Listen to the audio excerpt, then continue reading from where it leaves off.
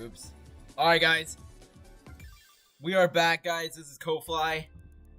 We are about to move on to chapter 2.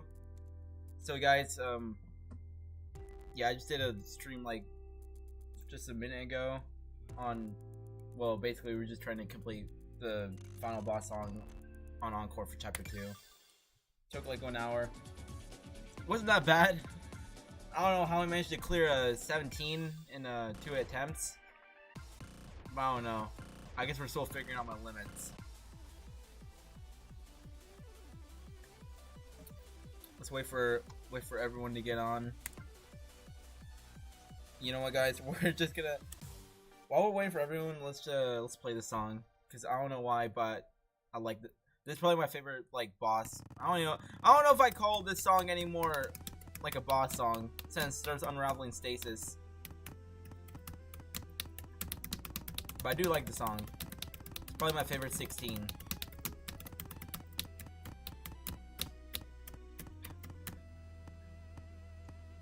Yeah, this is consider this like the intermission period of the stream.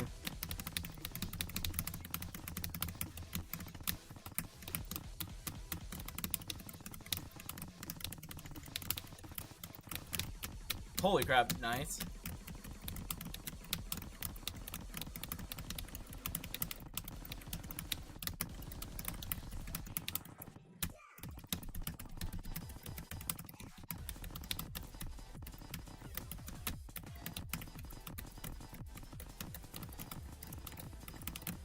Also, I just ah!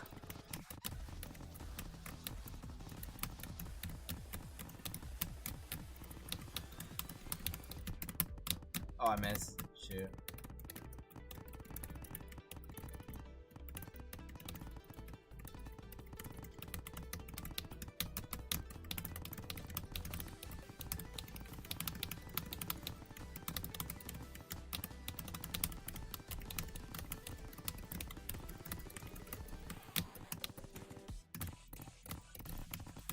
Ooh.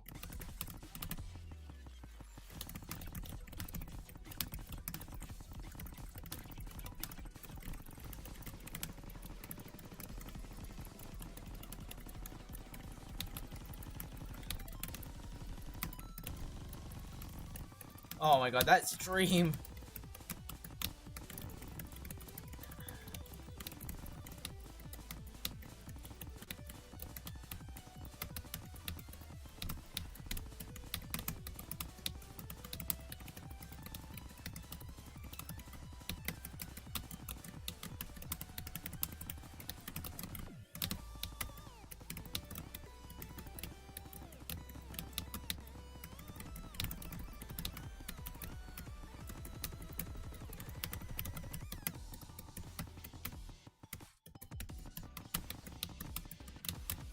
I will say, after the final drop, things do seem to ease up a bit. Come on, new high score. 992. Alright, new high score. Awesome. I think that was also the first S plus. Alright. Cool, I just want to do that for y'all. Alright, guys. Without further ado, we're gonna begin chapter 3. Just curious, Evelyn, is there anything I should be looking out for in this chapter? Because, oh my god, chapter 2 was so climactic. Like, honestly, that was probably the moment where I actually started to get really engaged in the story. Or, I guess the moment where I really started to understand how good the story of Vivid Stasis is. Chapter 3, sorry, not really, just enjoy the story. Speak still. Alright, here we go. Chapter 3 time. Oh boy, narration. For a while now, I've been having this dream. In this dream, I'm not whole. I've been torn apart by something I can't quite comprehend. Split apart, not organically, but with brute force. I, as I exist, am doomed to the fate of being an observer, unable to interact with one watching. A girl in a lighthouse overlooking a clay doll representation of humanity. While those I observe can move between spaces, I am assigned to this space. All of this is to say, if I am between the binary and ternary, and she is on the binary, what does that make you? Chapter 3. Frosted Memories. Oh boy.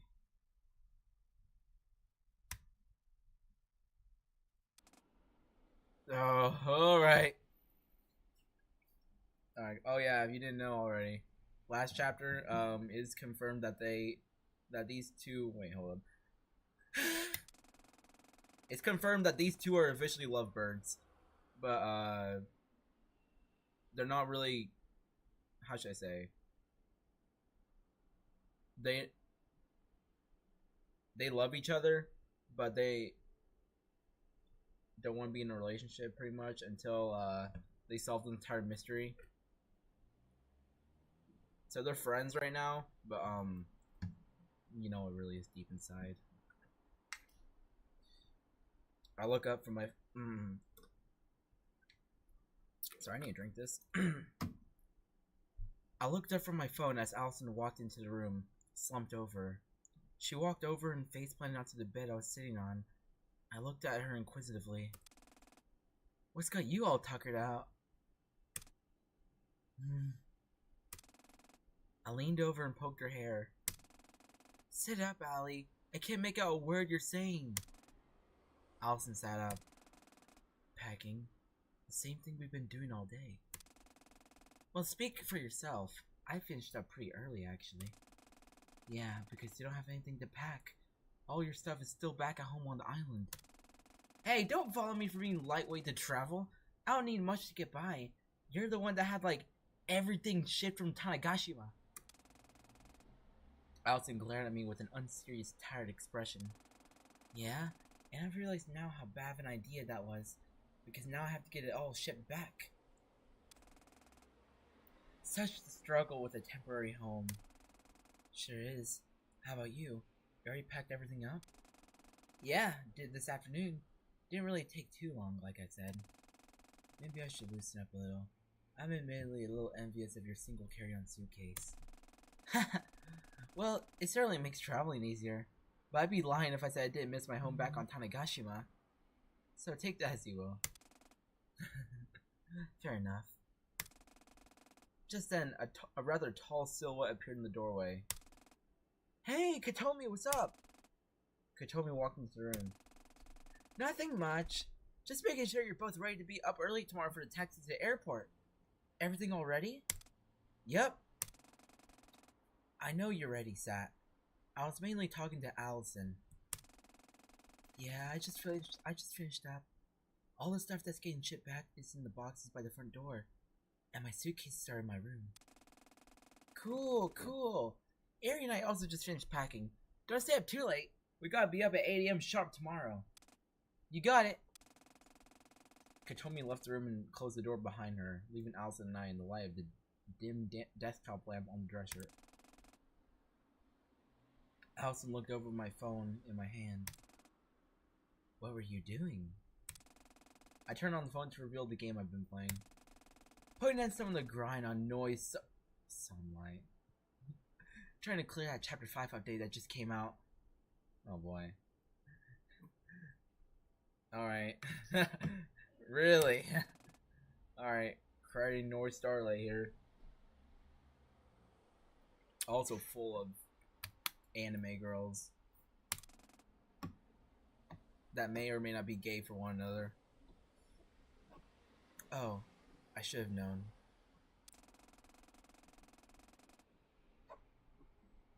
I felt a light impact against my side and looked over to see Allison resting her head on my shoulder.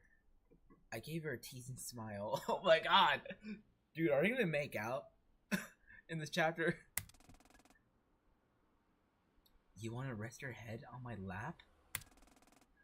Allison moved away from me, flustered. Well, I mean, I wasn't, I just was like, you want to rest your head on my lap? Allison buried her face in her knees. Yeah. I put my legs down off the bed and let Allison lay down on my lap. I looked down at her, still flustered, with her eyes closed. Hey, you can't fall asleep there, you know. Oh my god, the artwork!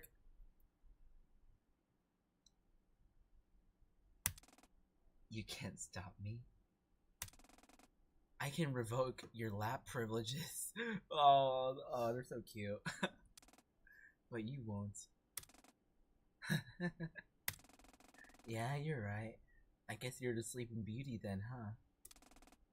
Allison opened her eyes. If that makes you my prince, I say I got pretty lucky.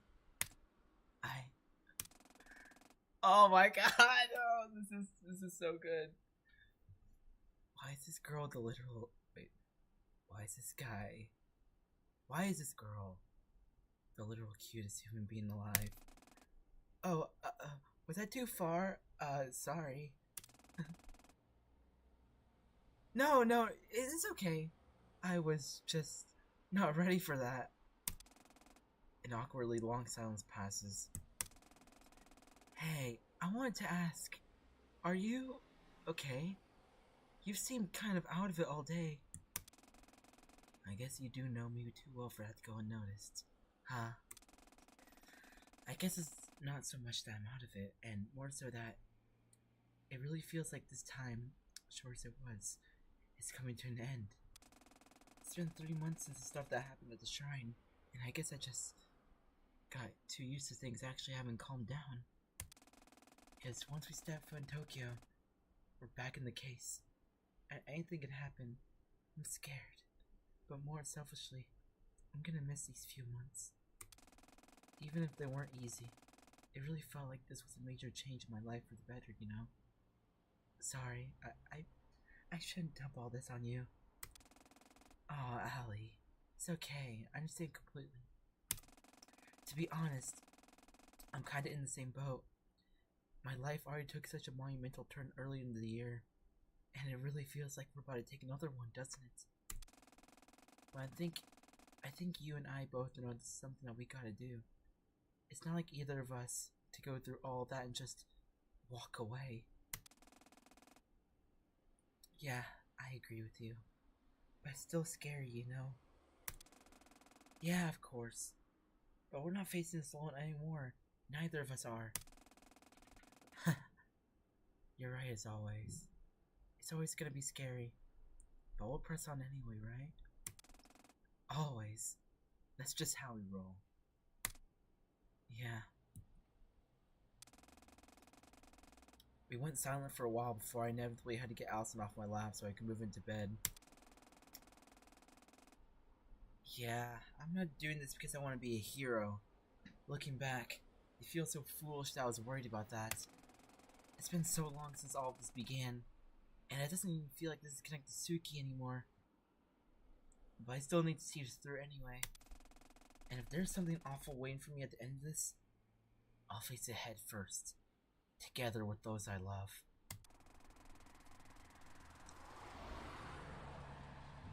It was about a 2-hour drive from Minnesota to the Kagoshima airport. Luckily, the weather wasn't particularly bad, so most of the drive was scenic. Aaron told me I'd taken a different cab, which left just Allison in the one I was in. About halfway through the drive, I got a text from Ari. So, I got everyone their own burner phone for while we're in Tokyo. Why? We're driving headfirst back into the situation that injured Saturday, and we know that there's, at the very least, some kind of organization with actual power involved in all of this. I want at the very least for us to have some kind of protective measure here. I agree with Ari. Whatever group is involved in all this, without a doubt knows we've been poking around. The more we can do to keep ourselves untraceable, the better. Wait, but wouldn't they be able to track this conversation if that's the case? Why are we talking about this why are we talking about this in a group chat, lol? Wait, yeah, Saturday has a point. They can technically track this conversation, yes, but they wouldn't actually be able to get the numbers of the phones from this alone. Ah, okay, I get you.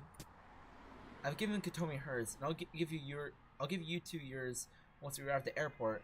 Just letting you know in advance to save explaining in a card space. That makes sense. Thanks, Harry. Yeah, it's no problem. I put my phone and looked out the window. We were passing through Tower Mizu. The ride was relatively quiet after that, with the occasional light talk between Allison and I. Eventually, the two taxi cabs met up at the Kakashima airport. Airport, sweet airport. Here we... No, I am not letting you do that again. Party pooper. I'm still not used to you two actually getting along, you know. Ari, you hated Saturday's Guts just a few months ago. Hey, I never hated her. I just had a strong idea of what she was like in my mind. You know, they say not to judge a book by its cover, right? Being fair, the only part of the book I had was the cover, and when the cover involves that much ranch, it's easy to see what the book was about. I'm not following along with this metaphor. Sorry. Of course you aren't. Allison and Katomi chuckled, and we moved off the taxi drop-off area into the actual airport building. By the time we got through security, it was afternoon. What gate are we again? Allison reached into her pocket to check her boarding pass. Gate 37 looks like, so that's down that way. Oh wait, hold on. I want to ride the Movator. The what? That's the Movator right there. I point at the treadmill-like thing on the ground. The moving walkway. Yeah, the Movator. Nobody calls it a Movator? Wait, you guys have never heard it called a Movator? I've never heard it called a Movator. Wait, no, sorry, that doesn't match the tone of this. I have never heard it called a Movator. It's a Movator, like an escalator, but it moves you. A Movator. An escalator also moves you? When I lived in Canada, people called it a Movator. Ooh, got some lore here. Well, this isn't Canada, is it? No, sorry, now I'm just starting to sound like my own voice. That doesn't make it any less of a Movator? I hope you realize that in the time you've been arguing, you would have reached the end of the Movator. I'm going on the Movator. Then go! No one's stopping you! Okay!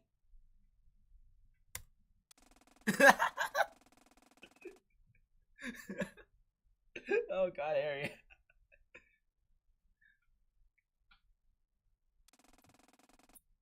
After we reached the gate, Ari handed us each our burner phones. They were really old, the kind of phone that had an actual numpad on it. When are these from? 2008? Well, you know what they say. The best way to go unseen is to go retro. Nobody says that. I said it. Hold up, wait, this doesn't sound like Katomi. Wait, this is more like Katomi's voice. Have I lost a little bit of my voice? Because usually my voice doesn't sound like this. Or maybe it does. I'm not sure. I said it.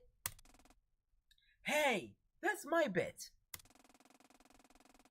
Anyway, each one has the numbers of the other three in the contacts already. I've used our initials as well, just for an extra measure. Isn't this going a bit overboard? Like, yeah, it's good to be cautious, but this feels like bordering on paranoia. I don't mean to be blunt, Saturday, but do you want to injure your other leg? You know by now the danger of what we're dealing with. Yeah, but no. Yeah, you're right. Sorry. Ari seemed a little taken aback, as if she wasn't expecting me to actually change my position. Yeah. Anyway, I'm gonna go grab some snacks for a flight. Katomi, come with me. What? Do I have to? Yes. Allison, Saturday, do you two want anything? Any bag of chips should be fine. What about you, Sat? If you could find one, a flaming hot mountain view. I've kind of become hooked on those. That shit's bad for you. Oh my god. If I'm gonna give Kotomi a cute voice and then she ends up swearing. Okay. It just sounds weird. Okay. Or maybe her voice doesn't actually sound like this. Can I even say actually? Okay, there we go. That shit's bad for you. What is it in this economy? I'll look anyway. We'll be back. I'll look anyway. We'll be back shortly. Eri walked off, with Kotomi slouching behind, clearly not amused. I guess we should take a seat? It didn't look like it was going to be a very packed flight, so there were plenty of open seats for us to sit in while we wait to board. We took a seat waiting for Eri and Kotomi to come back. What? What did we just transition to? I got so distracted by what was happening inside the bounds I dropped my combo. Dawn? So that's what Dawn looks like? Wait, hold up. Dawn, wait, how did I narrate Dawn? If this is what Dawn looks like, I don't know if I want to give her like a badass voice anymore, or a mysterious yet elegant voice. Actually, you know what? That shadow, if that's a shadow where her head is, or where her face is. Oh man, not even S+? That's gonna bump my rating down quite a bit. God damn it. I couldn't really complain though. I put away my tablet and rewinded the feed that was displayed on my monitor. Burner phones, huh? I could probably make that work. I spun my chair a bit to the left to focus on one of the other monitors. As much as I hated to admit it, I was actually starting to get used to this little space I set up. It's a little ironic when you think about it. I'm the one pushing Saturday towards the truth, but I found peace in this little hideout that exists outside of the narrative. Aha! Aha! Got the number of Saturday's phone. Now that I had this, I had to figure a way to actually put it to use without triggering error detection. Error detection? Sounds like that. Sounds like part of that code we had to input in for chapter 2. And ideally, without the World Keeper catching on. Interesting. World Keeper. I didn't know where she was or what she was doing at the moment, but as long as she wasn't here, I should be good. I'll be fine. We're on equal playing ground. She can't spy on me, and I can't spy on her. I pulled my whiteboard around toward my desk and got to work. For a while now, I've been stuck in this dream, watching, waiting. Eventually, I got sick of it. That's when I became aware of your existence. At first, I thought you were an anomaly, a being that had somehow entered this world from above. But after a while, I realized that was incorrect. You are not an anomaly, or even a being. You are a world. You were the catalyst for my determination. And finally, we are ever so closer to the breaking point because of you. Before we continue, I wish to thank you for that, and to apologize. Everything that I've engineered was for this moment, and that required keeping you in the dark. As we approach the end of this accumulation of cycles, I would like to finally show you everything that has led to this point, the extent of our struggle. The truth about the Vivid Stasis operation. Vivid Stasis, what? Operation?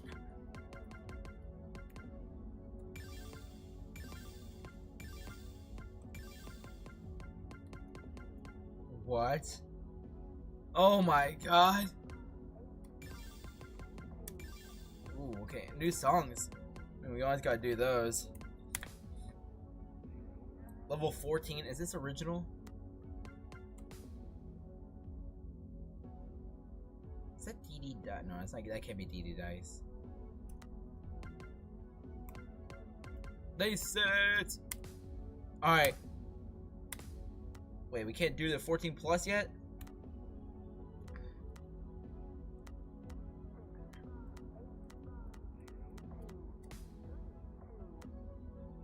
Alright, I forgot how to change the difficulty.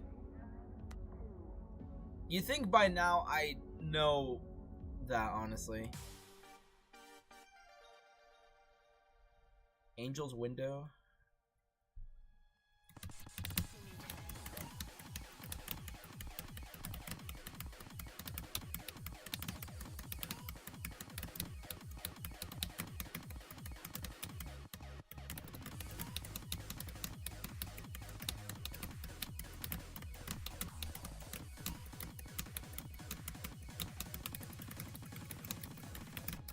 Oh.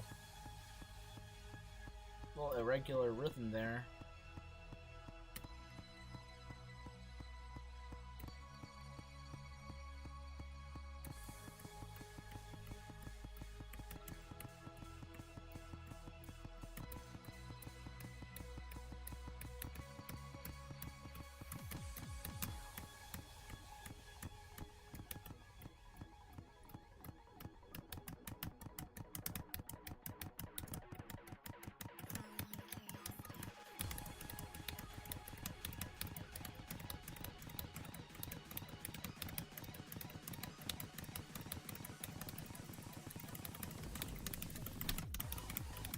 Ooh, okay.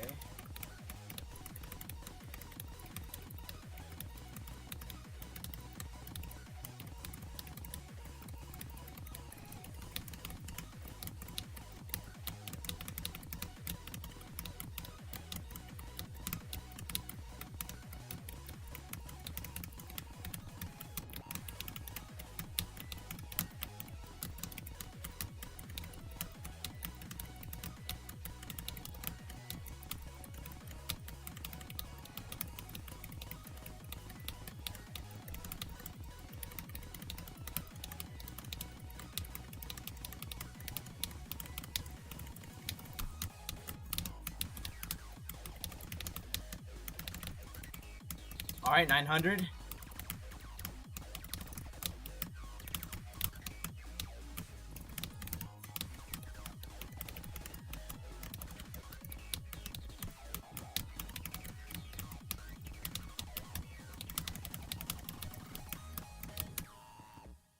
Okay.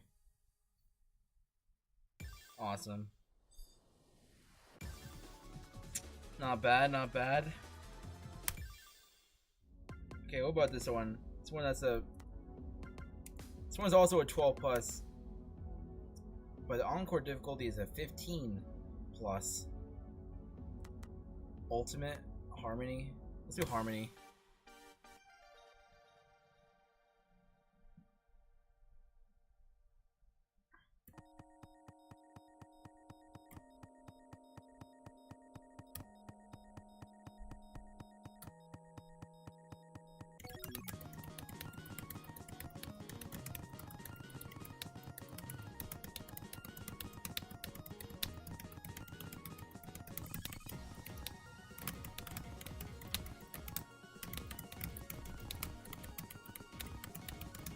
Oh wow.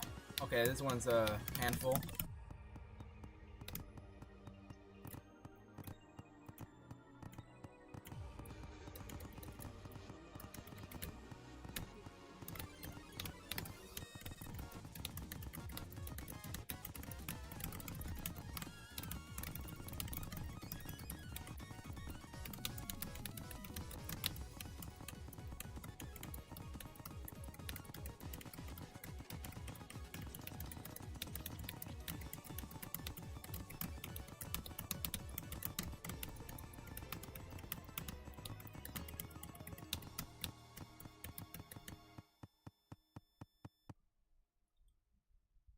Is that it?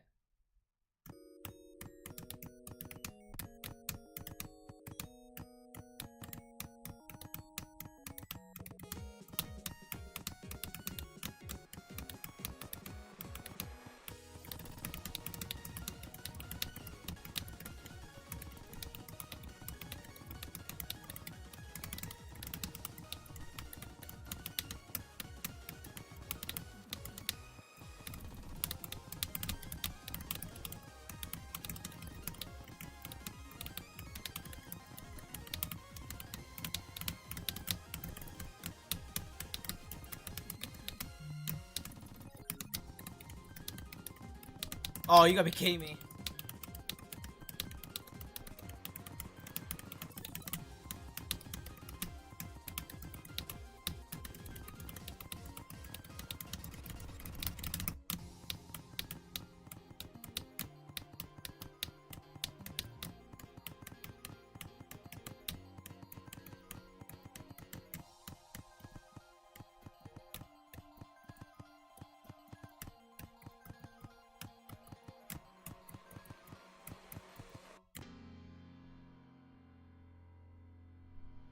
Wait. Oh, okay. Oh. Alright. Banger. How much? Okay. Looks to be pretty normal. Frosted Memories. Just wondering if there's gonna be a faster way to get between chapters eventually at some point. I mean, whatever, it's fine. Chio arrives. Chio welcomes the group to Tokyo at her apartment. Alright, Chio's back, and now I gotta press 1, 2, and 3 keys. Oh, okay. I see. Wait, why didn't they tell us that stuff? Alright, Chio. Time for you to ruin my vocal cords. By the time our plane landed, it was well into the evening, and being winter, it means it was dark the moment we stepped off the plane. Ah, Jesus, cold! Oh, sorry. That was me, and that was not Saturday. Ah, Jesus, cold! You literally just sat in the heated tube for a few hours. I'm not surprised you're cold. Do you need my jacket? I mean, if you're offering, then... Yeah, I figured. Here. Allison walked over to me and handed me her jacket. I wrapped it around myself. I'll never find myself admitting it to her, but I wasn't really that cold. I just liked wearing Allison's coat. Oh man. Oh, it's so cute. I started to walk forward towards the exit to the luggage claim, but Allison stopped me. Are you forgetting about the other half of our group? Oh, sorry. Are you forgetting about the other half of our group? Come on, let's wait for them. Oh shit, you're so right. It totally slipped off my mind. How the hell did that slicker... I think the last few months of doing absolutely nothing have made you even denser, actually. I laughed, and we leaned against the glass wall with our carry-on bags. Indeed, it has been months. Many months of resting. Not so much while waiting for my leg to heal up, as the wound had mostly sealed up about as well as it was going to within the first month. Instead, we had to spend most of the time working just to get the funds to make the very trip we had just begun. We'd spend day after day, week after week, and month after month saving up just enough to allow us a month in Tokyo. All of us figured that would be enough time to accomplish whatever it was we were trying to accomplish here. I found myself wondering what the next month would have in store for us. After the commotion that was the first few days in Minasumi, the topic of what happened was tread around very carefully. Nobody knew what to say for a while. Eventually, though, we all agreed that spending some time in Tokyo would be beneficial to all of us. Oh shoot. Oh my god, I keep on skipping. The Sunrise Foundation was a name that came up a lot back in those awful days in August. And the fact that nobody could quite remember or explain what it was, but knew that was related to whatever was going on, was enough to warrant our curiosity to get the better of us. And since their website said they seemed to be based in Tokyo, it only made sense for us to spend some time out east. After a while, the shock of missing Suki vanished, in a way that didn't entirely feel right. Almost like I was more used to not having her around than I was used to her being a part of my life. And then, that in itself became a source of anxiety for a while.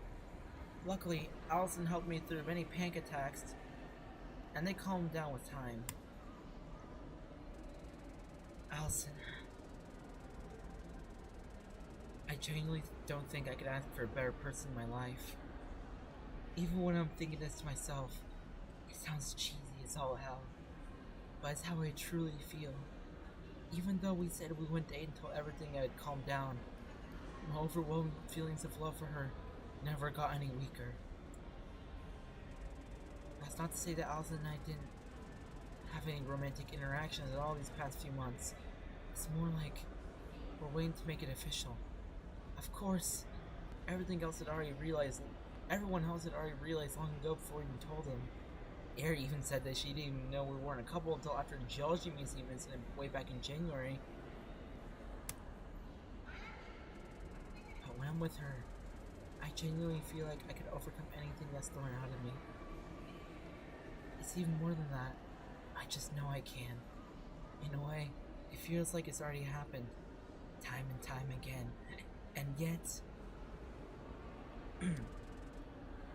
wakey wakey, eggs and bakey Saturday. Gah! Huh? Jet lag getting to you, bestie? It wasn't even that long of a flight. I looked up to you, the ever opposite sisters. I guess they had caught up to us while I was deep in thought. Hey, shut up! I had an energy drink at the start of the flight.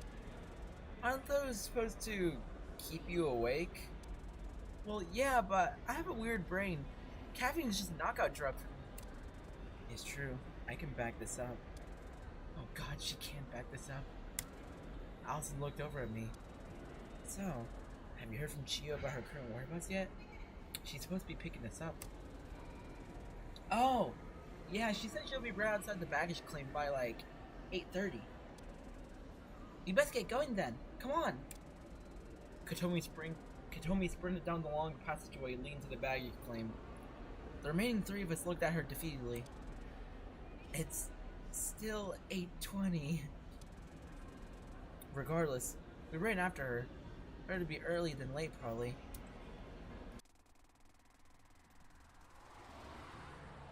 It turns out Katomi might have been right to run, as all of us severely underestimated the size of the airport. In the end, however, we managed to make it in time. The baggage claim was just before the exit, so after we got our bags checked, we stood outside and waited for a few minutes. Eventually, a taxi pulled up with a familiar-looking girl sitting inside. Hey, there she is, Chio! Oh god, no. Oh god, chat, I'm gonna break my voice. I'm gonna lose my voice. Saturday! Oh my god, I can't even go this high anymore. Saturday! Allison, Aerie, and, you're...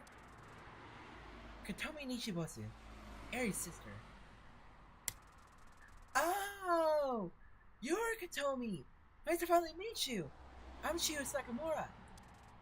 Yeah, I know that. Yeah. Anyways, Chio, what's with the taxi? Didn't feel like driving out here? Oh, what's up, Eli? Saturday, I don't have a driver's license or a car. I'm a very strong public transport advocate. I thought I told you this. What? No, you totally didn't. She totally did. She did. It's literally so recent that you can see in your messages without scrolling.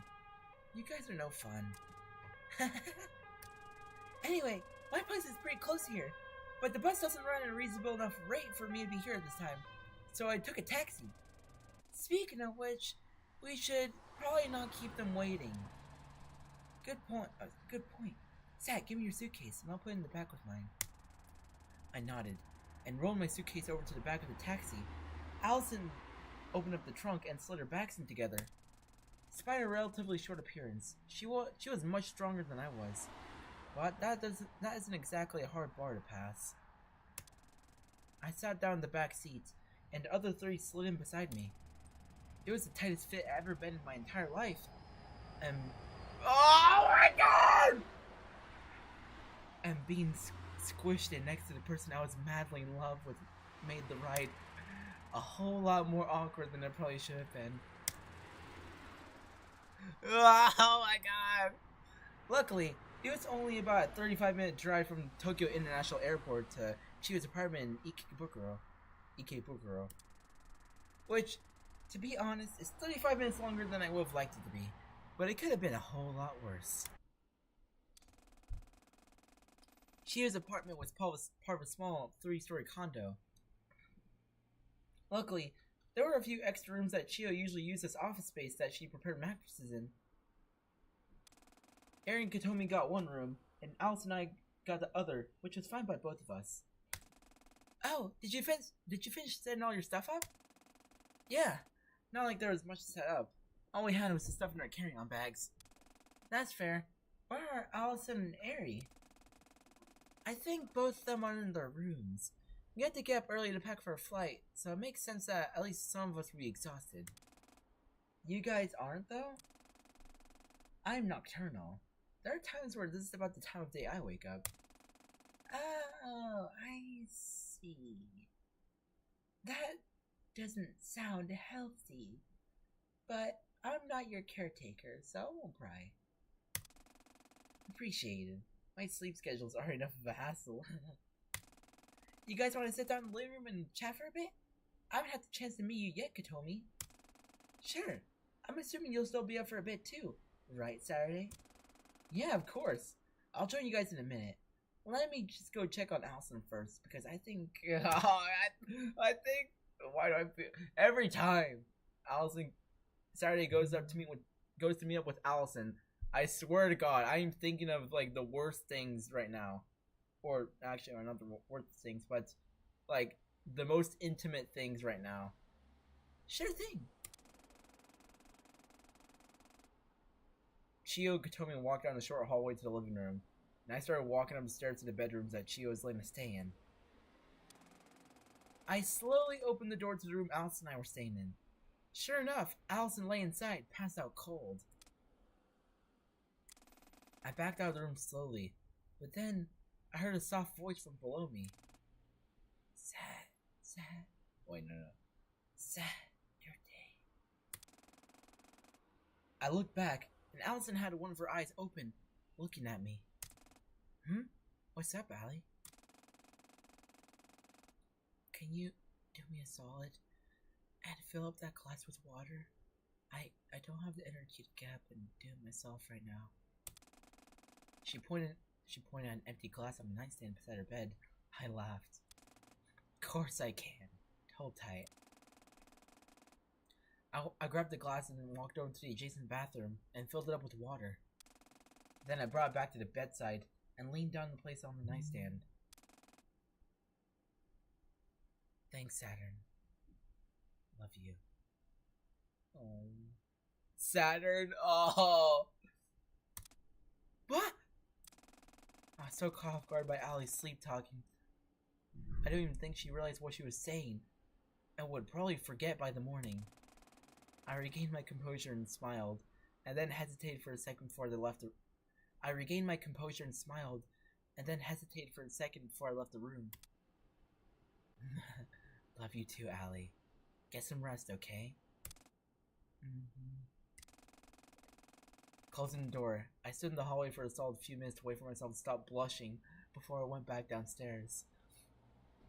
Oh my god.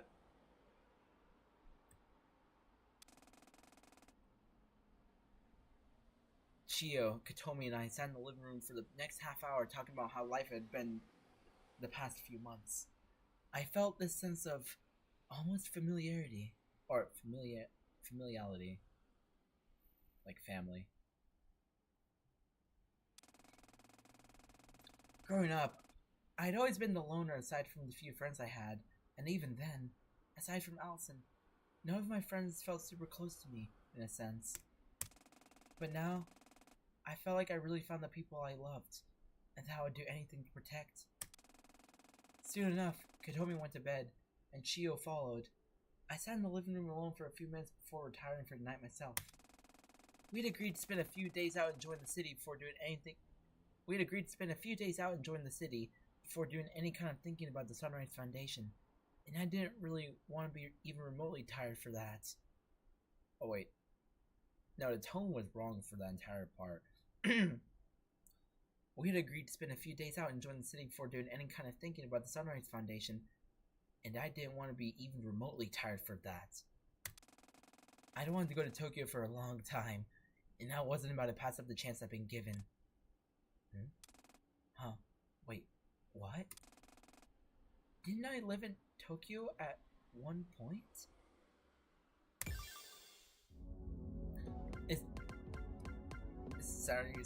Are you starting to remember things now too?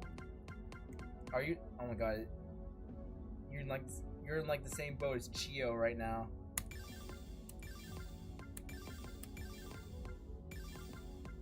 Oh my god, 3 songs? Oh my god.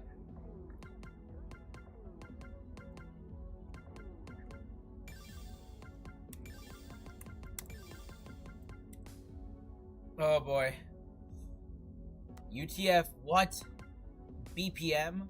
Schwank? Oh, okay, we're doing this. I've heard of Schwank before. I've listened to some of his songs, but he has an original song, Beat Saber.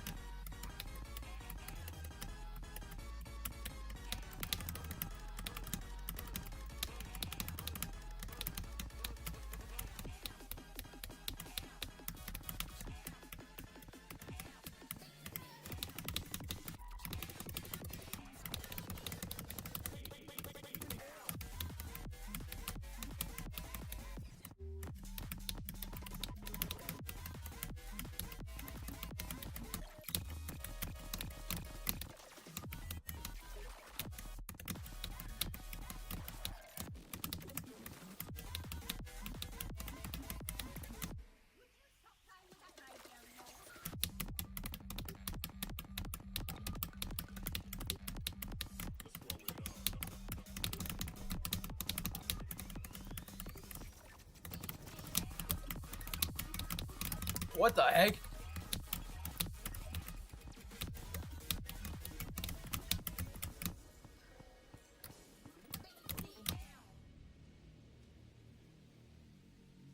Beat Saber gang? Hell yeah.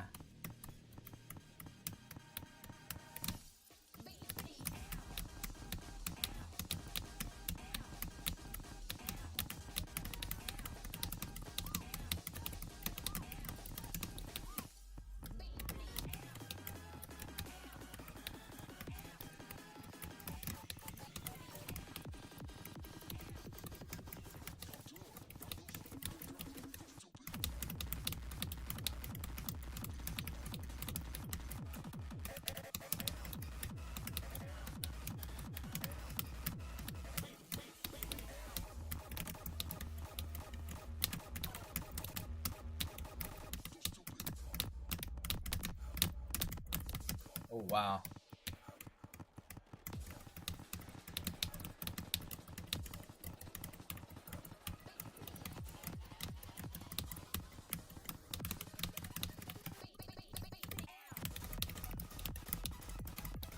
Okay.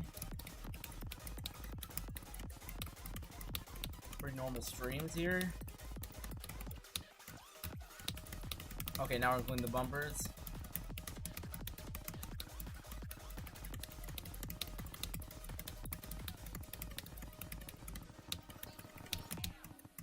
Come on. 750 at least? 750, come on. Please tell me there's another drop. Oh, bull crap.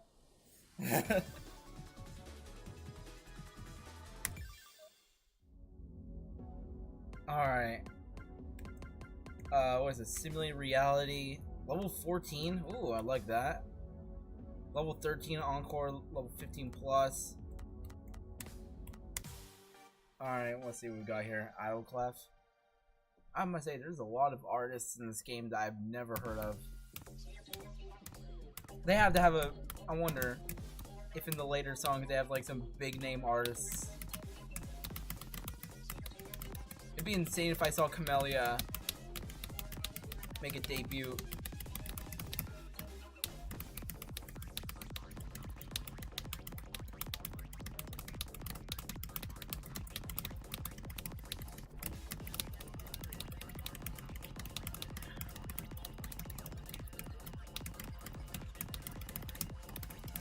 What the frick?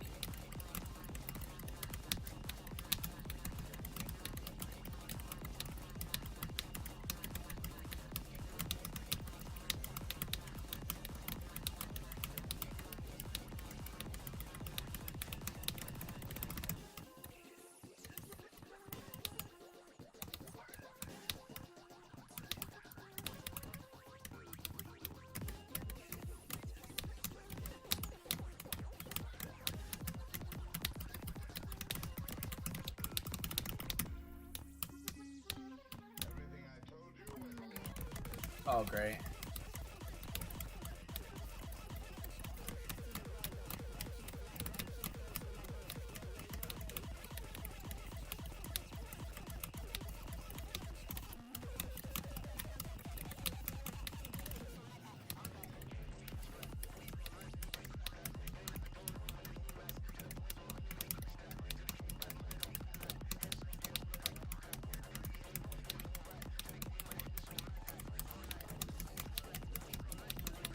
Alright.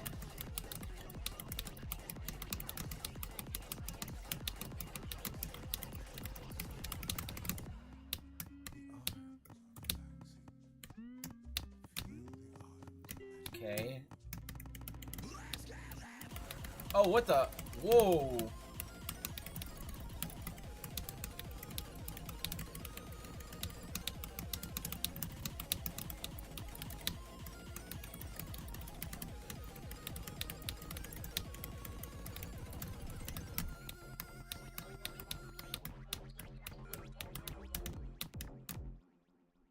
Okay. SS? I mean, we have locks for the like the boss song. I mean, we're getting the SS lock cleared, but I don't know if we're gonna get the 750 or 900 lock finished by the time we reach it.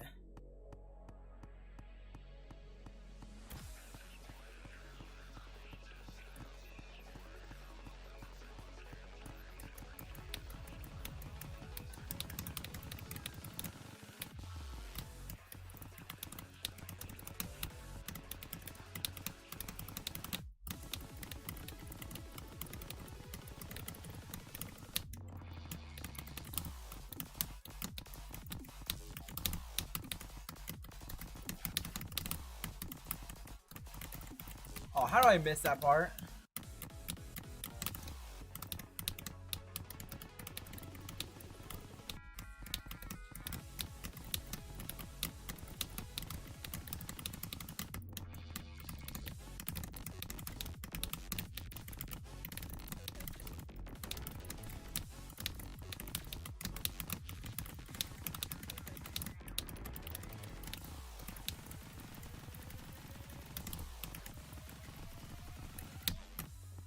What the heck was that part?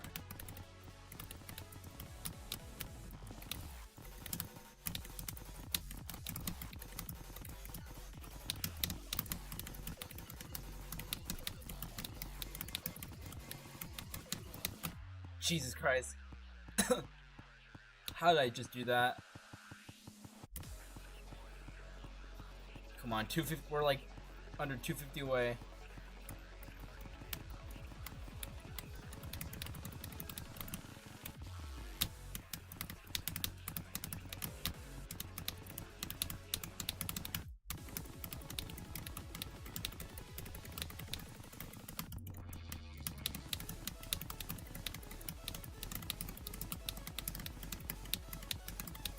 Okay. 900.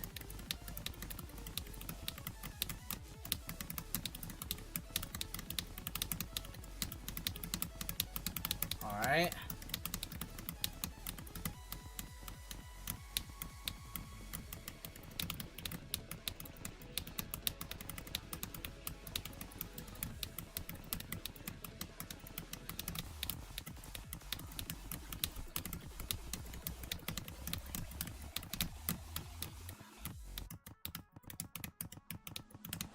Man. That's a good one. That's a fun one.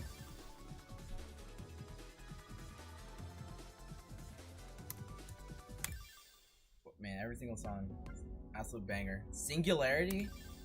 I mean, what's this? Okay, I have no idea who this is. You want? Let's spice things up. Make it Let's go ultimate. You think we can do it? I think we can do it, chat.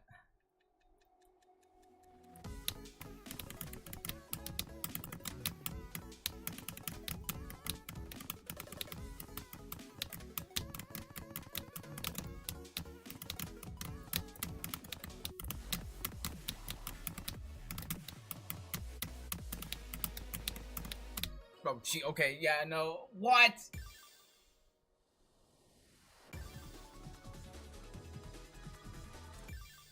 Perhaps I'm not the best when it comes to bumper notes. Let's give it another go. Honestly, I think second time's the charm is actually working for me in this game.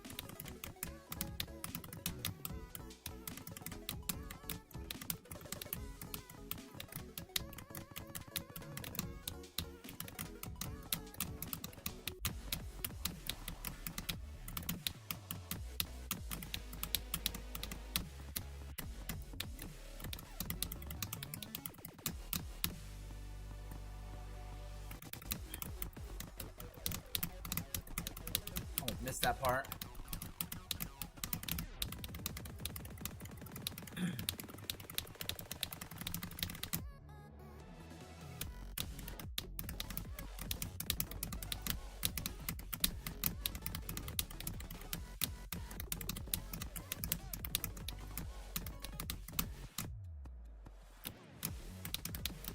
Okay, we might actually have to lock in.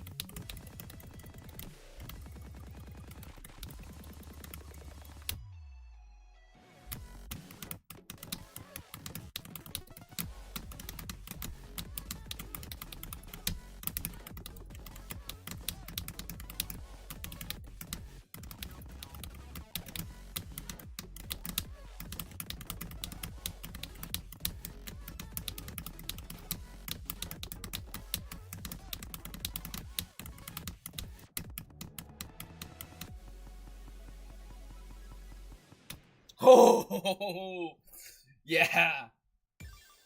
Yeah, we just did that. Friggin' V+. I actually didn't think I was gonna do that. That was just a joke. Oh my god. Oh no, maybe second time really is the charm. Alright.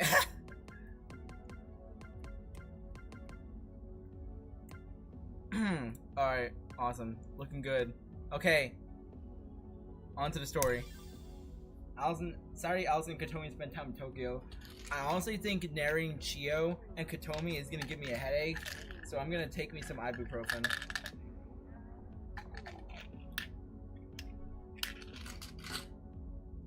Give me a sec, I need to swallow this down.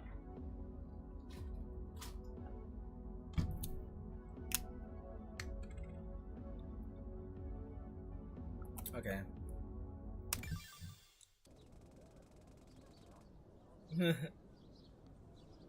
All those God. Though it was already our second day in Tokyo, it was our first chance to actually go out and explore a bit.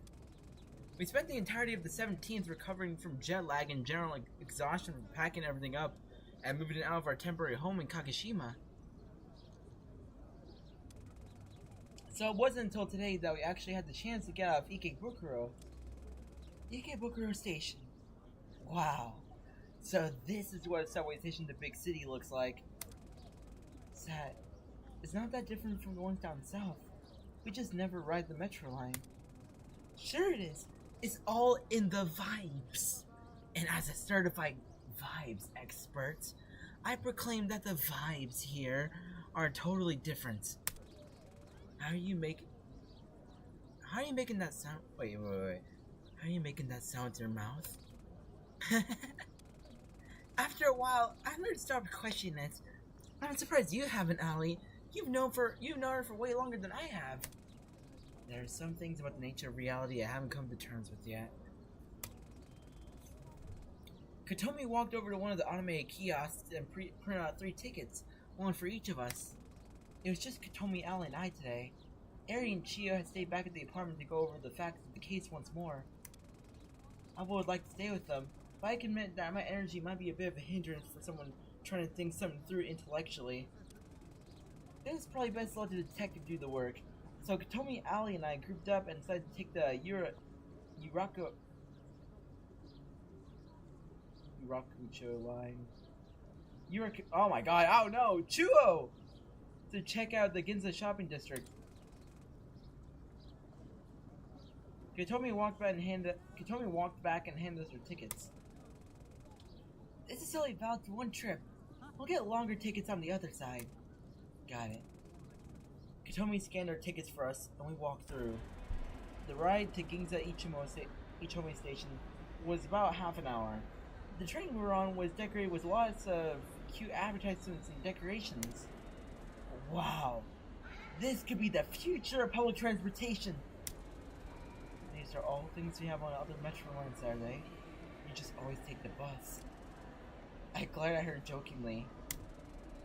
You're ruining my whimsical sense of discovery. That's vibes, Allie. Alden sighed, but chuckled.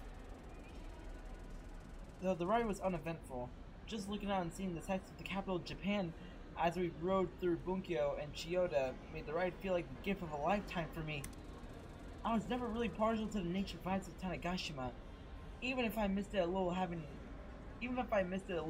been away for so long. Even despite that, I found myself forgetting I'd lived on Tanegashima in the first place. It was probably natural after not living there for a few months, but it felt a little unnatural, like the fact of living there in the first place wasn't right. But I shook the thought from my mind. Stepping out of the station, Katomi pulled out her phone for directions. Here we are! We can split up from here, but make sure to keep in contact through text. Oh wait, sorry, wrong voice. Here we are! We can split up from here, but make sure to keep in contact through text. At the absolute latest, let's meet back at this station by 4:30, yeah?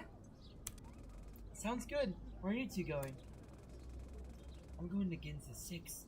I've heard a lot about it for a while. I want to check it out. How about you? I'll probably just wander around the streets for a bit.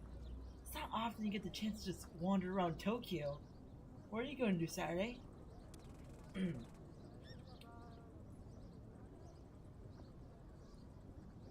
I'm gonna take a taxi up to Ikihabara. More my kind of vibe.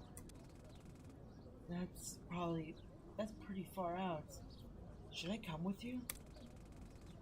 I mean, if you want to, but I know how to use a taxi system. Allison seemed to contemplate for a second, but thought it would be better to just trust me, which I appreciated. Okay, just text if something happens, okay? Yep, will do. The 3 of us split up, each exploring the big city in the way that appealed to us most. Despite the rough circumstances that led us here, the chance for a trip to the capital isn't worth wasting. Eri and Chio could discuss them at home, but we were all more than willing to take a much-needed breather. Immediately after stepping out of Ikihabara Station, I was assaulted with a wave of sound. It made sense after all. Ikiba was the biggest electronic district of Tokyo, covered from head to toe, or floor to ceiling, with anime and video game merchandise. Holy shit! This is insane! Of course, my excitement and adoration tripled once I actually reached the main strip of Ikihabara. Even though its full glory showed in the night hours, when the streets were all illuminated by the neon glow of the buildings from all angles, the sheer size of everything made my jaw drop. Buildings were adorned in signs in all possible positions, and even the characters on the sign seemed to be fighting for space just to say everything that the sign wanted to say. It was truly an information overload, and of course, I felt right at home in the midst of this. I walked around the radio building for a while, looking at every single one of the merch items that adorned each of the floors. After spending an hour here alone, and realizing I was only on the third of 10 floors, I forced myself to walk back out for my own good. I ended up spending most of my time at the Game Station arcade. I didn't often get a chance to visit arcades, with them being less common in the Southwest, and straight up non-existent in Tanegashima. Yes! Finally got an S on a 10. Let's go! I spent the following hour and a half trying a bunch of new rhythm and fighting games I never got the chance to try, and falling in love with a whole ton of new games all over again. That's what Kanji Super does? How is that blockable? At all? I know it for a while, but hanging out in Akiba has settled it. I'm definitely moving to Tokyo once all of this is over. Kotomi was walking through Ginza, looking through at all the towering shopping districts around her. Of course, a trip out to Ginza was a little more than a sightseeing trip for her. She and Eri were never particularly wealthy, and that held even more true now that they were running on limited funds that had been amassed during their months of working at a random grocery store in Kagoshima.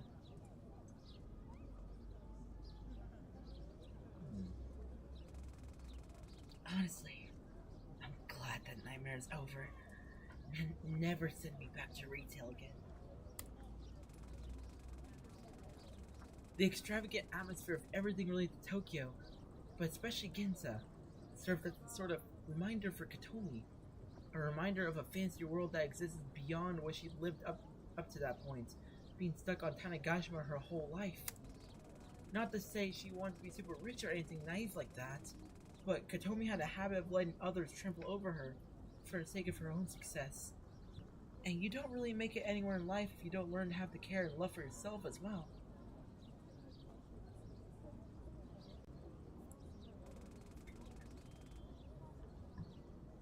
Kotomi stopped in front of a video game merch store, which were particularly common in Ginza. Did I accidentally walk all the way to Akiba by mistake? Well, whatever.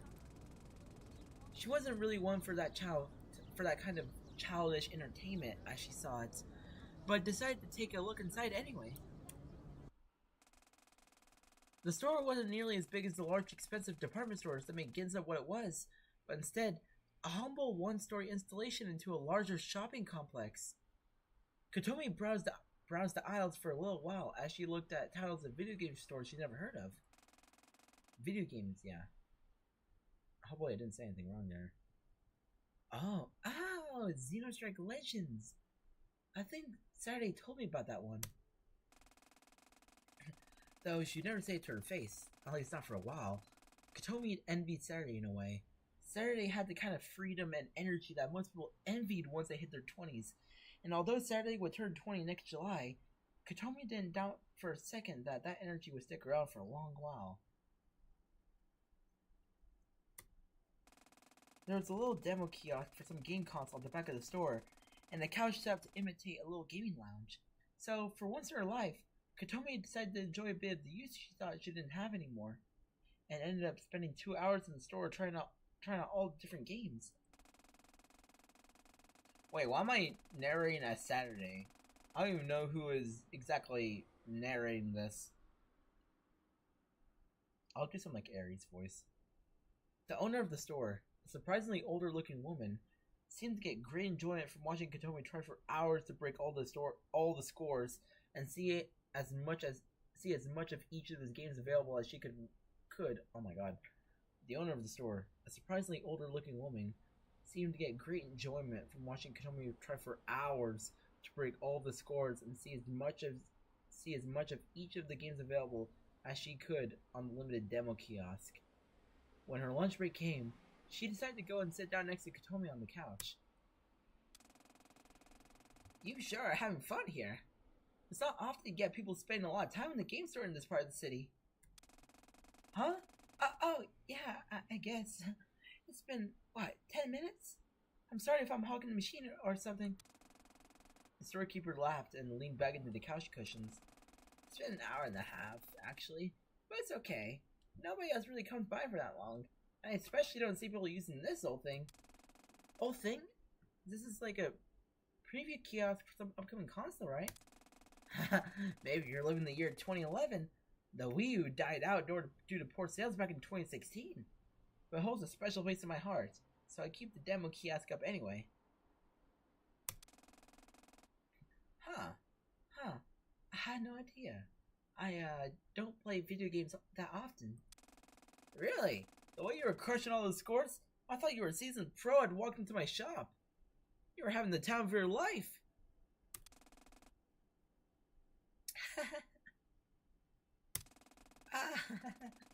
Yeah, I'm not a huge gamer or anything. I don't really have time for that kind of, younger entertainment. The storekeeper let out a large chuckle you might hear from someone's grandmother. Who says video games for the younger folk, anyway? I mean, look at me. I'm in my 50s ages ago, and I'm still here running this little shack. Huh? I don't think I ever thought about it that way. I remember being a young adult. You grow up and then you think that's that. Your youthful days are over, and now you're an all-serious adult who has to work a 9 to 5 and never think about anything else.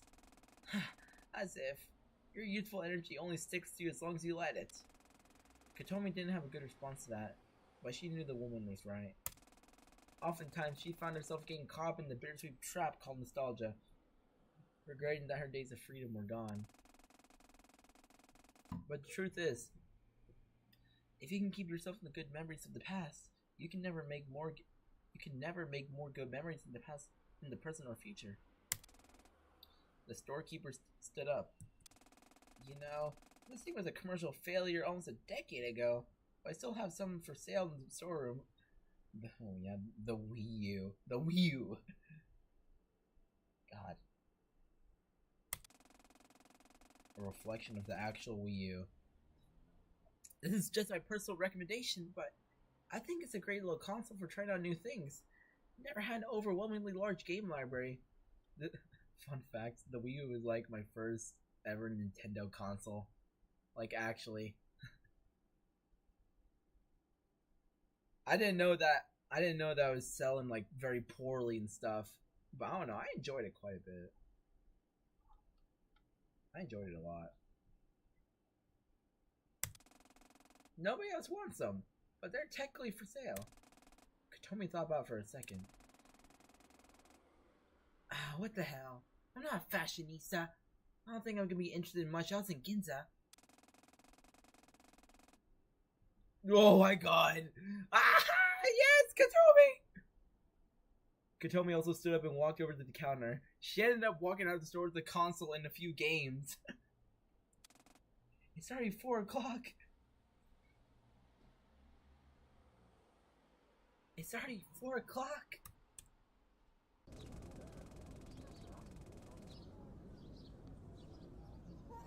My first was a Wii and then the Wii U, and same. The Wii U was so peak. And let me just say, Nintendo Land. Never played Nintendo Land. What did I play, honestly? I played a lot of Mario Bros. I played a lot of Mario Kart 8. Oh my god. That was basically the game that I played on my Wii U.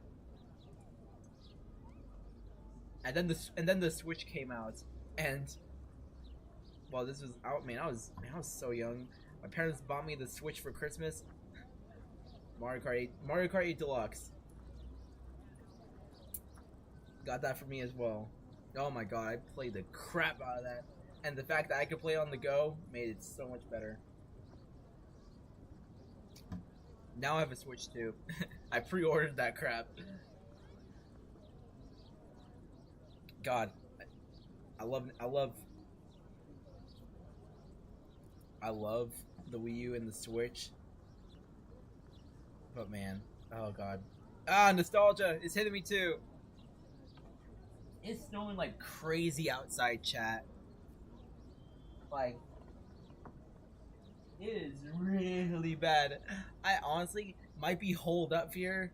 I might be holed up here for like maybe like this entire weekend. Maybe like probably like 4 days, because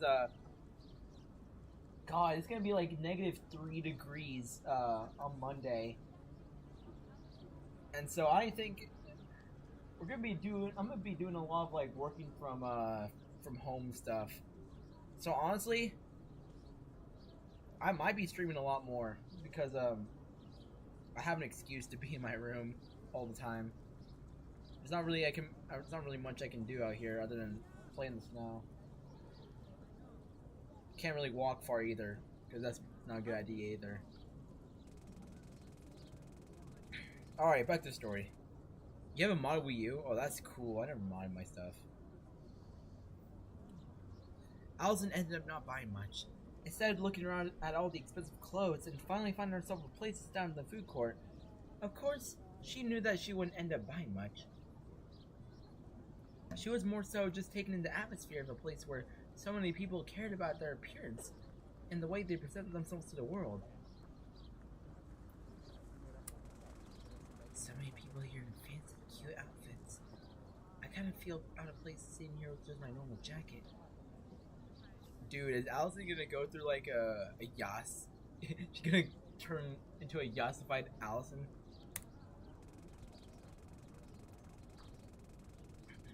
Allison was never particularly one to care about her outward appearance or presentation, and she never really understood why people would, at least not in the beginning. All this changed when Saturday came out to her as transgender, though. Thinking back on it, it's really been 7 years since then. I don't want to think about the fact that September 2015 was over 7 years ago now. At first, Allison hadn't really understood the concept when Saturday brought it up to her, but thinking about it for a little bit, it felt fairly obvious to her. Why shouldn't people get the chance to choose who they want to be? Gender, sexuality, race, religion, all these properties don't matter as long as the person is kind and humane. That was what Allison believed, so she was relatively quick to accept who Saturday wanted to be, but both of them were still young. So the idea of someone harboring hate stemming from another person's identity didn't really make sense to them. Truly, to be young is to be more blissful. Though Allison had always been more confident about her gender and being fine with who she was on that front, Saturday's own realizations about her identity did lead Allison to think a bit on her own life throughout the years. It was through this that Allison realized she was asexual. Really? Wow. I remember growing up and thinking, wow, all that stuff is kind of gross. And then everyone would tell me, you'll stop thinking it's gross when you're older. And then I just stopped thinking it was kind of gross. Allison had struggled with that for a long time. She had felt like because she wasn't seeing what everyone else saw, she was defective or something was wrong with her. Saturday helping her out with her own journey of self-discovery was what made her fall in love. Saturday helping her out with her own journey of self-discovery was what made her fall in love in the first place. Even from the start, Allison and Saturday had always been the most important person in each other's lives. One might wonder how it took so long for their true feelings to blossom. Suddenly, Allison's phone buzzed. When she read the chat log on her lock screen, she couldn't help but burst out into smug laughter. How do you leave Subway? What? Follow the yellow exit. Oh, that's not what. How do you leave the subway? Follow the yellow exit signs. Heading up. No, like, what does the exit gate want from me? Put your ticket in. Then they'll open and shoot it through. Was I supposed to get my ticket back from the station I put it into? Oh, God.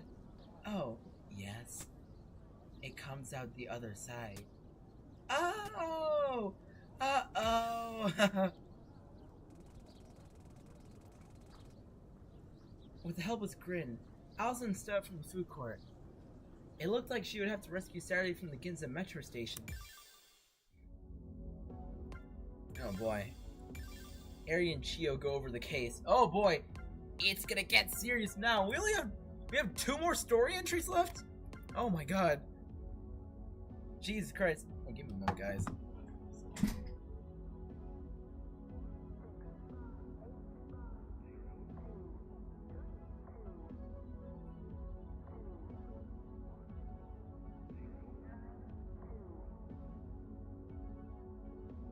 Okay, I'm back.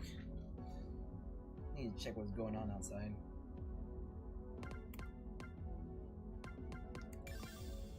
Dear my end summer. Hexacube. Okay. Story time. It's time to get serious. Chio, you're gonna ruin my voice now. Ta-da! This is exactly what we need. Chio carried over a large corkboard into the room. Eri looked at her with an exasperated glare. Seriously? What? I've always wanted these. And your notepad is very clearly run out of space. Eri looked down. It was true. Her notepad had been her primary method of taking notes since she started working as a detective. And it was almost completely filled up.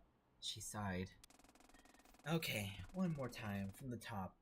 We know that Suki went to work, disappeared on her lunch break, boarded the ferry, went to the shrine, and then nothing. Do we even have anything else? Chio thought to herself for a second. Nothing I can think of, unless you count the fact that the universe is conspiring against us. A fire without a source and a coincidental cave-in are kind of suspicious, don't you think?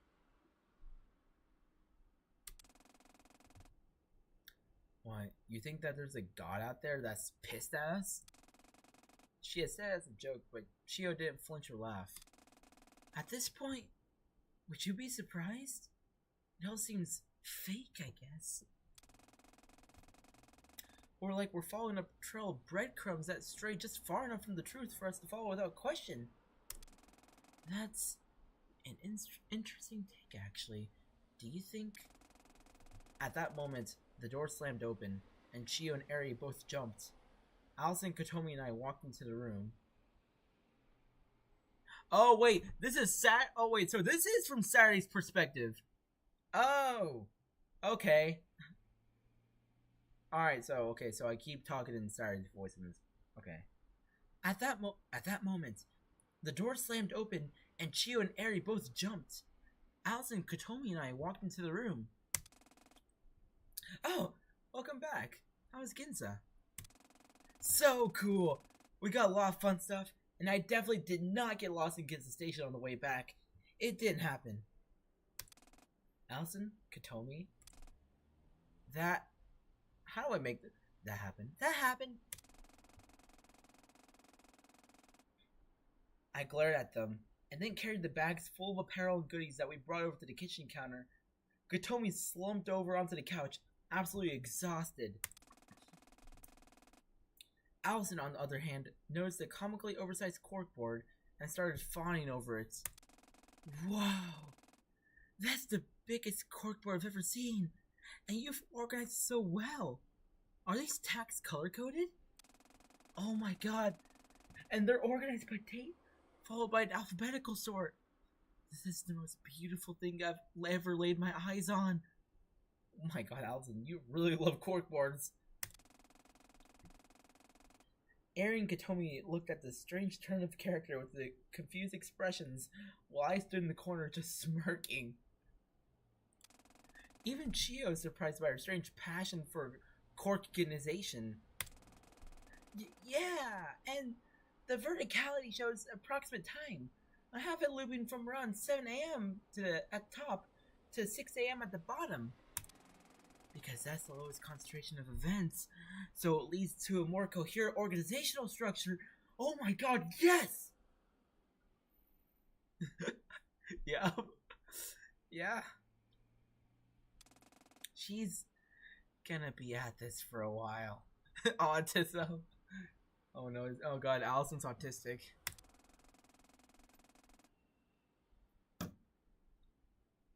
I decided to leave the two of them to their excited ramblings about organization in Cork.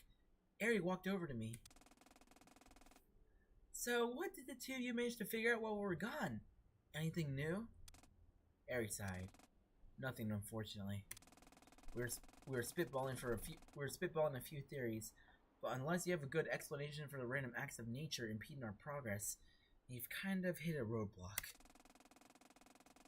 I think we'll need to look at some of the lesser places of interest in the Tokyo area and hope to find a new trail. I was kind of expecting that, honestly, but I have good news! I got you a plush while we were in Ginza. I shuffled around a bit before pulling the plush in question out of my bag. A curly drawn cat, vaguely shaped to be huggable. I will cherish this. Oh wait, I will cherish this greatly. Ari quickly scurried to find a spot in the room to act as a pedestal for it. Wait, what? What does this look like? I'm glad she likes it. The next time I glanced over, I saw her placing what I can only assume is an offering bowl in front of it. She placed a handful of coins from her purse. It's strange seeing the sight of Ari, but it's sweet. Looking back at the corkboard, Chio was exasperatedly guiding Allison through every single note placed on it, seemingly run out of stamina. Allison seemed to be none the wiser to this, though. I guess I'll clean myself up a little. I walked into the washroom and splashed some water in my face. When I was washing my hands, however, I felt a vibration in my pocket. My phone? Who could that be? I fumbled around in my jacket pocket and pulled out my phone, but I didn't have any notifications. Then it slowly dawned on me that I didn't have vibration notifications turned on my phone in the first place. What's going on here? Reaching into my pocket again, I pulled out my other phone, the burner that Ari had given me. Maybe he wanted to let me know that the battery was dying. Unfortunately, that was not the case. The display read, "One new message." Huh? That's not possible. I opened the rudimentary messaging app and opened the unread message. When I saw what was on it, I froze. Hexadecimal. Is this some kind of prank? Of course, the hexadecimal wasn't what caught my eye first. The sender was... What? Saturday, why are you texting yourself? No, Siri, you're not Saturday. Siri, not Saturday. Oh my god! No, stop. There we go. Oh wow, yeah, that's a lot of numbers and letters. More numbers than letters. My own phone. I rushed back into the living room, out of breath. Allison was done with her corkboard fantasizing and was sitting on the couch with Kotomi. All of them looked up at me. Saturday? What's wrong? My phone. There was a message and... Sensing I was panicking a bit, Allison stood up and walked over to me. Come on, sit down. What happened? I sat down on the couch and exhaled. I explained the text message that appeared on my burner phone with myself listed as the sender. Ari frowned. Yeah. By all means, that shouldn't be possible. I don't think I have to ask you if you were actually the one who sent the message. Yeah, of course I wasn't. I'm more concerned with the message contents itself. That's readable hexadecimal. Most of the bytes are within the lowercase ASCII range.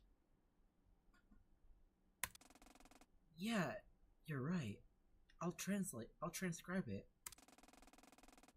Ari took out her phone and plugged the hexadecimal into an online tool. It says fourthreport.mp4. A file name? My blood ran cold. There's only one thing this mystery person could be hinting at by sending only a file name. Sure enough, it led to a video on the shrinereport.xyz site, which presented a similar kind of puzzle to the original video from way back in the summer. We spent a good hour or so trying to solve the cipher. It led to an address and a time similar to the original video, an empty lot near Shinjuku Station, and the time of 8:15 p.m. on November 19th. Tomorrow. We all went silent after that. It was clear what the message was asking us to do. Okay, if no one is going to say it, I will. This is totally a trap, right? Definitely. But also one I'm not sure we can afford avoiding. Normally, I'd investigate with backup, but we don't have that luxury. Eri stood up from the couch and clenched her fist. Chio, would you mind accompanying me tomorrow, in case it's dangerous?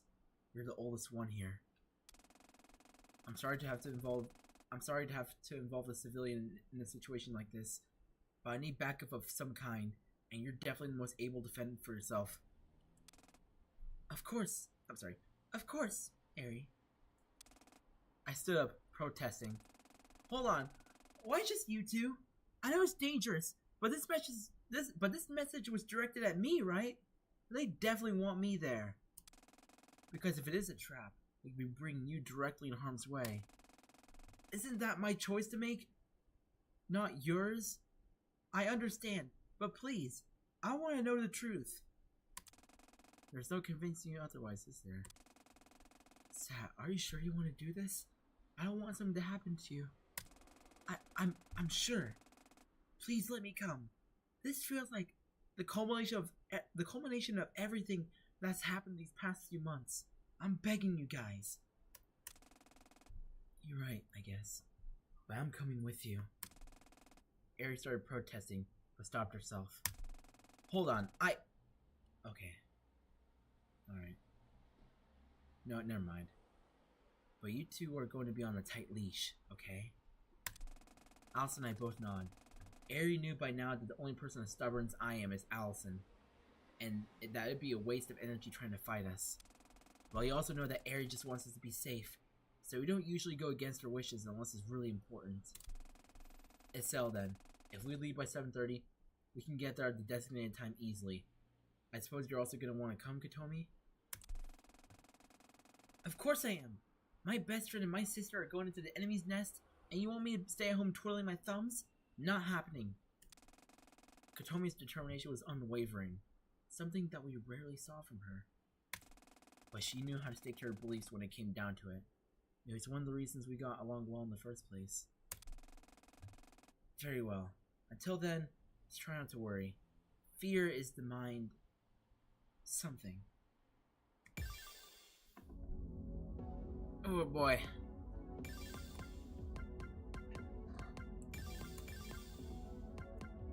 Three more songs here, but it's after this story entry. Anyways, let's do this one. Dear My End Summer.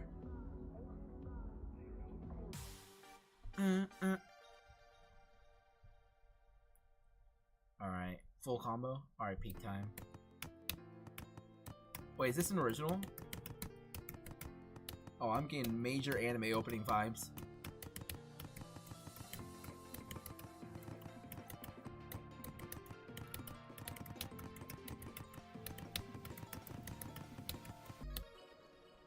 Oh, Jesus Christ. I forgot I'm still in the ultimate gauge. Oops, chat, I may have ruined things for y'all.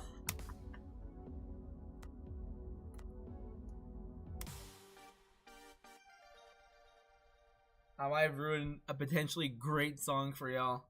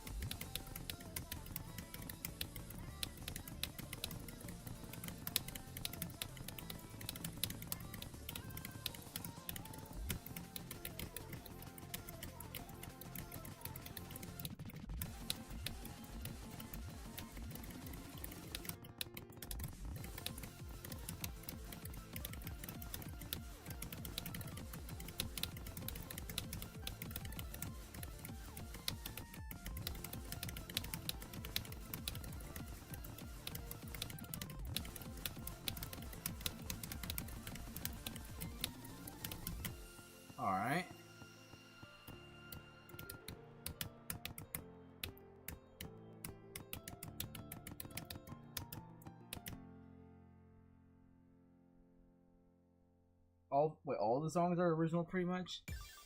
Oh, that's great. Wait, really? Let's check. Well, that's good then.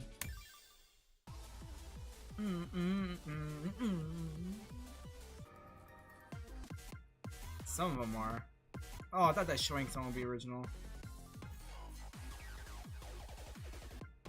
Unlocking sound scan.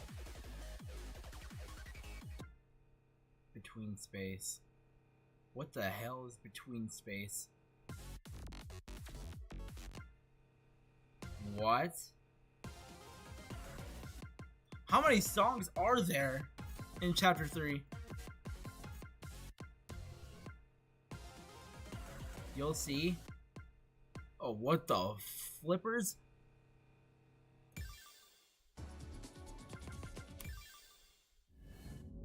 Man, piqued my interest you have.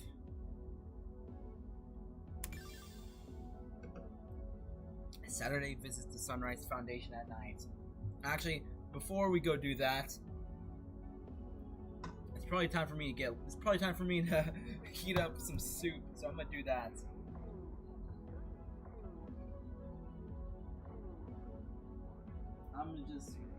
I'll still be in there talking, just trying to figure out what I'm gonna do here.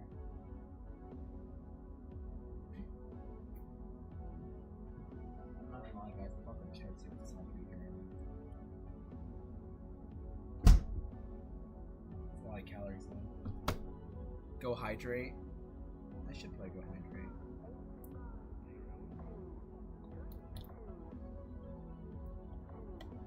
Go hydrate. Oh my god, I should probably do that. I should make more vlogs eventually in the future. I just don't know what I'm gonna make. What kind of content I'll make. Maybe a day in my life. I'm not really that big into editing though.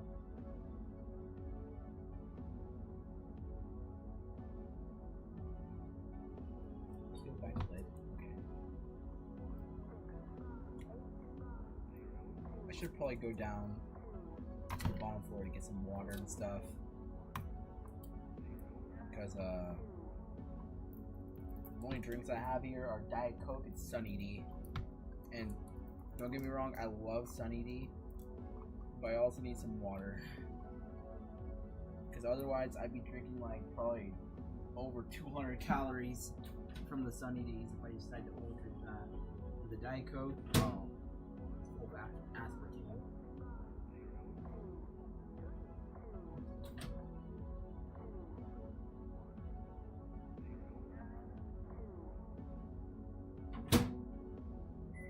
Okay. Alright, that should be good. Okay. Blah, blah, blah. Okay, let's continue the story.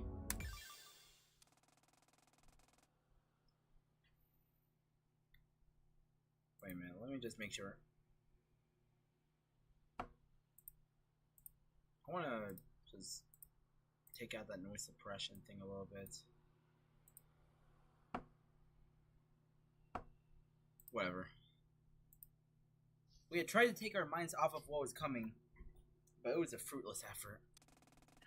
It was approximately 90 minutes before the time specified in the puzzle video, and I was sitting on the bed in my guest room in Shio's apartment. I wasn't sure how to explain this feeling, but I felt like everything was converging to a single night. I wasn't sure I was ready to find the answers that were waiting for me. But the video message's appearance had made it pretty clear that I no longer had any choice in the matter. The door opened and Allison walked in. Here you go, guys. They're gonna go make out. Are you okay? Yeah, I am. I'm just nervous. She sat down on the bed beside me and rested her head on my shoulder. I'd be more surprised if you weren't nervous. I'm nervous too. I think everyone is. But I don't doubt that you've got worse. So much of this is centered around your own feelings. I guess it's just important that I make sure you know that I'm here for you if you need me for anything, ever.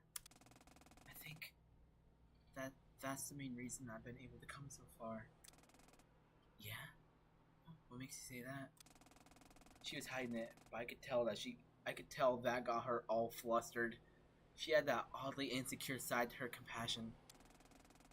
At first, I wanted to pretend that everything was okay. All those months ago, on that day that ended in the museum fire,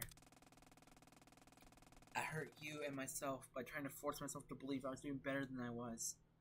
So I started trying to be more honest. Open up more when I was feeling out of it. I've been worried a little all this time that your high spirits over these past few months have been the result of you putting on a brave face. I worried about that too. It's way too easy to fall into unhealthy habits without realizing it. But when I took the time to analyze the situations I was in, I found that it was all true. I was able to live some of my most true moments this past fall, even despite my life being completely upended ever since the summer. And while, yeah, I owed some of that to Eri and Katomi, and even Chio, I think most of it was because of you.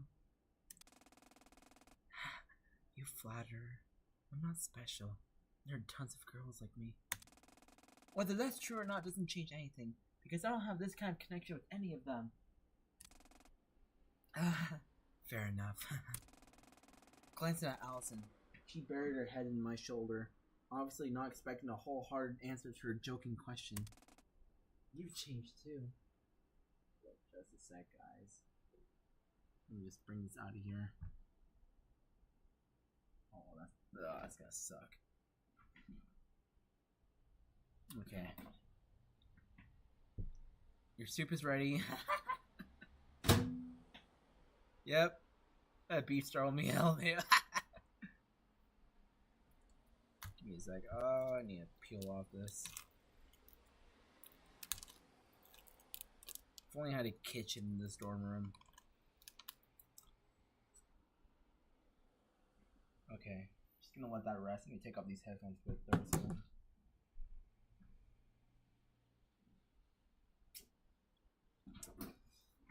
Okay. Saturday. Tasagare. Allison, whatever your last name is. Definitely not Japanese. You've changed too. Have I? Oh, sorry. Have I? Absolutely you have. The Allison of summer 2022 would have told me that there's absolutely no way we should pay any mind to the puzzle video. I don't know if you realized it, but at some point, your goalpost shifted from trying to stop me from action to being there for me when action arises. And that helped a lot. Seriously. I think that after the museum incident, and then especially the cave-in, I just kind of realized there was no turning back. That really was the turning point. I really wish you'd give yourself more credit. It's no big deal, really. So I don't think I deserve any kind of special praise. Oh, I leaned over and planted a kiss on her cheek. Well, you're getting it anyway. What a shame. Allison!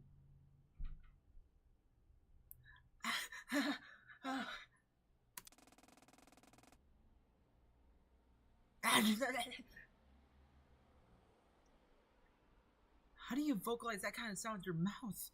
You gotta tell me. Maybe once you tell me how you vocalize a tilde. Both of us laughed and sat in silence for a little longer, reveling in the moment as if the world was gonna end in a matter of seconds.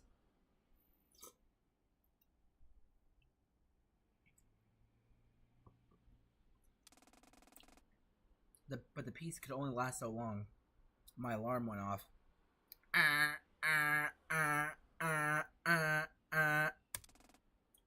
Time to get going?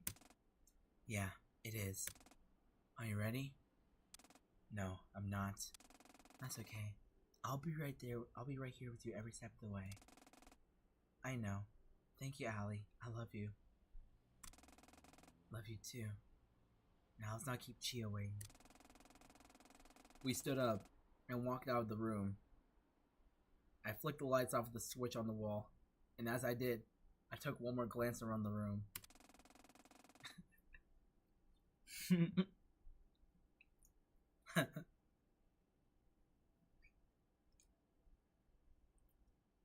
Oh my god. Oh, I'm so flattered, Evelyn. How many things will have changed by the time I step into this room again?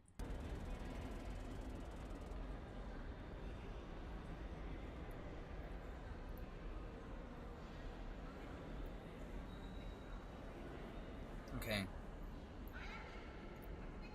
The location specified in the video message was right by Shinjuku Station, so it was only a short train ride away from Ikebukuro. As we rode on the train, Eri briefed us on the backup plans in case something went awry. Obviously, our burner phones are the best way to set out any kind of SOS. I'm assuming you all brought yours? Yeah, we did. But, why are you only checking this now? Shouldn't you have double-checked this before we left? You're right.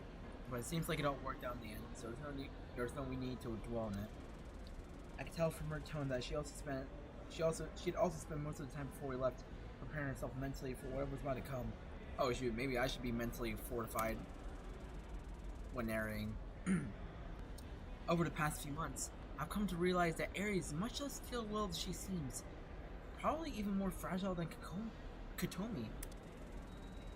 She's gotten better at opening herself up to those insecurities, but it's a process. So she's still that hard-ass police detective who isn't allowed to emo at times. I looked around my friends.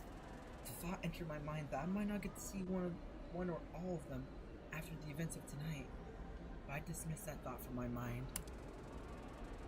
Alza saw me tense up slightly anyway, though, and gripped my hand together as if to say, it's all gonna be okay in the end. That more or less helped to fully calm me down. Though the train ride was short, it felt like it lasted an eternity. But even eternity reaches the end of time eventually, and sure enough, we got off the metro line at Shinjuku Station and walked up into the busy streets of the red light district. Oh boy!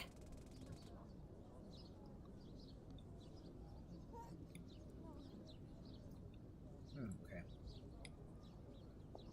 The location we'd be pointed to was visible immediately after leaving the station. It was... Wait, what's going on here? I thought that it was an empty lot on the map. It definitely was. It looks like the gate to the lot is open, almost like we're being welcomed in. My uneasy feelings rose up briefly. I gripped Allison's hand harder, and we walked forward towards through the fence surrounding the building that shouldn't be there. The building was tall, easily about 15 stories. When we walked around the back, there was a plate near a door that made me freeze in my tracks. Oh shoot. Oops, that was my own voice for a moment there. The Sunrise Building? Sharing my shock, Eri, Kotomi, and Chio hurried over. Sure enough, the back entrance has a sign above it that read, Sunrise Building, rear entrance. The Sunrise Foundation again. They've been all over this mystery, and now, a building with the same name has appeared in a lot that we were led to believe was empty. It shouldn't be a stretch to say that something's up here. You're right. Why did this building come up? And something else is bothering me. The four of us looked at Eri. What is it, Eri? Oh, sorry. What is it, Eri? When we were walking in here, I saw one of the pedestrians look at me and overheard them say something along the lines of, why are they going into that empty lot? You think they can't see the huge-ass building? For some reason? It's not possible. As if to them, it doesn't exist. So then why can we see it? As I finish eating the soup.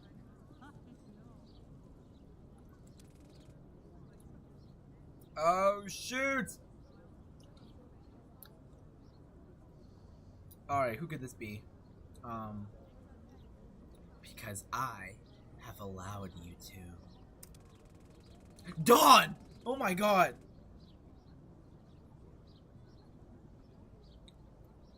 The five of us jumped at the sudden arrival of a voice unfamiliar to us. spinning around really fast. We saw a woman in a long dress leaning against the side of the building. Okay, it's Dawn. What? Who are you? Are you? Oh boy! Alright. Relax. I'm not your enemy. How about this? Maybe I should make Dawn's voice Saturday, but more elegant. That's what I'll try to do. It's gonna be really hard for me to narrate people through like vocal ranges alone, if I'm being honest. If I'm being honest, I've just gone to doing Chio and Kotomi being voice acted in the same vocal range as they were. So literally my voice for Kotomi and Chio are the same.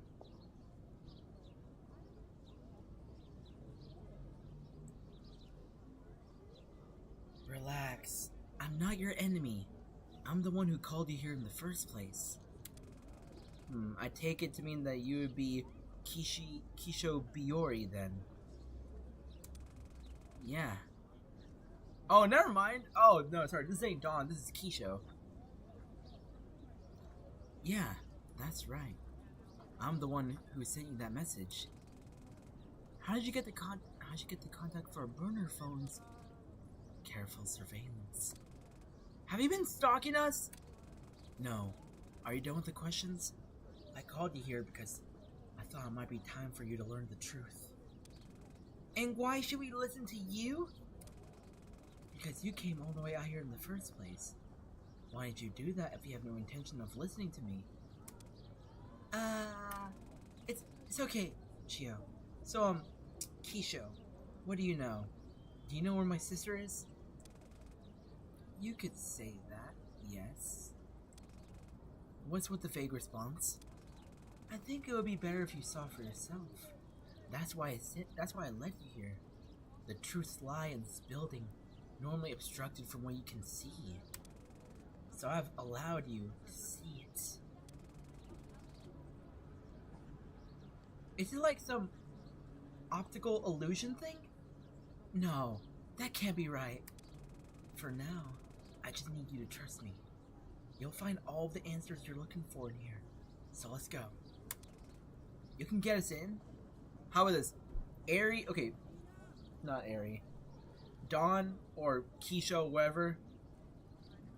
Like, she's gonna be like Saturday, but a little more elegant, and her voice is gonna be a little bit more airy sounding. I don't know, because when I hear the fact that she came in the dress, I think of elegance, and for some reason I look at her face, and I don't know, she looks like she has an airy voice. You can get us in? Yes. Hurry up, now. With an attitude that clearly said she had no time for fooling around, Kisha walked to the door and opened it up. It appeared to already be unlocked, but that could be right.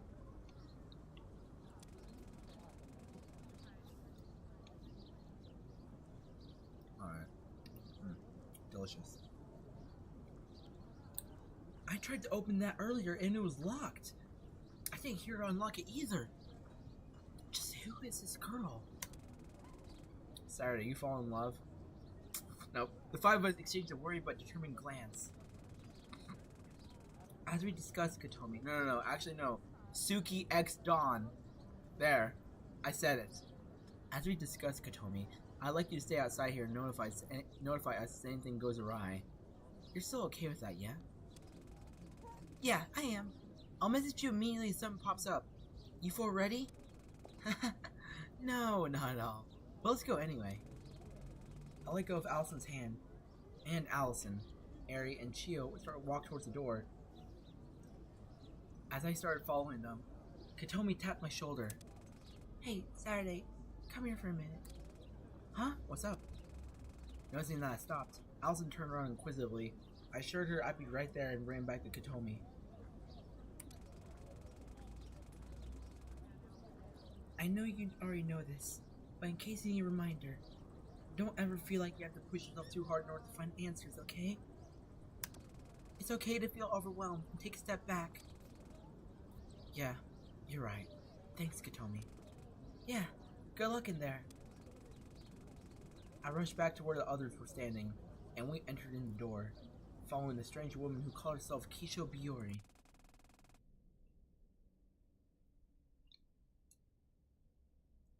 The lobby, as we could tell from the windows outside, was dark. In fact, none of the lights in the entire building appeared to be on, which further helped to drive home the uneasy feeling that we were inside a building that shouldn't exist. Good. Oh, sorry. Good. You're here. Where did Katomi go? We decided before coming here that if it came to us having to infiltrate some kind of building, she remain on the lookout outside. That's not a problem, I assume. Chiyo spoke matter-of-factly with a cold tone I never heard from her before. She clearly didn't trust Kisho, and for good reason. Kisho sighed, but ultimately didn't argue back. Yes, that's fine. We should be quick, regardless. I can't keep this up all day. Keep what up? You're gonna have to start actually explaining, you know. If you're gonna bring us out here to a building that no one else can see and make us infiltrate with you, the least you could do is lower your condescending attitude. Kisho looked like she wanted to snap back against that, but ultimately decided against it. Fine. This building is the headquarters of the Sunrise Foundation, which is, under almost all circumstances, hidden from the public eye. What I want to show you is on the top floor, which we can get to via the elevator. Sunrise Foundation, huh? What is it really? There's no way it's just a geology corporation, and it's all over this case, even from the very beginning. Of course it's not a geology corporation, but there's a reason that everyone is led to believe it is. I think it would be better to explain it on the elevator right up. Mind following me a little longer? Yeah, fair enough. The four of us followed her as she led us down a few hallways to a staff elevator. Despite the fact of lights in the building, the power to the elevator seemed to be working.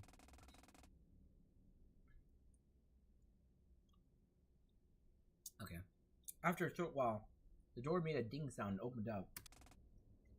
Ah! God! Light! The elevator blasted us with light. It looked like light was on in there, at least. We followed Kisho into the elevator. Inside the elevator, Kisho pressed the button for the topmost floor, floor 17. The elevator whirred a bit, and then the doors closed. I wonder why Kisho/Dawn has a way different art style than the other four people here. It's weird. Although, I'm not gonna lie, if Dawn is unlockable after this chapter, she's gonna go on my home screen in this game. It felt as if the last thing connecting us to the world had been sealed shut, and the elevator cabin began to ascend. I suppose I'll ask you outright. Do you know what the Duskbreaker project is? Dusk... what now? Upon hearing the word Duskbreaker, I felt a minor headache coming on, but I managed to push through. The Duskbreaker project is, well, in a way, you could say it's the true purpose of the Sunrise Foundation in its entirety. The geology business is a front of some sort, hiding what the company is really all about. So, what is the Duskbreaker project? Why is it so secret that they have to fake being a geology company to hide it? Well, they don't fake being a geology, whatever. The Duskbreaker project, or just the Duskbreaker as it's usually called, is effectively a neural interface supercomputer. Neural? Like, it messes with your brain? Well, in a sense, yes. But that's not what its main purpose was. So, what was its main purpose? Kisho stopped for a second, as if for the first time, she was hesitant on whether to continue. I gripped Allison's hand again, and she gripped back as if to assure me that everything was going to be okay. Kisho finally spoke again. The Duskbreaker's main purpose is a world simulation device. If you've ever seen that movie from the 80s, The matricy? It's like that. Well, not exactly. Just the part where it's simulating a world. Nobody was really sure what to say. What Keisha was saying was so outlandish, but all of us knew deep down that she had no reason to lie.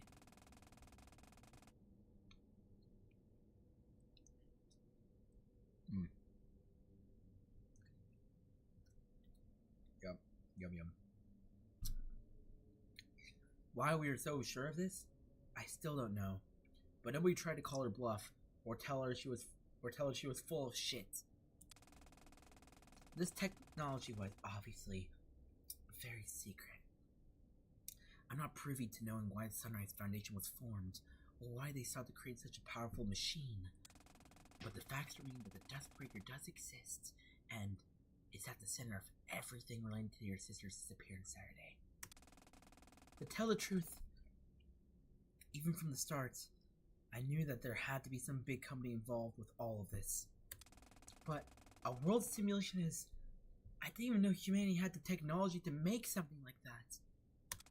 Well, you could always ask the lead engineers. Both of them are in this elevator. What? All of us jumped. Though we had been less surprised by the revelation that the world simulator existed than we even thought we'd be. Nobody seemed prepared for that one. The lead engineer on the project was Keisha Biori, myself, and the assistant lead engineer was One Chio Sakamura. What? Me? Everyone turned to look at Chio, who seemed the most surprised out of anyone. Are you serious? Why don't I remember this? Do you not? It makes sense that you would forget the exact details, but you yourself said that you had exact memories of working at the Sunrise Foundation, didn't you? It was said so casually that most of us didn't think much of it, but Eri, being the natural detective that she was, didn't let that slip up past.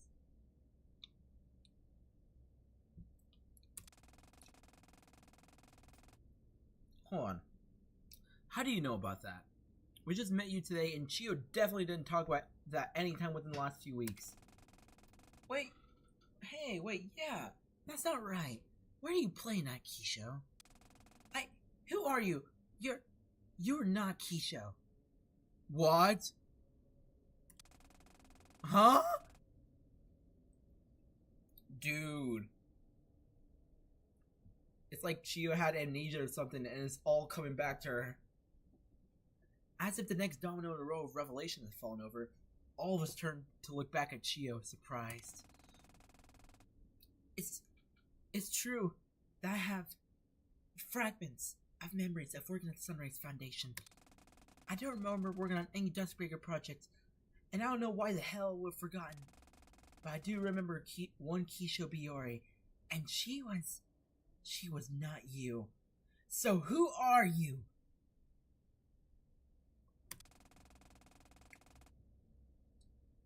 The woman who had until this point called herself Keisha sighed, as if she was minorly inconvenienced. Oh, question mark again. Not Keisha.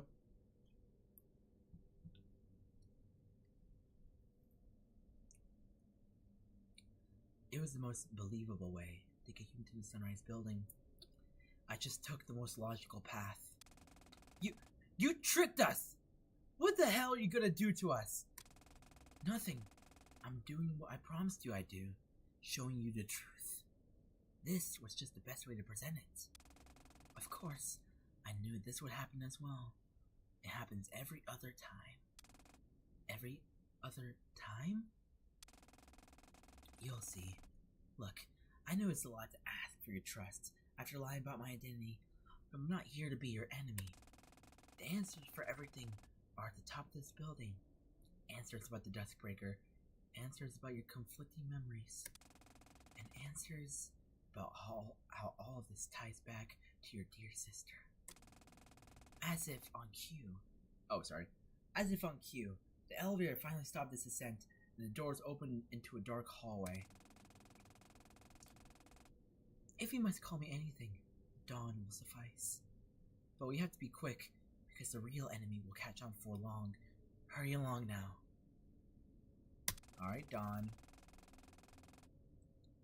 The woman who now wore the name Dawn walked into the shadow of the lightless hall towards the end. I felt Allison's hand grip mine again. Are you doing okay, Sat? I think so. For now, it's a lot, but I can do it. I have to do it. I'm still here by your side. Yeah.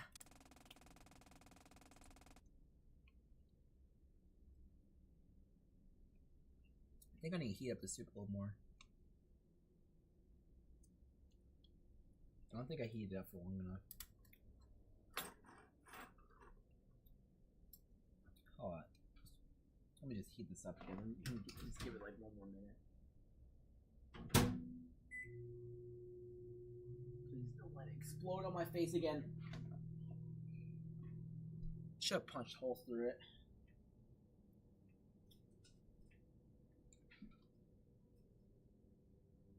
Yeah, that's what I'm scared about. Screw it. I'm not gonna try it. Thing's gonna explode on the microwave if I do that again. Okay, let's do this again. Let's continue. The four of us left the elevator into the hallway. I know, right? It would be really silly. God, just imagine. Maybe they should make an alternate ending for this. The four of us left the elevator into the hallway. The door closed behind us, casting our entire sight into complete darkness once more. Oh shoot, my chair. Dude, my chair went... Oh my god, this chair went and collapsed. How nice.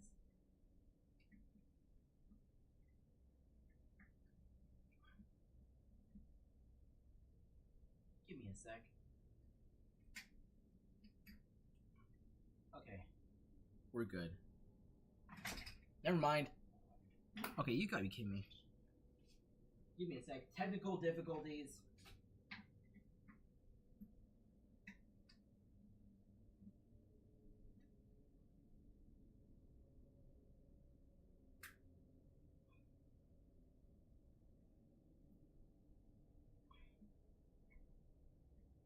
Okay.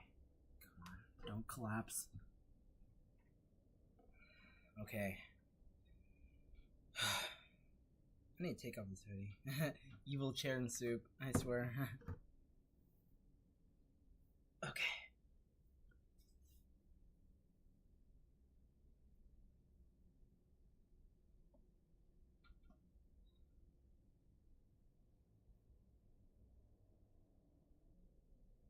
So nice on the symbol. Okay, we're good now. Oh my, that feels a lot cooler. The four of us left the elevator into the hallway. The door closed behind us, casting our entire sight into complete darkness once more.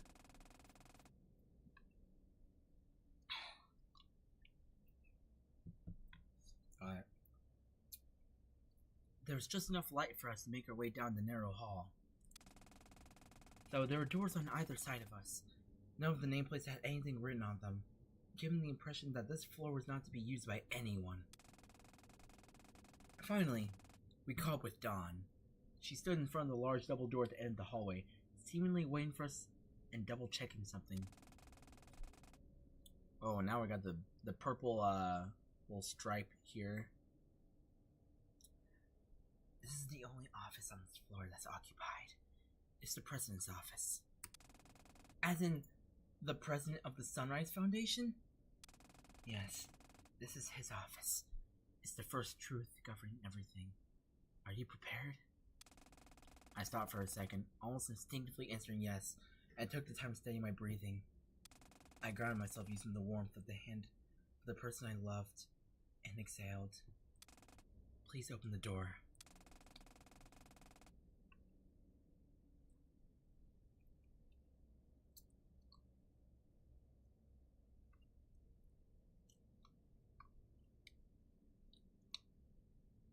Okay.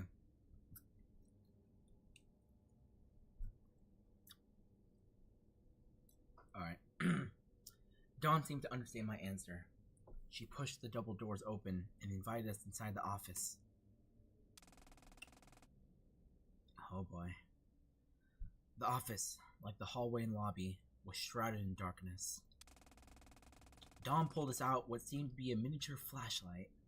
She walked to the front of the desk and leaned against it, facing me. Saturday, do you know who the founder of the Sunrise Foundation is? Did I? I thought about it. I should know this, but everything in my mind is screaming at me that I don't. That doesn't make sense. I don't think I do. I see. Then, take a look. She stepped aside and threw me the flashlight. I caught it and turned it on, pointing at the desk where she was just leaning. The light illuminated a small nameplate on the desk, adorned in sun-related decor. The nameplate read, Setsuki Tasagare. Setsuki? Of course, I knew whose name this was. Setsuki Tasagare. My father. My dad is the president of the... Oh my god. My breathing intensified, and my heart rate rose rapidly.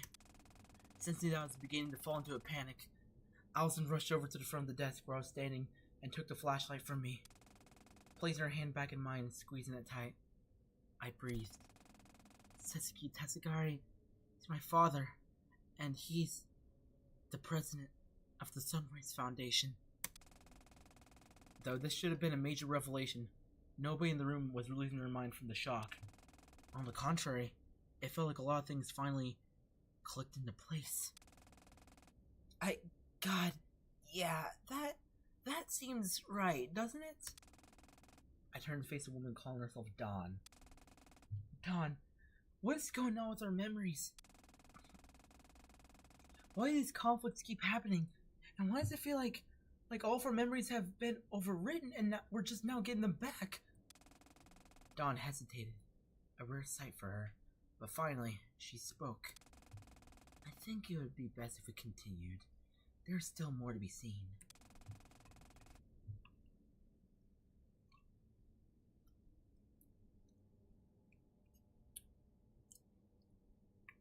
Oh, wow.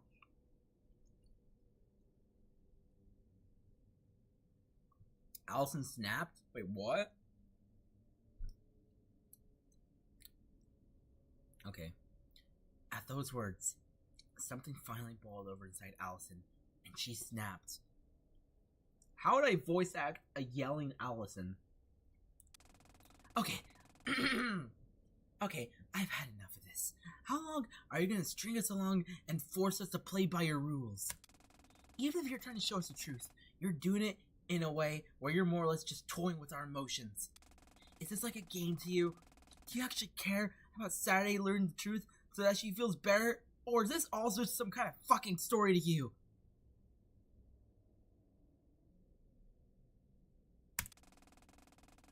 Do you not have even a bit of compassion to give her the time of the goddamn day?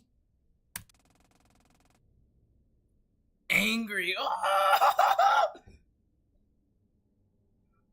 my god. Dawn stood up from her leaning position against the wall, angry. How dare you? I'm trying to help you, and this is what I get? We only have so long before the World Keeper takes notice of what's going on, and we get sat back to cycle start. Even now, you just keep spouting off this shit like you expect us to just understand. But when we actually ask for clarification, you just say the answers are up ahead, ooh, and just expect us to be okay with that. What the hell's a cycle? Who is the World Keeper? Can you finally answer some of our goddamn questions? As the tension in the room clearly continued to escalate, someone other than the two arguing finally spoke up. Okay, Allison, let's calm down. I understand your anger, and Dawn, it's time for you to give us some answers on our terms. Because you clearly benefit from us knowing the truth in some way, and if you don't start actually listening, we're heading right back down to where we came from. Ari was surprisingly good at diffusing this kind of situation in her own unique way. She spoke to Allison with compassion and understanding and switched to being cold when addressing Dawn near instantly.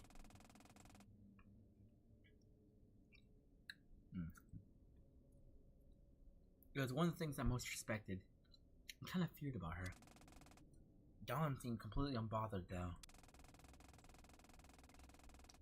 She changed back into her normal serious self instantly. So fast that it almost felt like she had never lost her temper to begin with.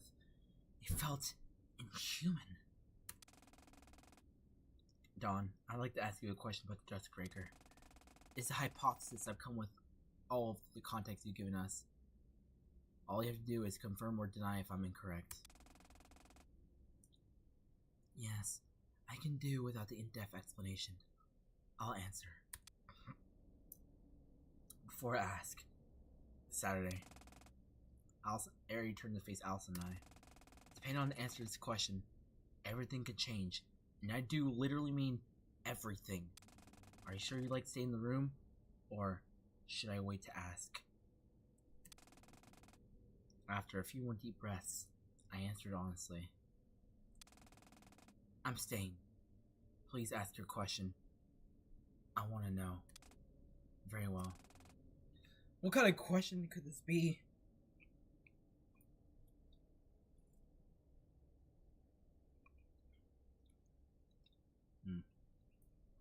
I'm in the middle of enjoying this soup though.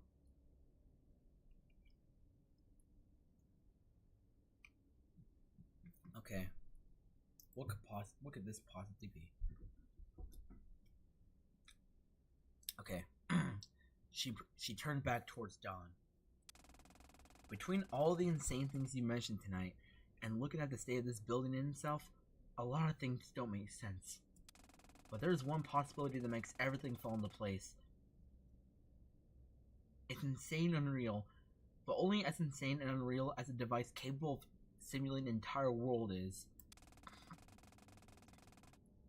The question I'm trying to ask is, this world that we live in, that we walk around in, that we're standing in right now, is this the real world, or the simulated world inside the Duskbreaker? There was a short moment of silence. I let out a completely forced laugh.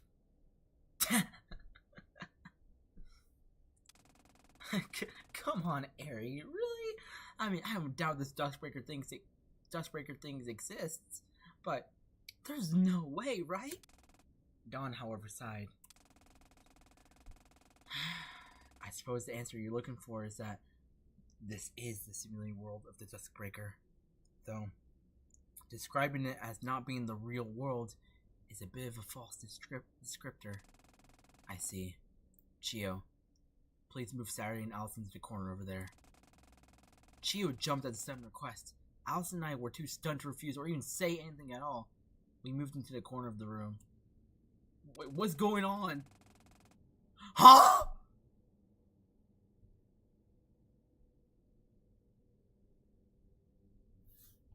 What? It all happened in an instant. Ari whipped out a small pistol out of her jacket and pointed directly at Dawn. Oh my god!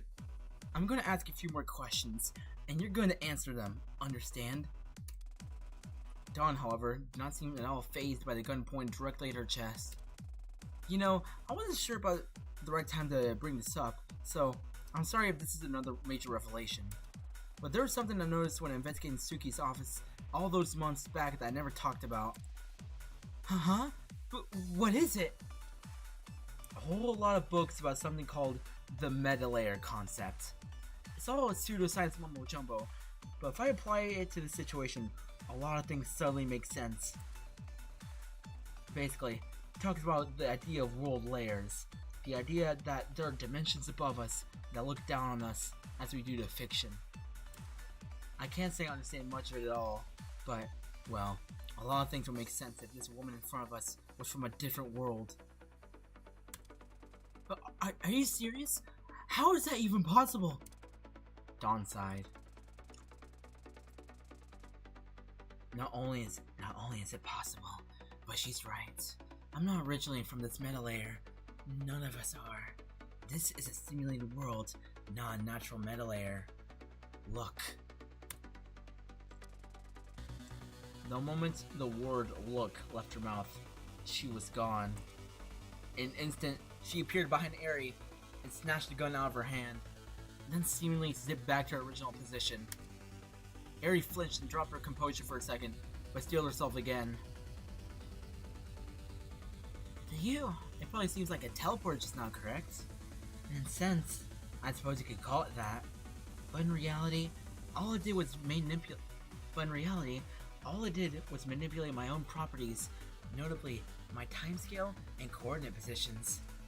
It would take way too long to explain how the Duskbreaker works, and it's not too important for what I'm trying to achieve for you to know the exact details of it.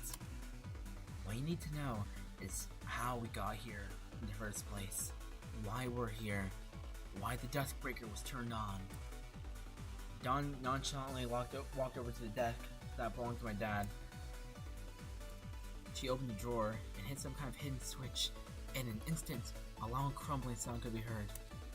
The bookcase at the back of the room began to move ever so slightly, revealing a hidden elevator door. Dawn turned to look at me, feeling unsure of how to react to anything that had happened in the past 10 minutes. This elevator leads to Sunrise Foundation's hidden basement. Inside it is the room where the Duskbreaker is stored. In the real world. It's where the truth lies. I will wait for you down below. Please follow when you're ready.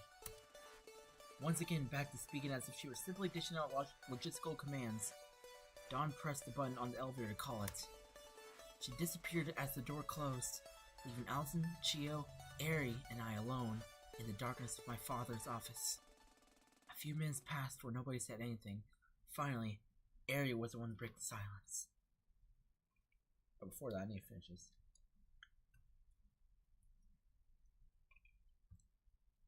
Oh my god. What the heck? Metal layer?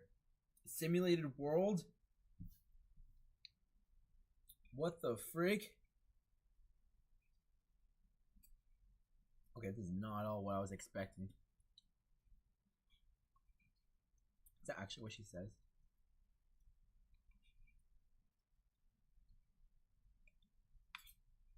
Okay. Maybe I should have ate before I started the stream.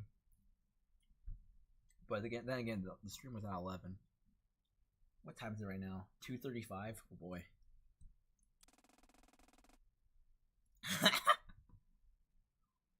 I'm sorry you had to see me like that. How are you three holding up? I tried to say I'm doing fine, but my own emotions took over, and I got choked up before I could finish. I fell to my knees on the carpet floor. I'm so fucking overwhelmed. I don't know what the hell is even real anymore. What the hell? Allison leaned over to wrap her arms around me. I'm so sorry, Sat. We can go home now if you want. It's really clear. This is way above what any of us expected. No, I want to keep going. I just need a moment. And many moments I was given, kneeling on the ground, I sobbed for a good 10 more minutes. I probably would have continued for another hour if Allison wasn't right there with me. Finally, I stood up. I turned to Chio. Chio, about your memories. Have they come back yet? Not all of them, but I remember why we started the Duskbreaker project. What it was that your dad wanted to achieve. Please tell me. Please, I want to know what led to all of this. I can't tell you the whole story because I don't know it. I'm assuming that woman has her own side to the story to tell down that secret basement, but from my recollection, it goes something like this. I don't think I was ever privy to what it was, but something really horrible happened in your childhood Saturday. You were traumatized really badly as a result, and spent a lot of your early years as a recluse, never going to school, or making any friends. I remember Setsuki telling me a lot about those days. I think he thought that would improve over time, or maybe he thought it would improve faster than it really would. For whatever reason, Setsuki was really down when it seemed to him like you weren't feeling any better as fast as he expected you to. I don't think he wanted to rush you or anything. I don't really understand the feelings of a parent, though. Regardless, growing up and observing how much you were hurt by whatever it was that happened to you really changed Setsuki's outlook on a lot of things in life. I don't know if your memories allow you to remember, but Setsuki was a large shareholder in a lot of really big corporations around the time you were born. After it became clear to him how deeply you were traumatized, he sold a lot of his shares and funded the Sunrise Foundation.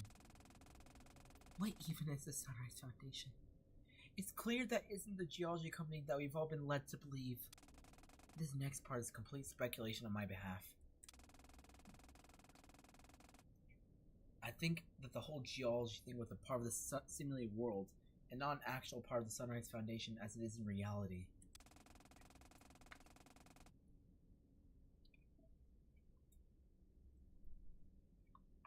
Hold up just a minute. I need to finish this, dude. I'm like almost done with it.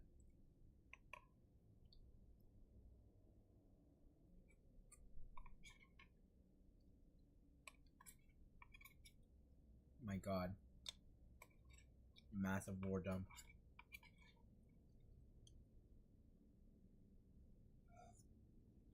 I'm just curious. How much longer do I have in this chapter until I'm done with it?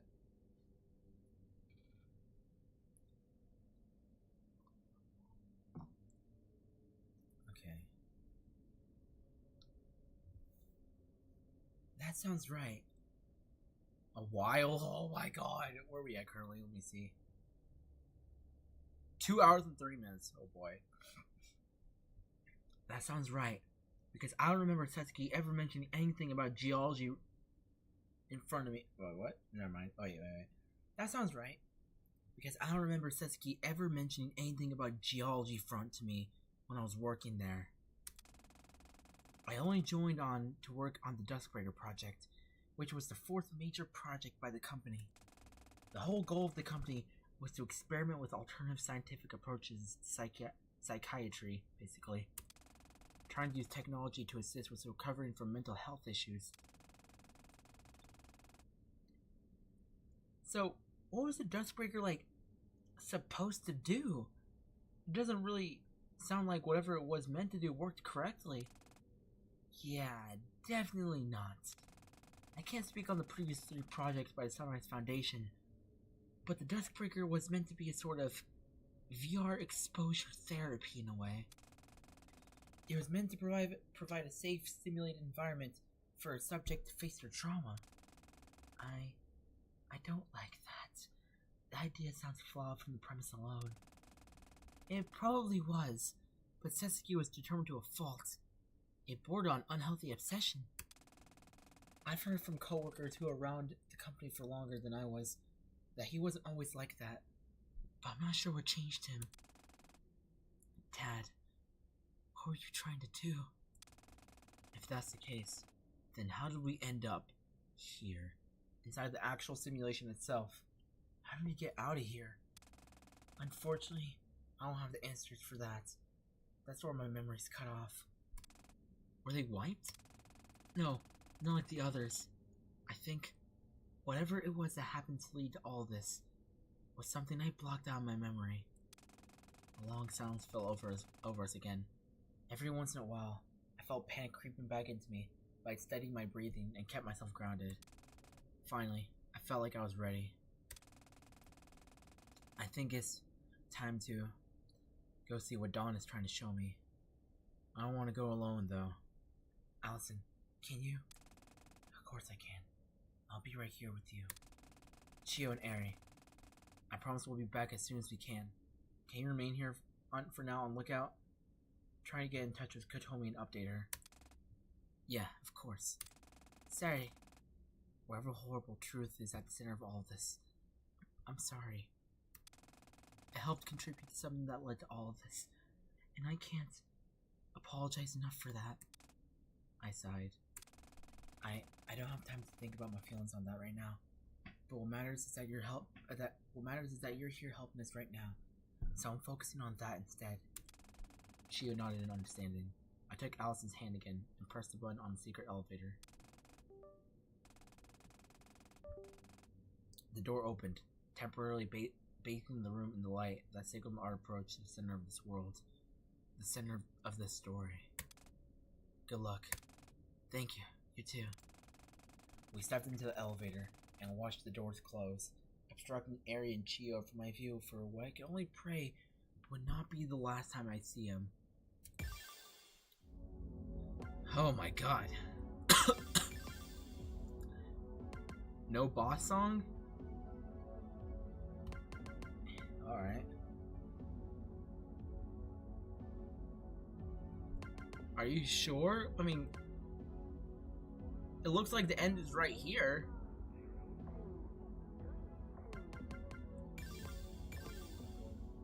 Cyclical Rebellion. Claudia Stella. Unarchic Light.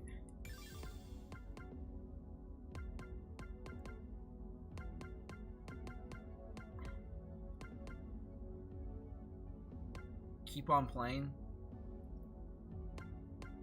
What do you mean, like the story? Okay, alright. I'll keep playing. 15 plus? What the frick? Level 14 plus? 13 plus. Alright. Let's do these songs.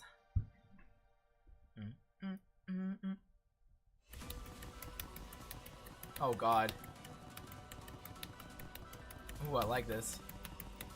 Very dramatic sounding.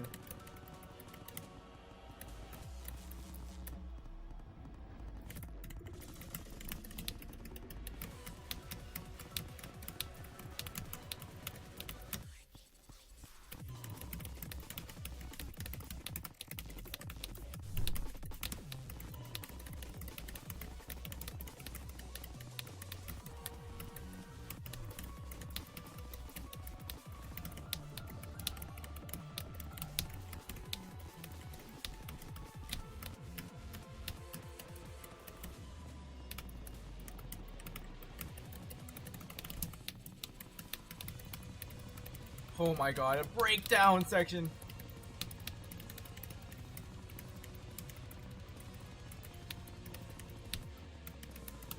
Come on, 750. I'm pretty sure we're at full combo right now.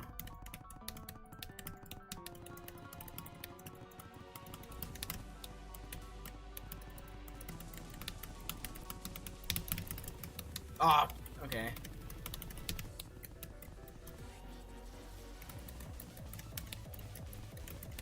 Whoa. Am I listening to lore right now? Because, my god, this sounds a lot like his style.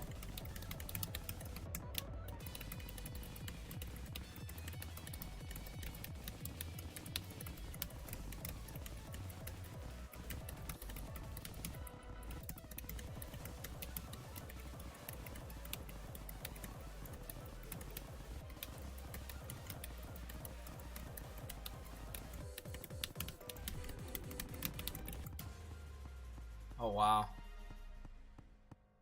Whew. Songs time, yep. SS. Alright. Oh wait, I think we just got Topaz Plus.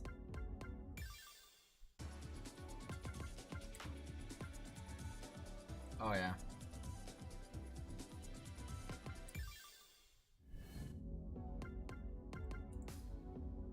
$14 plus. Mr. Cool, what?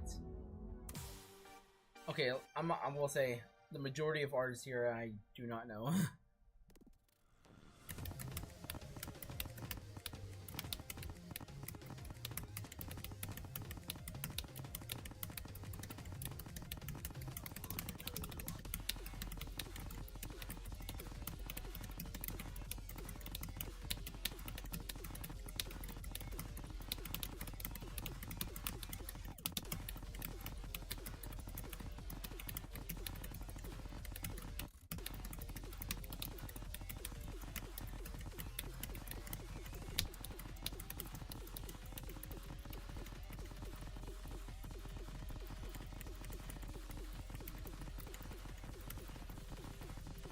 How did I? Oh wait, I missed during that part. Dang.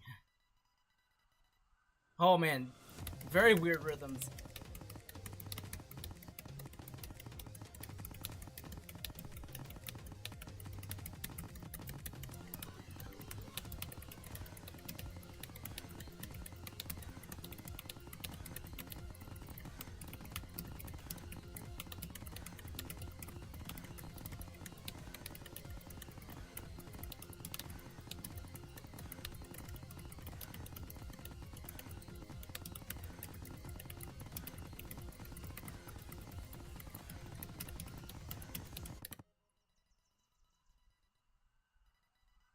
Oh.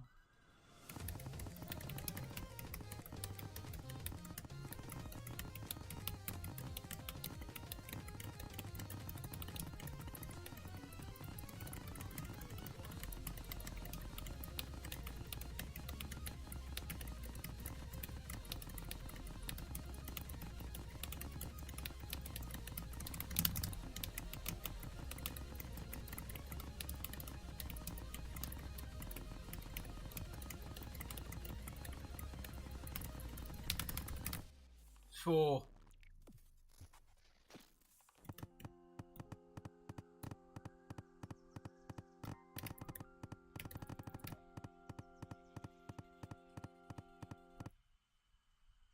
Holy shitballs.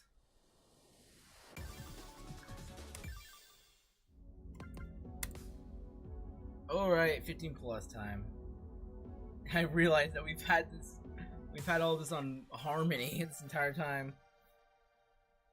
Vivid Stasis at it? Okay, well this is definitely non-original. Enjoy.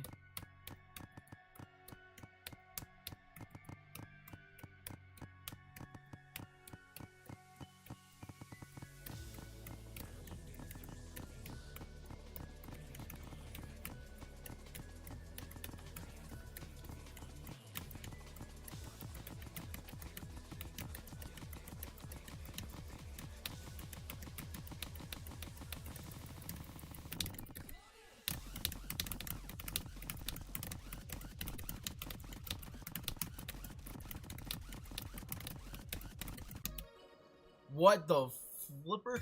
What?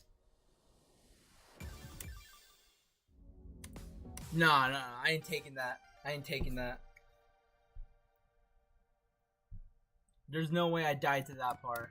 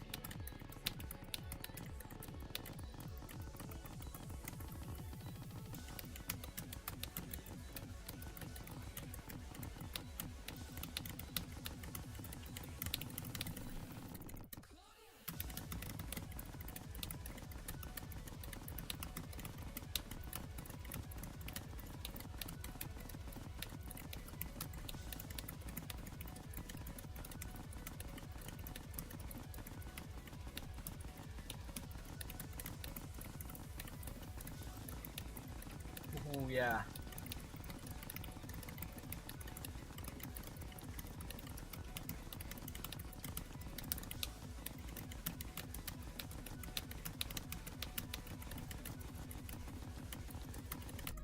Oh my god. No! No! No! No!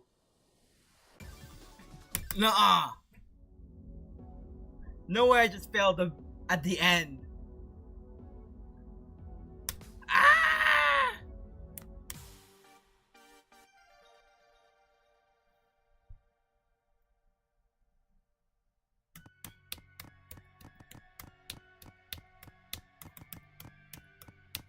We'll clear on Harmony later. Surely I can clear on Charge.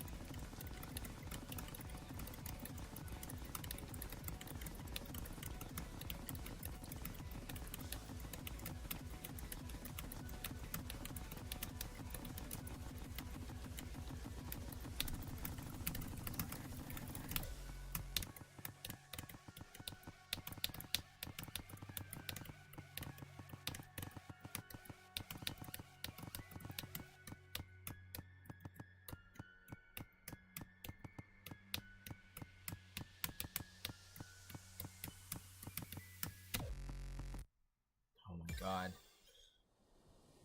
Jesus Christ. This song kicked my ass. Okay. Alright, we finished all that.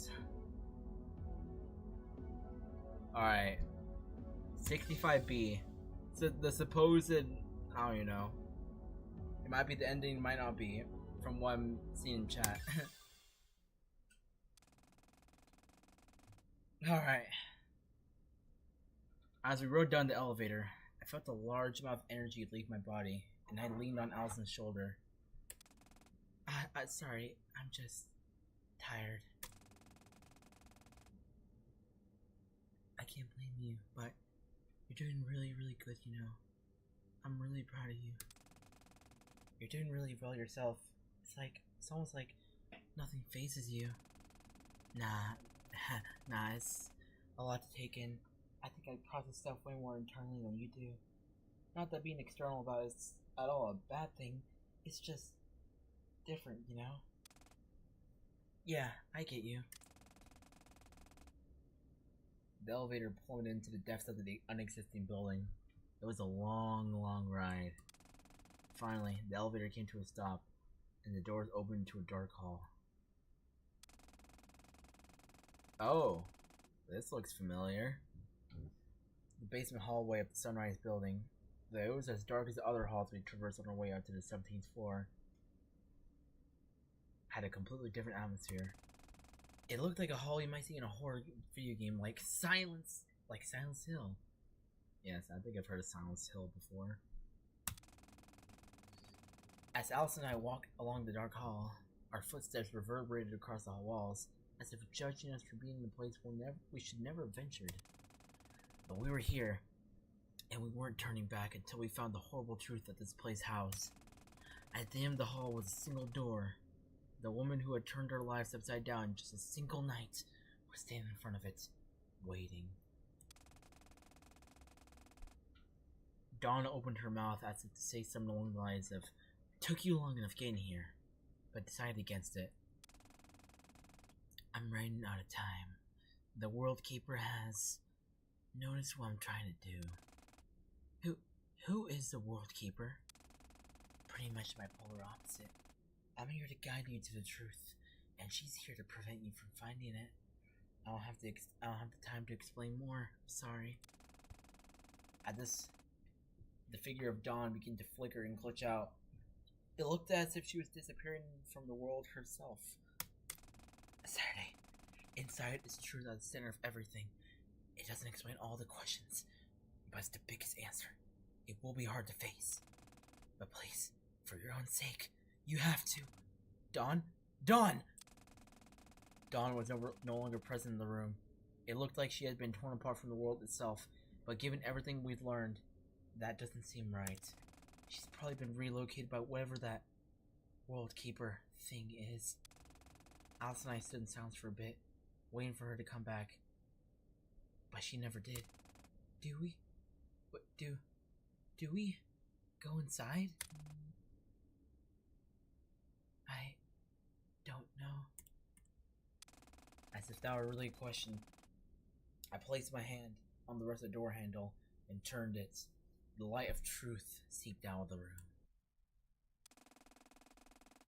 Oh my god. Another one? I swear to God. I have too many voices to keep up with. In another place, a violet shaded shadow morphed into the fabric of the environment. I'd figured you'd catch on sooner or later. On the other side of the room, the World Keeper stood. Anger adorned her face. Dang, that's the World Keeper? Man, I never thought she would look like... I never thought that'd be the World Keeper. Oh, Hisuki. Oh, wow. Okay. Well, how do I... Oh, wait, how did I... What the hell do you think you're doing? Are you surprised? I'm doing what I'm supposed to be doing. I'm fulfilling the reason I exist. And you thought I would just sit here and let you put her through that? No, but I knew I could keep you busy long enough to give me a head start. Don't give me that shit. In her oh my god! What's the song? At her furious words, Suki swung her hand around her back. A large group of energy particles formed around it, and a long, glowing shape took form. It was a scythe formed of resilience to protect the order of the world, a weapon used to reap death, wielded by death itself. This cycle ends here. Oh, now it's my turn to say my lines. Dawn raised her arm, and in it, particles of narrative resilience to face the truth gathered. In her hand formed a much shorter but equally powerful weapon. It was a pistol, small but just as effective, like a detective might use. Dawn twirled it around and landed its aim of fire square on Suki's chest. Did anyone ever tell you it's a bad idea to bring a scythe to a gunfight? The opening move was made. One shot fired. Of course, that bullet was never going to hit anything other than the wall, but someone has to make the first move. Suki flew into the air, gracefully, but with an offensive intent rather than defensive. She brought her scythe down towards where Dawn was standing. Dawn dodged out of the way just in time, like she had done so many times before. The fighting continued. Seconds go by, minutes, hours, days, weeks, months, years. Full cycles. Most not even reaching this point in the narrative. Slight alterations in altercation. Subtle movement changes, but the screenplay remains the same each time. After all, there's no need to sweat small details. there isn't even any need to describe the details at all. After all, this couldn't matter to them anymore. Surely you've realized by now that all of this will never end? It was just a game. A cruel game of eternity that neither player could leave. Then what do you suggest we do, Liberator?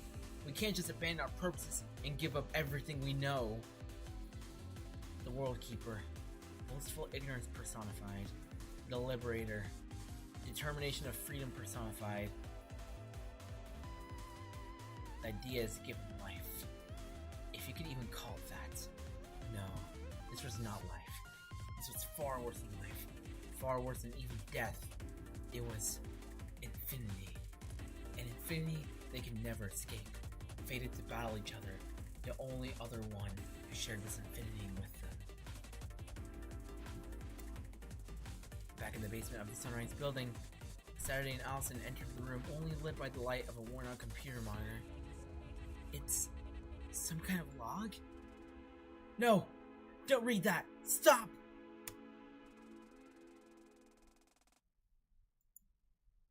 Staring down the truth, Saturday read. She read, and read, and read. She sobbed. She screamed. Only Allison was there to comfort her. What did she read?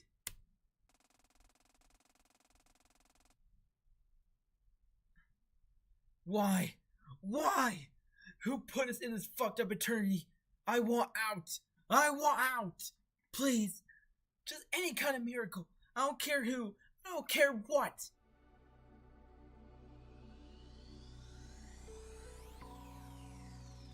At some point, Suki's voice had started coming out of Dawn's mouth. No, it was more than that. It was my voice. It was also hers. The fighting continued. The crying continued. Fates forever entwined. Yes, only a miracle could save us now. A blessing from a higher power. A gift from the heavens itself, wherever the form may take. As I sat here observing, all I could do was pray for a miracle. And then, everything reset once more. Huh? What? No. No. Credits?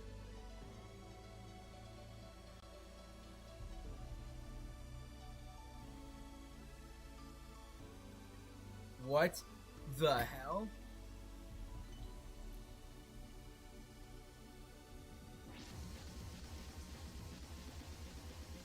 No. No way. We did not beat the game. What the hell?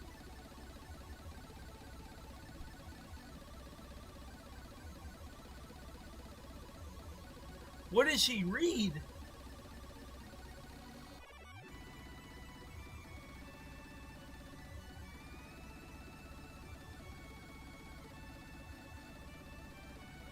What the hell was this?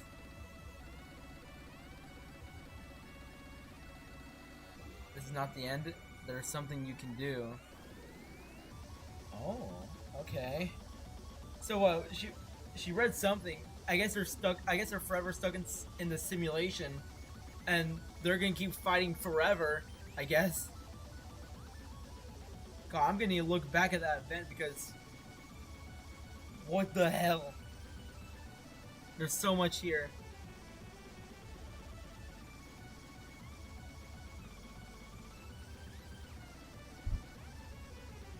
It's fast.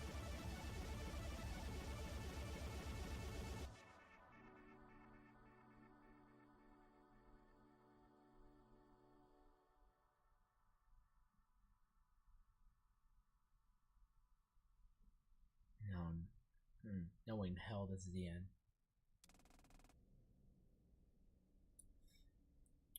Oh yeah, we are in the end. Huh. It appears they've reached the end. Is this how you want it to be? From here, the cycle resets once more. And with it, the fates of Saturday, Allison, Shio, Katomi, and Eri enter the roulette once more. An intermission cannot breach frozen time. I warned you of this at the beginning of everything. Oh man, I didn't remember what this thing said to us at the beginning.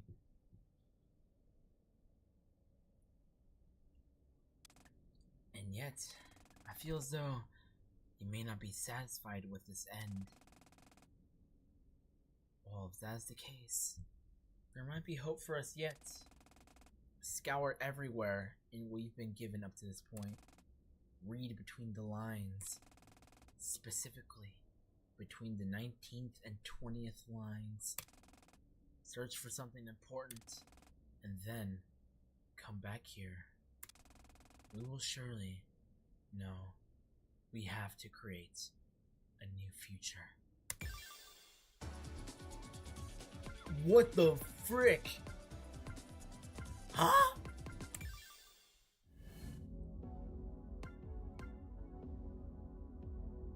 The 19th and 20th lines from the very beginning?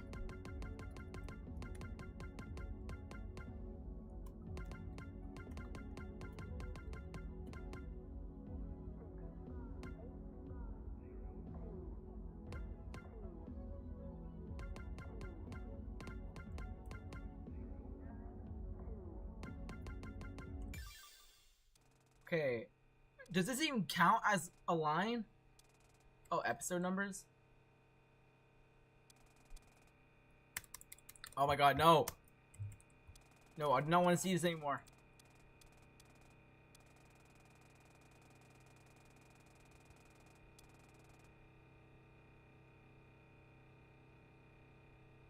Oh my god, this is literally...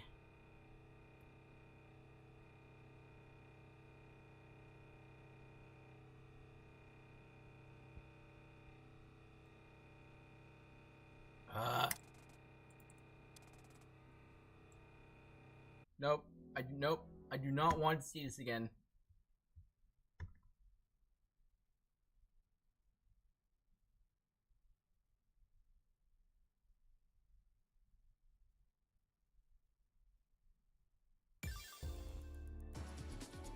Okay, there.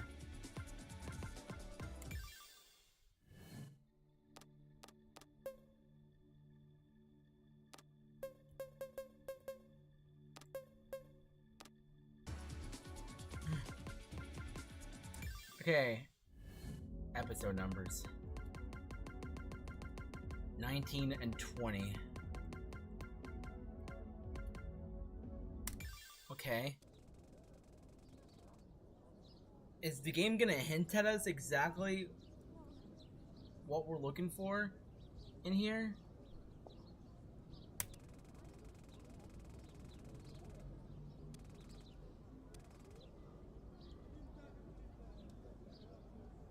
It's in the flowchart? Wait, what? Saturday, Allison and Katomi spend time in Tokyo. Eri and Shio go over the case.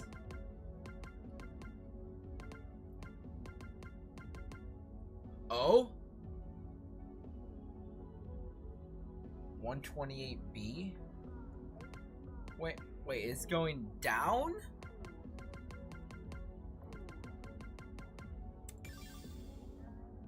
Episode XX. World Breaker. Data incompatible.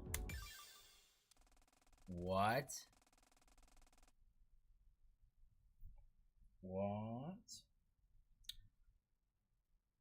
I opened the door that only she and I could see.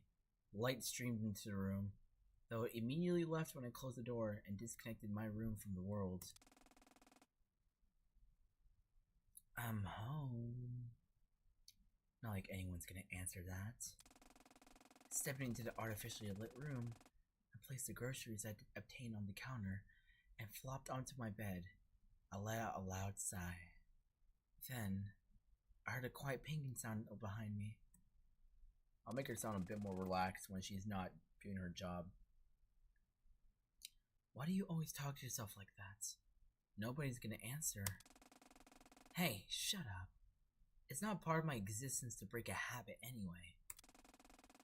Sitting up on my bed, I saw the tall figure of the woman that paralleled me in every aspect, looking down on me with an exasperated look on her face. What are you talking about? You still haven't figured it out? Well, I won't be the one to spoil the story for you then. As unserious as ever, I see. Are you taking this seriously at all? I looked at her. Oh god, I forgot how I voice acted Suki. I looked at her. Even in the dim light of the room, I could tell she wore no emotion on her face as she spoke. How many times have you asked me that question? You know that neither of us are capable of answering that. Maybe we don't have the mental knowledge of it, but you sure as hell look tired. It's had to have been at least a few thousand cycles by now.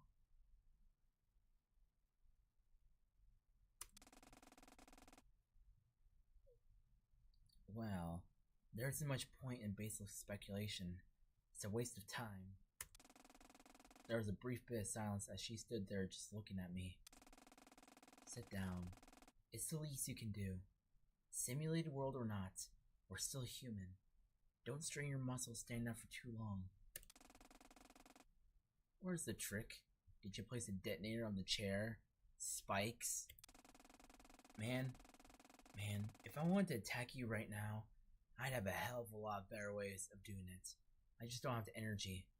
Just sit down, or don't, and strain your legs, and make my job easier. Suki, whose actual designation was a world keeper, took a seat and started rummaging through the bags of groceries I bought. Hey! I spent money on those! Hands off! Money that you artificially hacked into reality? Money's money! I don't want your grubby hands getting anywhere near my stuff. Thank you very much. Suit yourself. I was just seeing what someone like you would get to eat. It felt like it had been eons since I first met the woman before me, and in a way, it's possible I had. And I'd never have any way of knowing. But as far as my own memory is concerned, it had only been about half a year.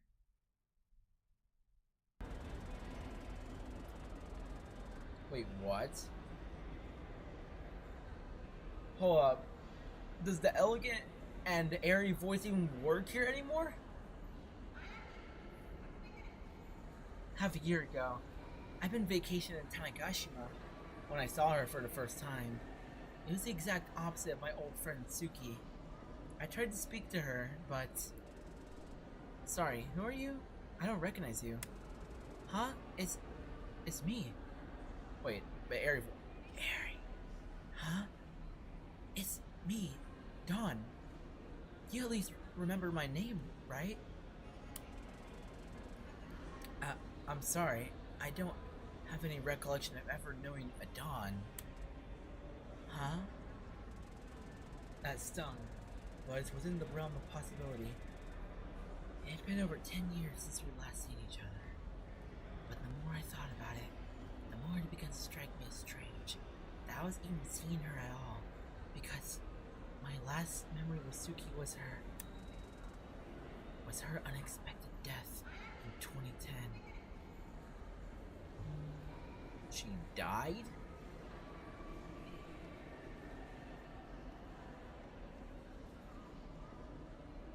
Oh, wow, okay. Alright, let's move on. Despite my better judgment, I decided to investigate, knowing that I'd likely be hurt more by the unknown than by anything I could uncover. Do you think we'll ever close this loop? Well, a pretty easy way to close the loop will be for you to just forfeit your little game. I guess, but you boys know that's not happening.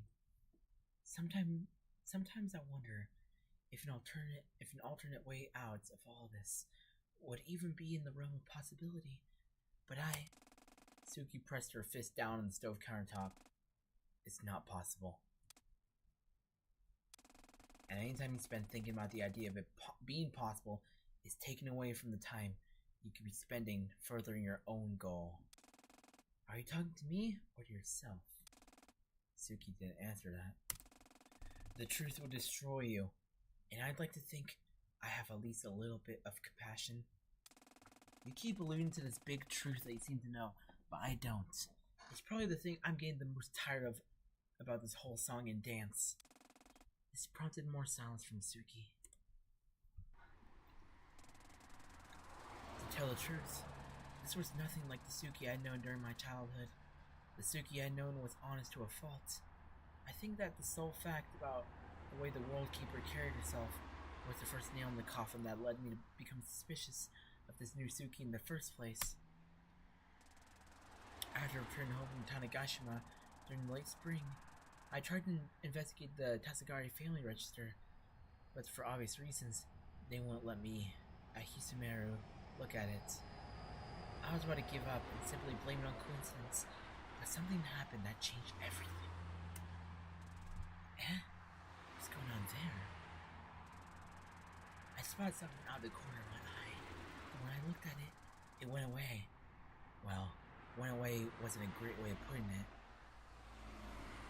More so, it returned to how it should be.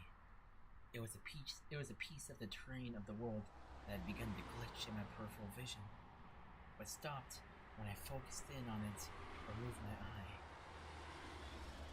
Is this Troxler's fable? Troxler's fable? Yeah, you know, that effect where if you look at something for a while, other things in the background either blur or disappear. Ah, that. Wait, she's talking to the narrator? Hold up. Okay, I guess I shouldn't narrate as... Well, I guess I shouldn't voice act the narrator as, Dawn. No, okay. I'll just be myself then. Wait. Who said that? Suddenly, the entire world around me began to glow bright light, and everything around me froze, turned into wireframe. I think I can make out a faint figure, but it's everywhere at once, above and under me, woven into the fabric of reality. What? Ah, Liberator. Surely you understand upon seeing the scenery. Who are you? Where are you? What's happening? And then it all hit me at once. The World Keeper. The Duskbreaker. The truth about this world. The severance of emotion. It felt like my mind was going to explode from the sheer volumes of data pouring into it. I was everything. I was the Liberator. I was nothing. I was the Liberator. I was the Duskbreaker. Was I the World Keeper too? Forgotten pasts and potential futures flashed before my eyes. In an instant, a city outside the confines of reality constrained my vision. I was Saturday. I was Dawn. I was Suki. Voices that both were and weren't mine swarmed in my mind. Throughout my visions, I see a flowchart. Billions of events playing out in my mind simultaneously, and every one of them a meddling force, an oversight in creation that prevents progress. I hate what they're doing, what they stand for, but try as I might, I can't help but feel a fondness for them.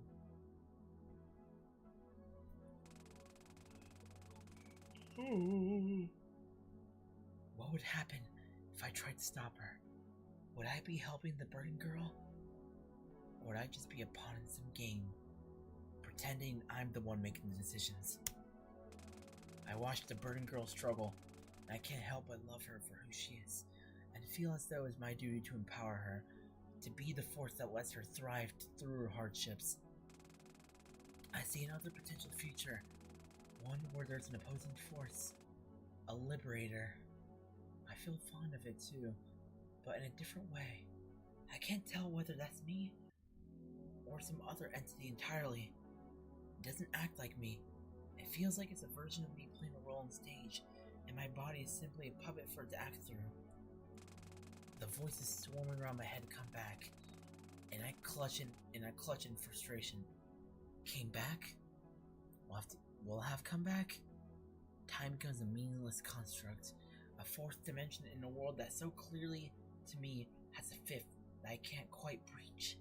A boundary that I can't quite shatter.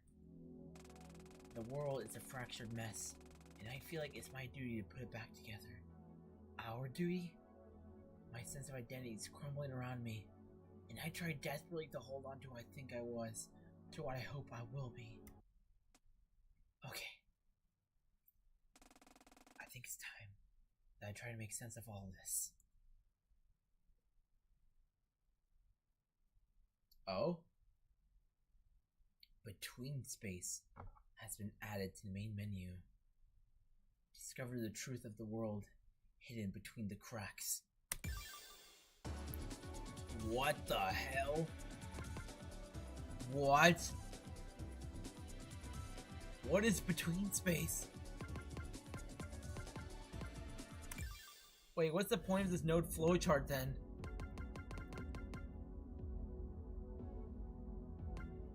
What I'm wondering, what was the truth in this episode that Saturday saw? Oh boy. Between space is fun.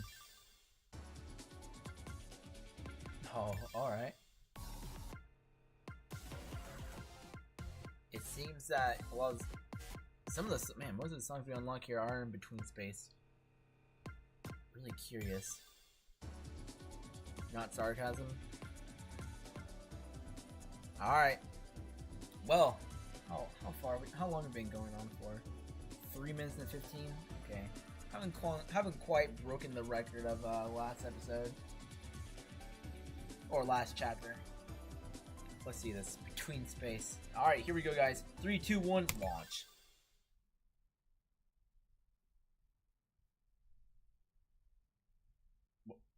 What? What? Wait. This is a top down? Oh, use the arrow keys. What? Are we even playing Vivid Stasis anymore?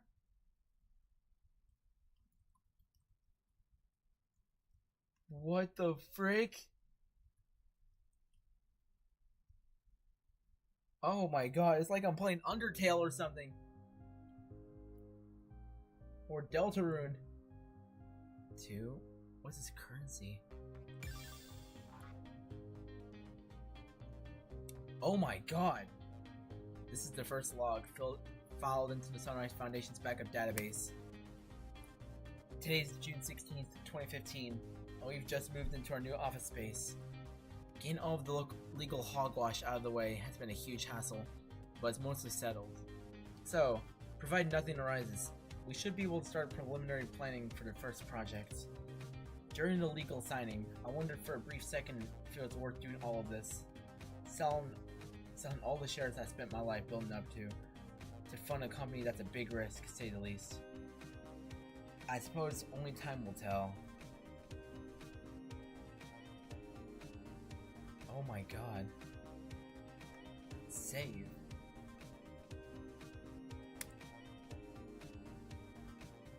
Alright. What? Return to hub?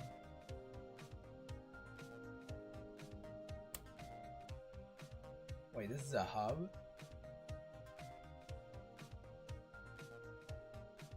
What the heck?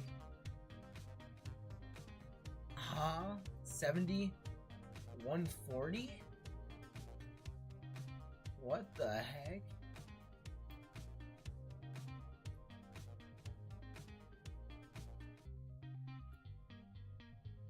Really interesting.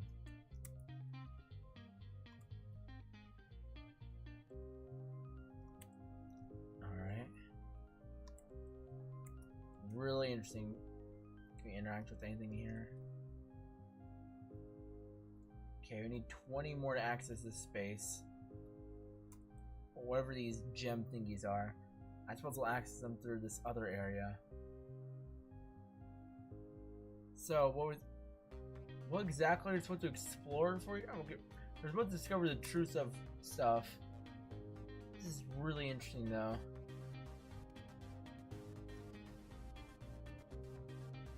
All right, guys, we're no longer streaming a rhythm game. We're streaming I don't know. We're streaming Undertale. This does not feel like the same game. Today is October 20th, 2018. This is the first log for Sunrise Foundation's 4th project, codenamed Dustbreaker. The Dustbreaker is a huge step up in scope from all our previous projects, and a much larger risk.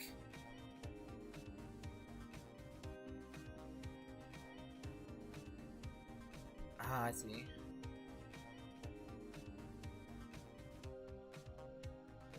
But I'm willing to take it. The purpose of the Dustbreaker is a virtual reality simulation to allow patients to interact with potential trauma sources in a safe environment. Unlike a VR headset, the Dustbreaker actually analyzes the brainwaves and faint pulses of a human brain. Then it constructs a simulated world based on that. Anything to do with modifying brainwaves is an incredibly dangerous technology, but the potential help it could do is far greater than anything we've previously done. Pre-planning begins tomorrow. I'm very excited and scared. This concludes this log.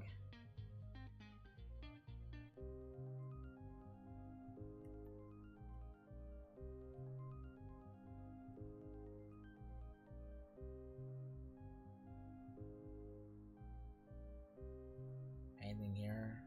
No, pretty much okay. Ooh, gems. Okay, 2 gems. This is a pipe. Oh, okay. Takes me nowhere.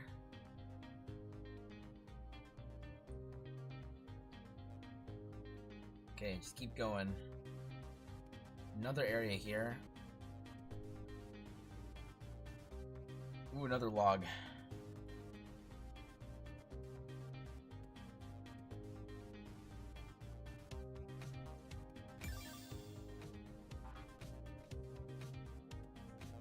Today is February 3rd, 2019.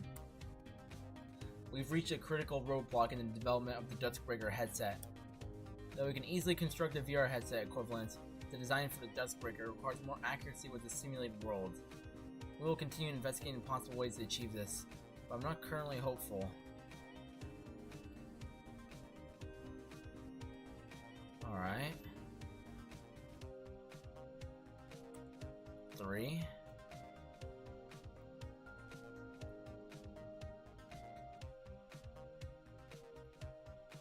What exactly are we actually? Are we the... I'm wondering, are we the person who speaks in, like, white, red, and purple? Because, I mean, I'm just noticing that, like, she kind of shares those colors. Or whoever this person is.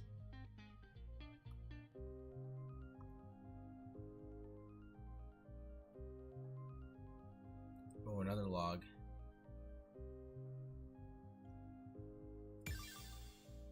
Alright. I've become enlightened to the state of everything that will ever and has ever existed. It was just a brief moment, but in that time, I saw the world and every world for what it is. This is exactly what we needed, what I needed, and what she will need. The 4th dimension. What? I'm assuming this is still Saturday's father. Holy shit.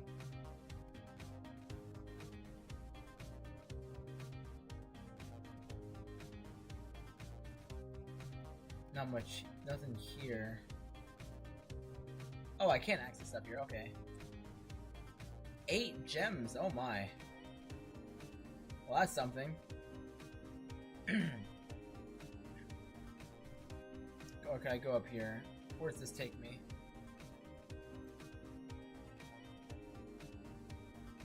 Oh, it's a safe point. Man, there's a lot of diverging paths here.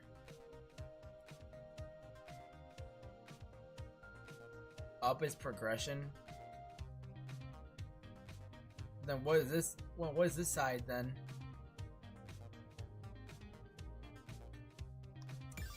Meta Layer 001 concept. Today's April 2nd, 2019. In the process of attempting to document my brief encounter with the fourth dimension, I've coined what I'm calling the meta layer concept. It's the only way I've been able to describe what I've discovered about how the universe works. Basically, imagine that this universe, everything about it, from all space that will ever exist, to all time that will ever exist, is a world layer. To us. We can look down into other meta layers because we see them as fiction. So for our third dimension, the layer of fiction that exists below us will be the second dimension. But there exist infinitely extending layers that span upwards as well.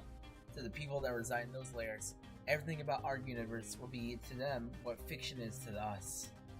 This is the meta layer concept. As for how it pertains to the Dustbreaker project, I'll write another log. Oh my god. Ooh, okay, now I've got a gem here. Tab? What?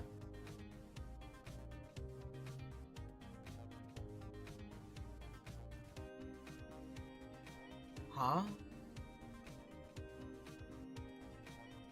What is that? Tab? Or what is that supposed to mean?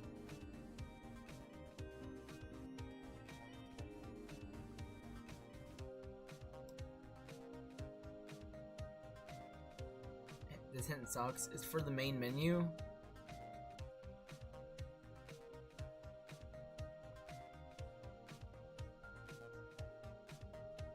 Alright. I'll go back to that later.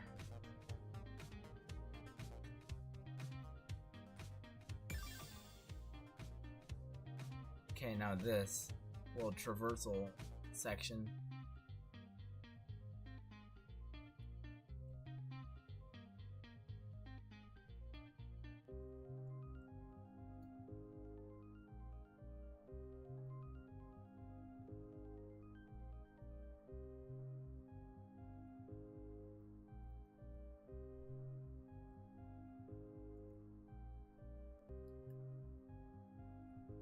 Oh, real interesting.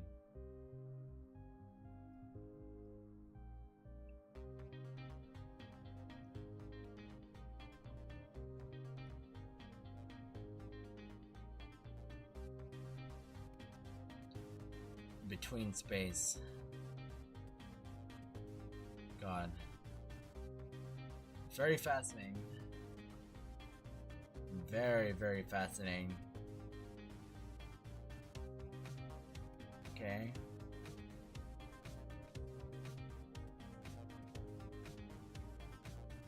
If I press this. Nowhere.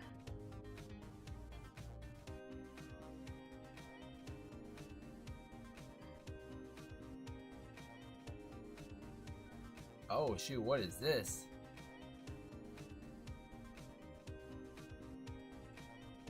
Oh, what the heck? What did I just come back to?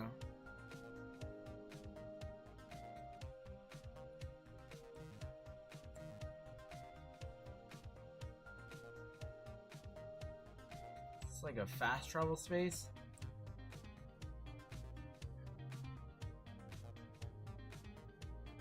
There's like 3 paths here. Which one should I take?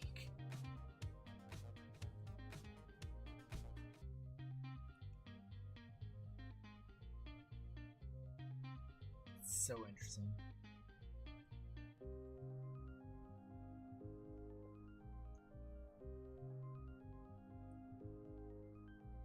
Press the red button in there. Wait, there's a red button?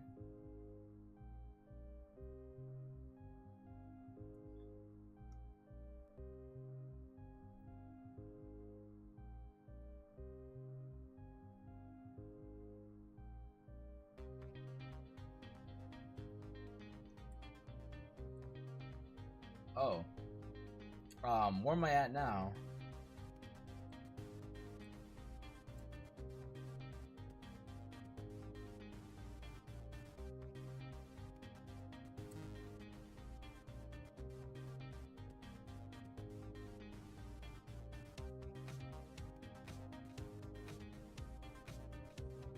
Okay. I think I see.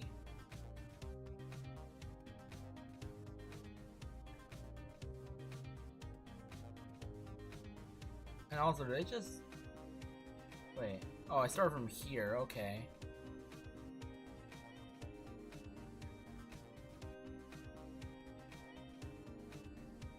Okay, that leads us nowhere. I'm gonna try to get to that next log thing.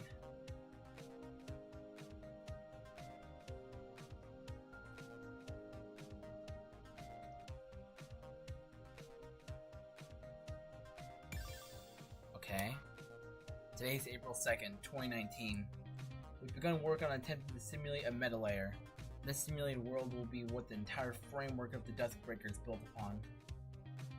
Of course, it's not a naturally occurring meta layer. It's not possible for me to create one. I'm not entirely sure why.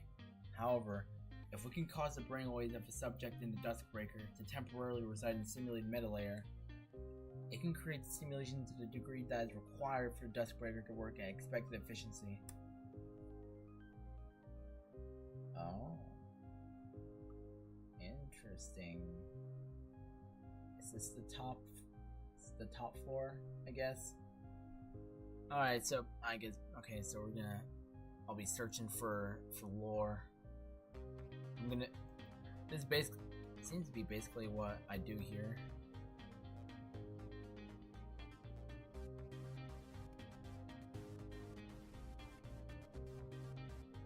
I wonder how long it's gonna take for me to get however many. I forgot those gems in that like one purple room, but there were a lot of gems. Oh boy, we got something here. Okay, Duskbreaker, blah, blah, blah. Today is December 10th, 2020. I can't believe this day has finally come. In just under 2 weeks, the first test run of the Duskbreaker will be carried out here at the Sunrise Foundation's 04 Atrium. So much of my life has been building up to this moment. I'm truly ready to finally put an end to everything that started over a decade ago now. May the light of the sun bless this infusion of self. Ops, Ramone, Raku? Wait a minute, the songs give us gems?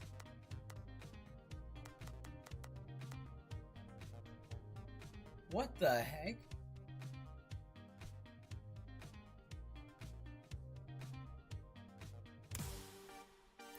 Wait, is this actually an original?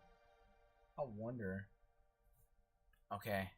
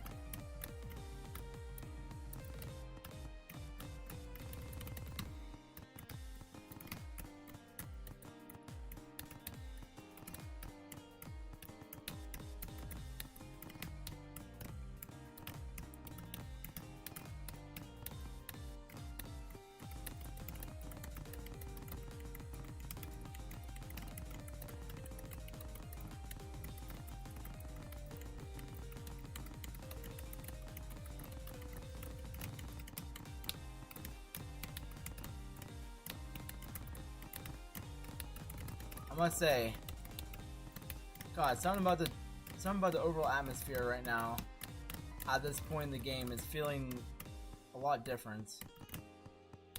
Like the tone is more somber, I guess.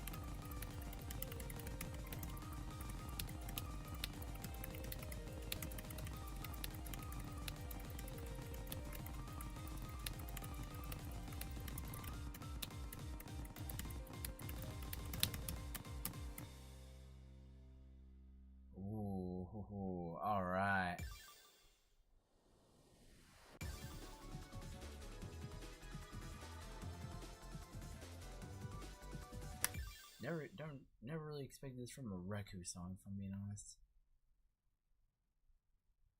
Okay, I'll save my spot here. Resume exit to menu.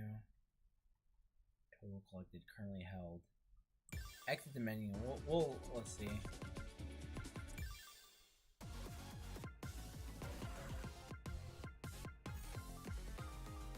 No, not original. Okay. Alright, here we go.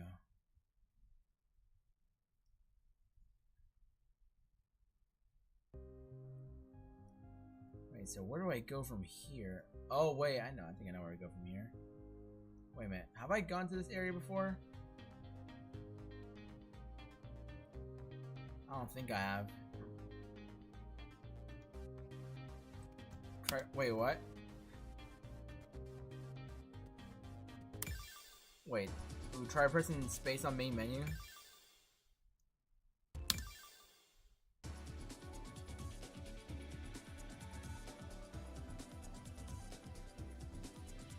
Tab? Oh. Okay, I pressed tab.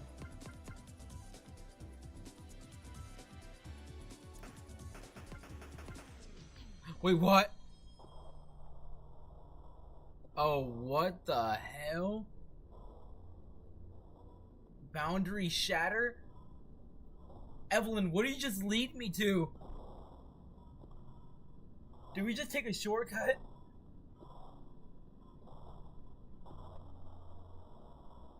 What the hell? Okay.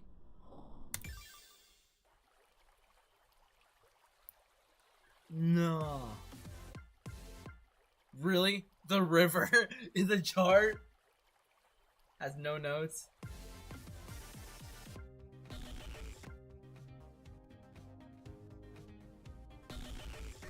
Oh my god. Shatter 16 plus?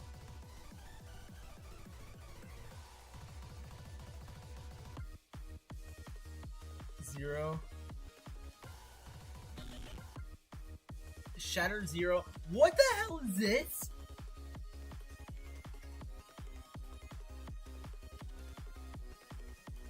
A 0?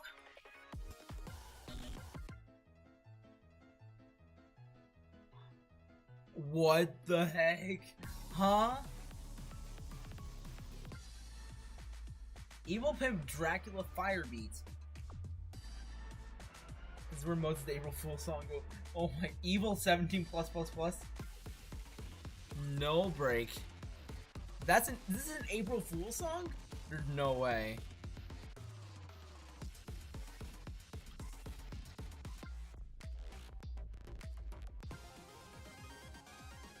What?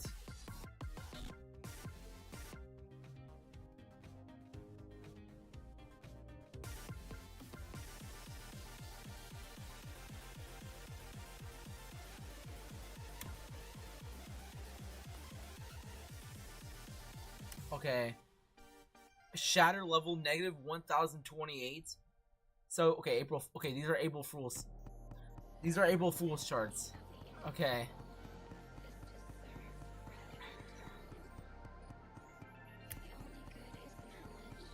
Dude, imagine if I'm playing like a full version of this song.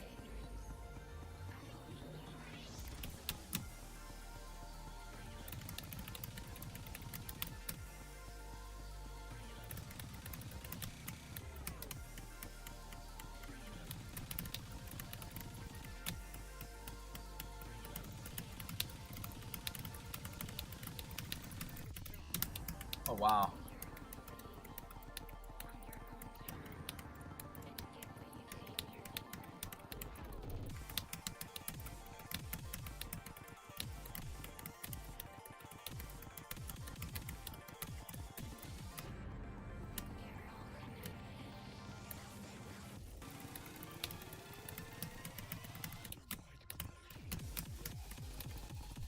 Oh, nah.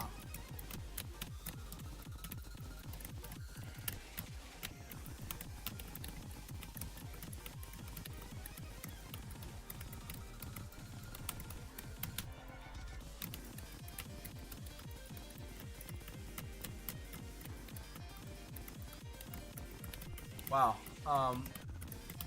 Huh. Some of this chart feels very weird.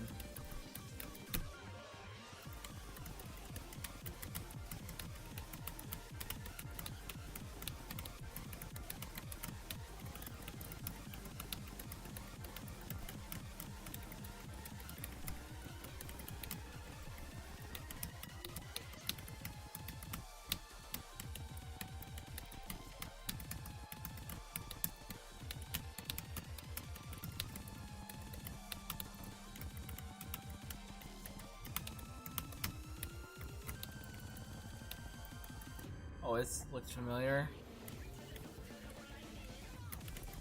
Oh my god, wait, hold on, is it actually full version?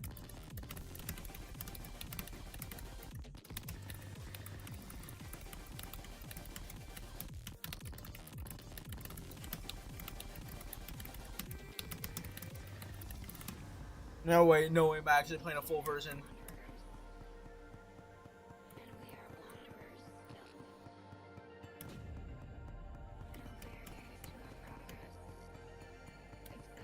Why is it charting the vocals like that?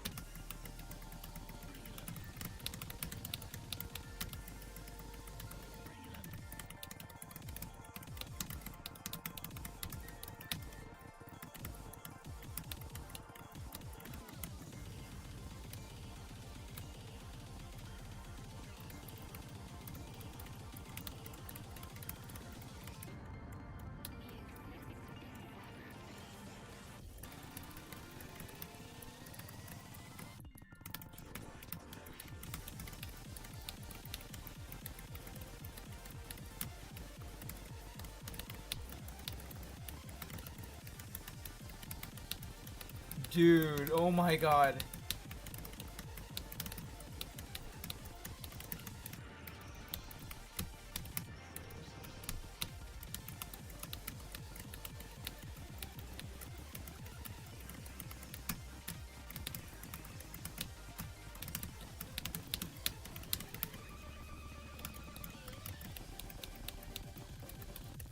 Yeah, we were wow, I can't believe. Yeah, we were legit playing a full version of Arabia E Connection.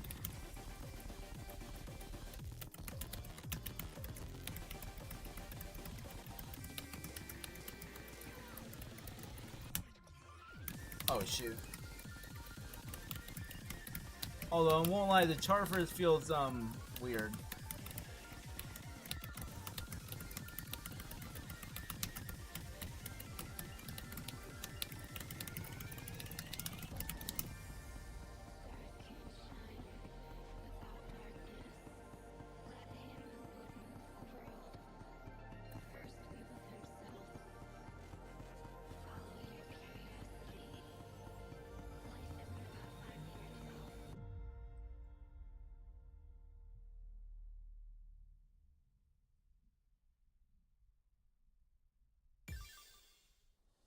This is an older map I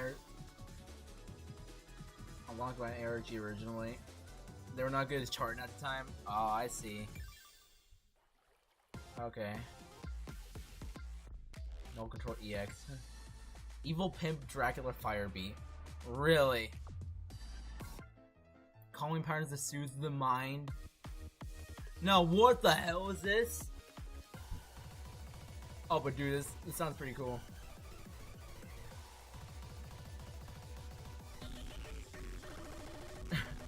Making remixes of Grody, really? Oh my god. Locked out. They had to use that song jacket. Oh my god. Why? Oh, that's hilarious.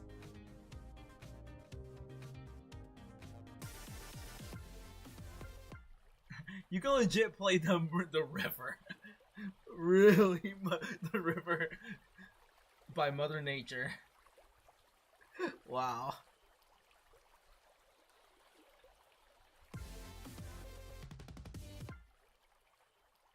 Well, I'll think about playing it. Okay, alright. We need to get back into... Play the river, fine. Camellia? Huh? Wait, what? Wait, huh? Wait, what?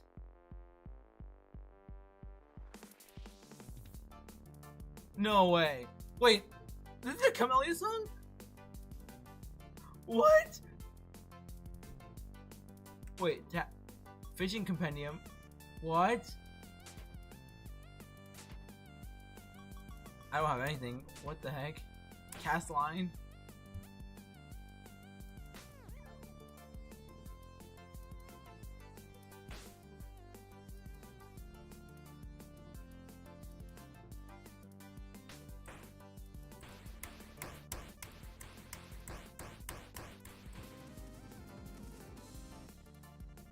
A grody fish? Really?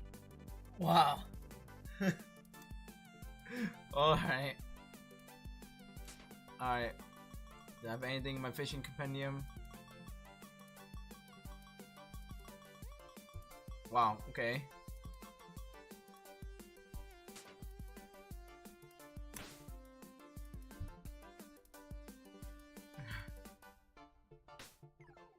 Oh god.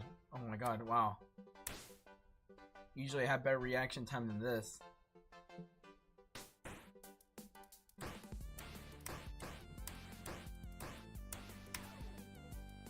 Got away, what?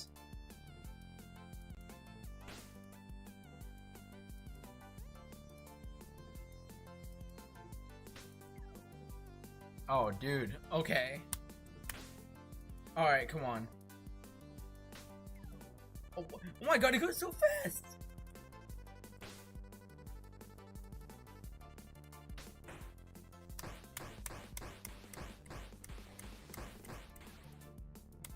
What am I supposed to do? Get all greats or something? Okay, there we go.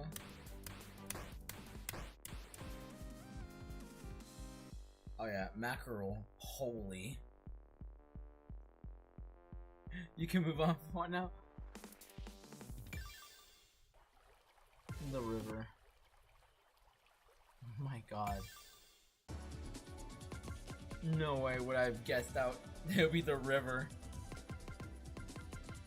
Okay, between space.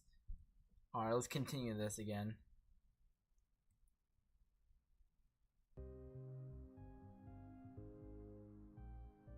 Okay, we haven't explored this area, so let's explore.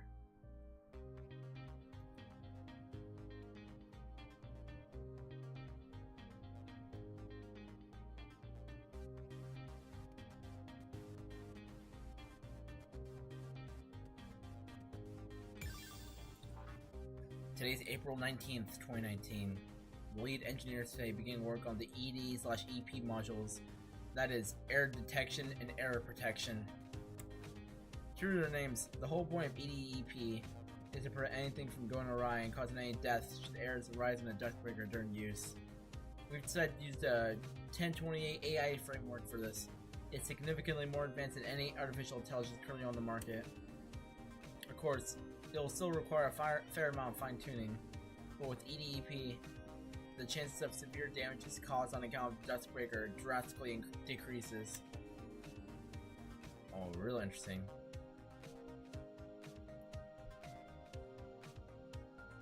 Well, I think that's all. I'm pretty sure I've explored everything. I don't think there's any other paths for me to go to. Well, actually, I do know one path. There is one area I could go to. The one over here. Oh, not this one.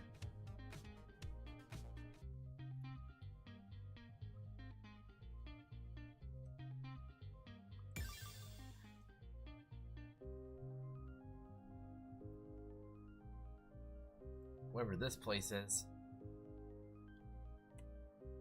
Okay, new doorway. Oh, look at this. Look at this place. Pretty fancy.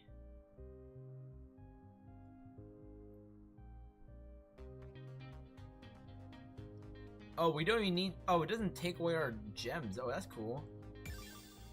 Cycle define. It's currently cycle 16.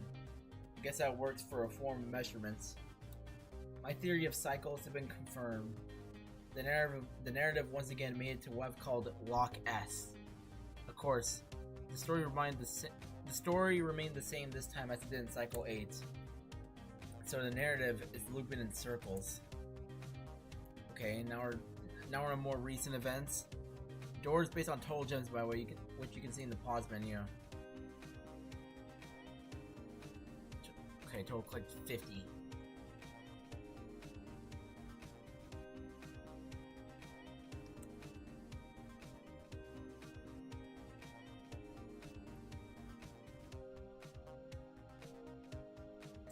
Ooh, hidden gem, alright.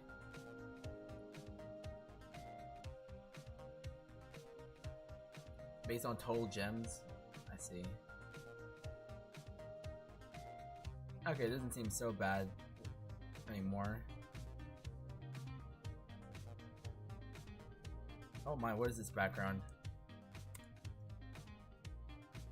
Oh, what the?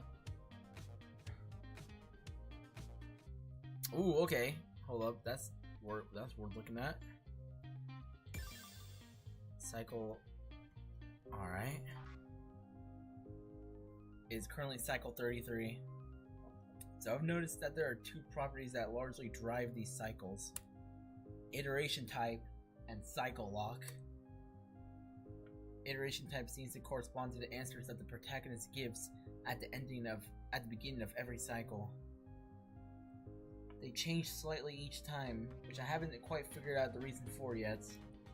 But basically, there are 4 types: empathy, sympathy, apathy, and antipathy. These don't usually change that much, but they're enough to cause slight alterations to some properties of the story. Oh? Like, in apathy cycles, Chio has a car and a license, and she's the one who drives the group to the shrine.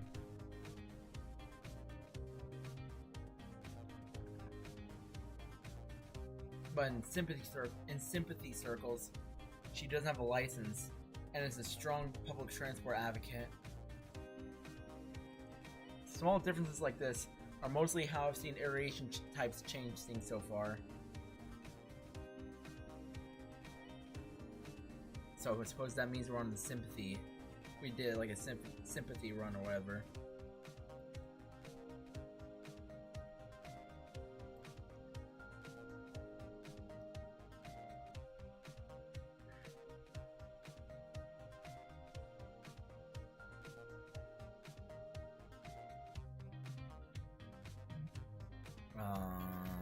Alright, go there. Or go this way. Long pathway here leads to somewhere.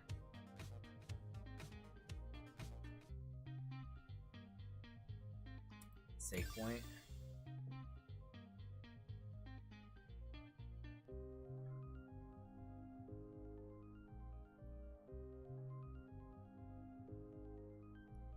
Gem.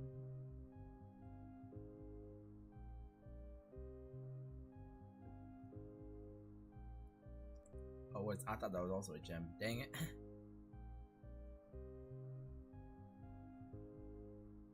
Ooh, okay. Hold on, before we go there.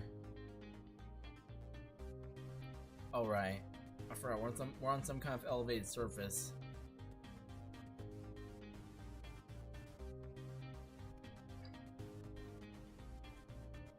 Oh yeah, gem.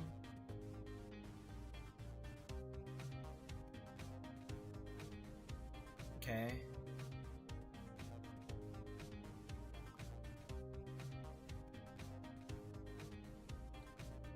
Yep, that's how we do things. Another fast travel area.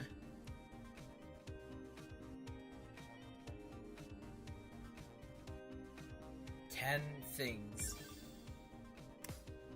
Seraphil.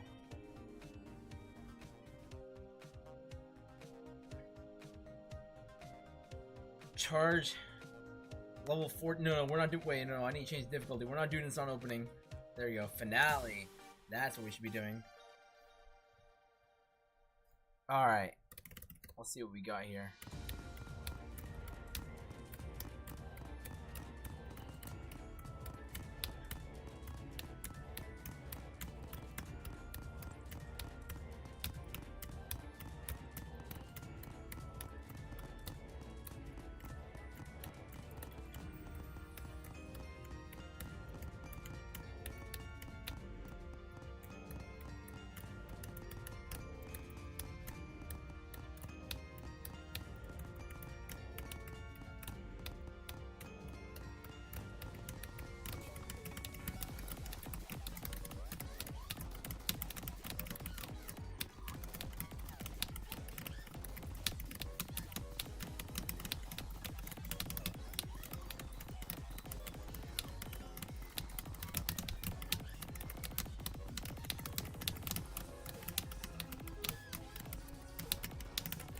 Aw, oh, dang it.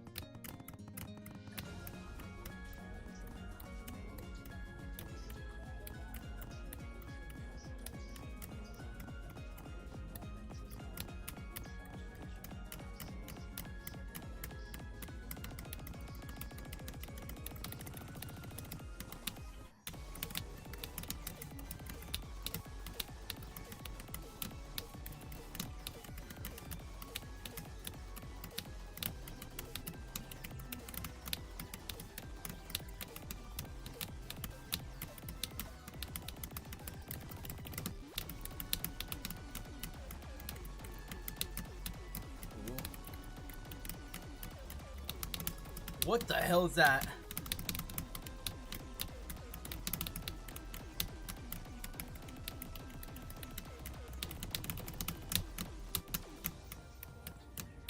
Come on, 750? Can we touch that maybe?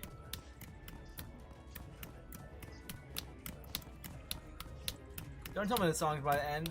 Okay, we're pretty much there. Slowing down. Ooh, alright. Oh yeah. How's the phone one? Like that. 5 out of 5. But wait. That was... I mean, this is... Is this the end of the line here? Sure seems like it. I don't think there's anywhere else for me to go here at this point. I've collected 99 total. I think that means... Wait, what did I miss?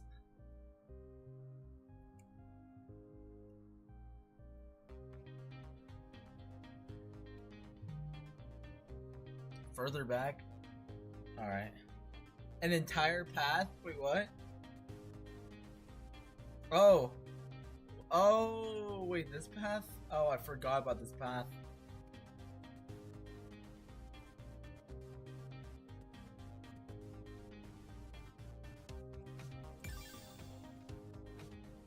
Up, up.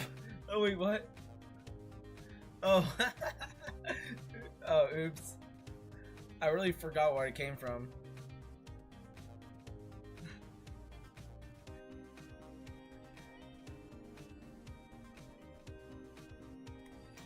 Nothing here. Oh no, nothing here. What is this? What's that background?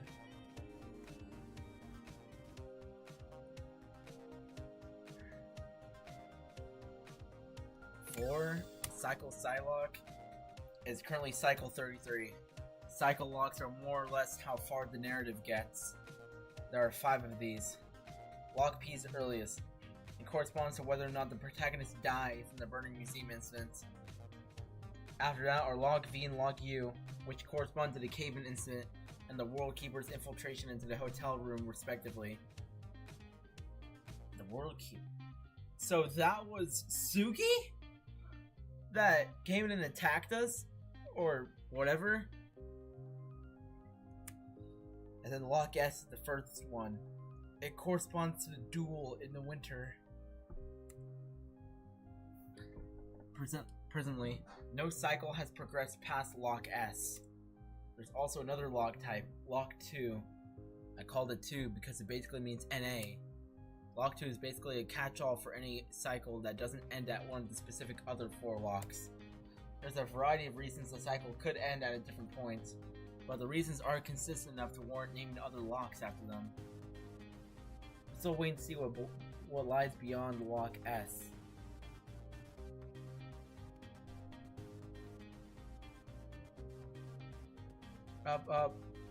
Professional rage baiter?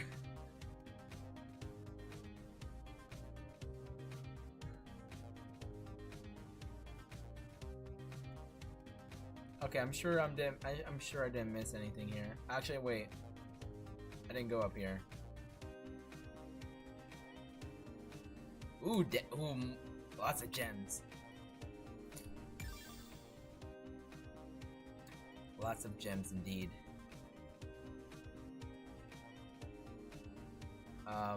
Okay.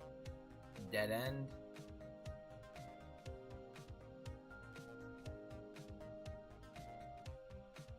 I'm sure there's nothing for me to see here. So,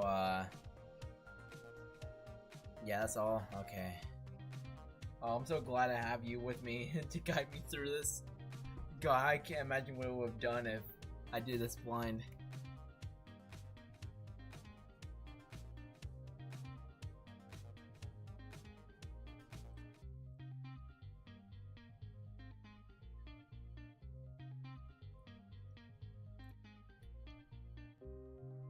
Okay.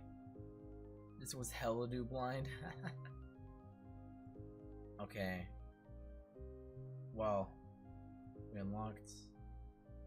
I don't know what these are, but let's see. We have 109 total collected. 70, 140, 110. So yeah, we got some paths to go through. I want to make sure yeah, I didn't miss anything here. Okay, 70. Oh, Jesus Christ, what is this place?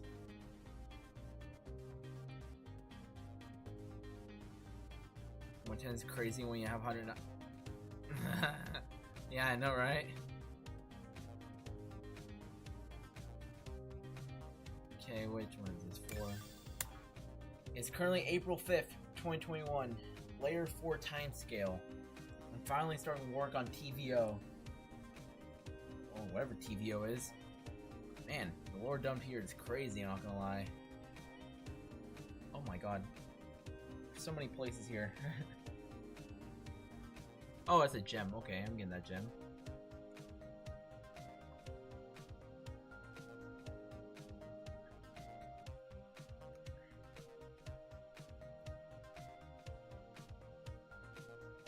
Oh, okay. Nothing much.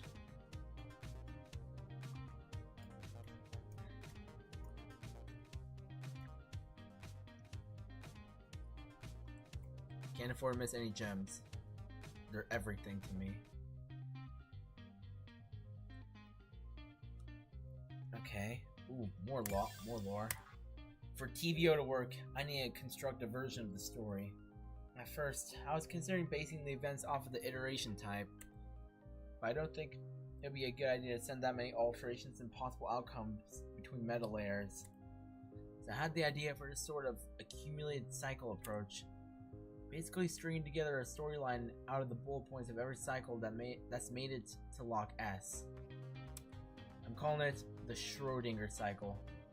There'll be the storyline attached to the clients. They'll get beamed up into the 4th dimension. I think I follow.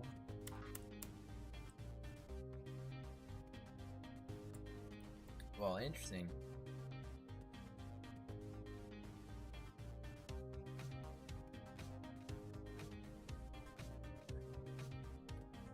Got another door here.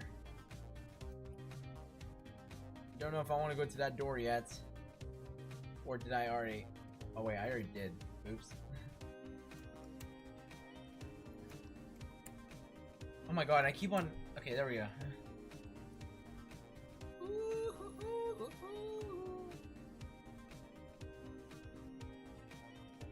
Alright. Professional rage bait, I swear to god.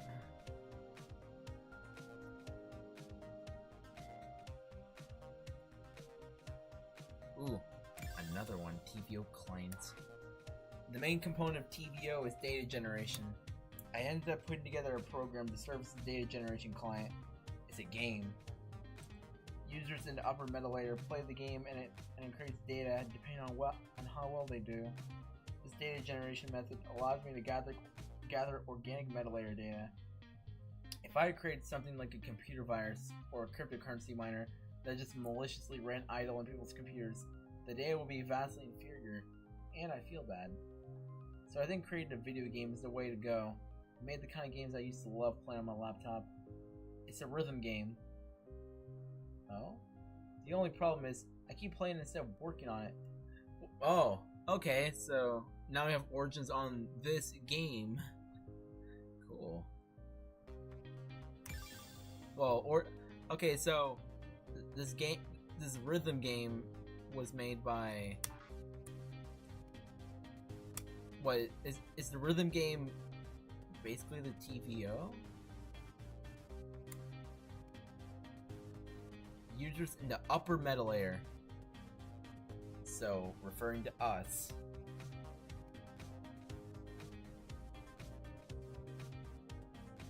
Wow.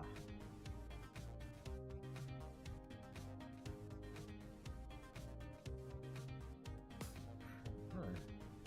Oh, I'm intrigued. Tormented World Food Bot. Wow, that's a wonderful name. Tormented, huh?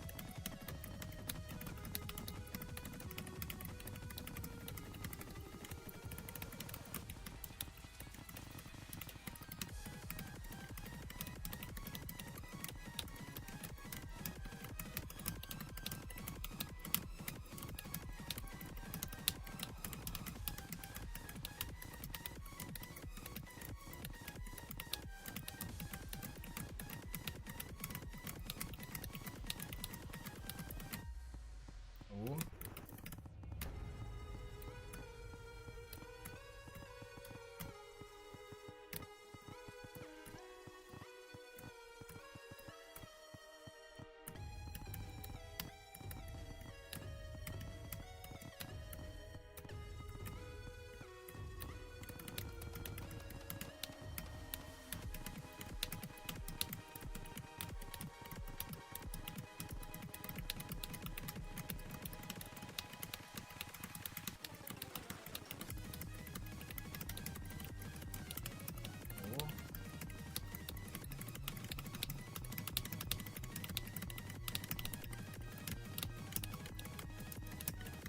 Holy crap, we're killing it.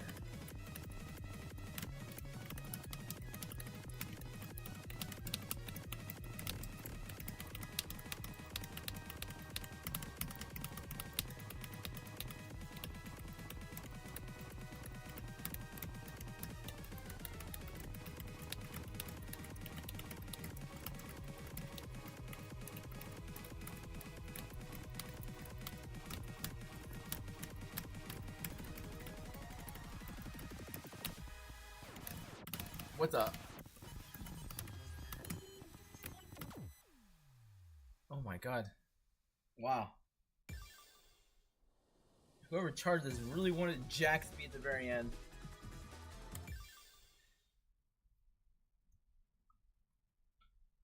They were brutal with that. Okay. Anyways, am I done with this entire area?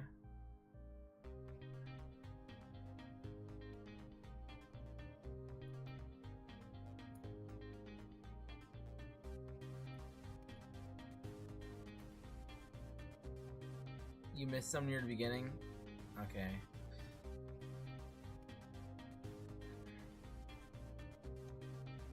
Oh, I did, didn't I? Oh, I forgot about this.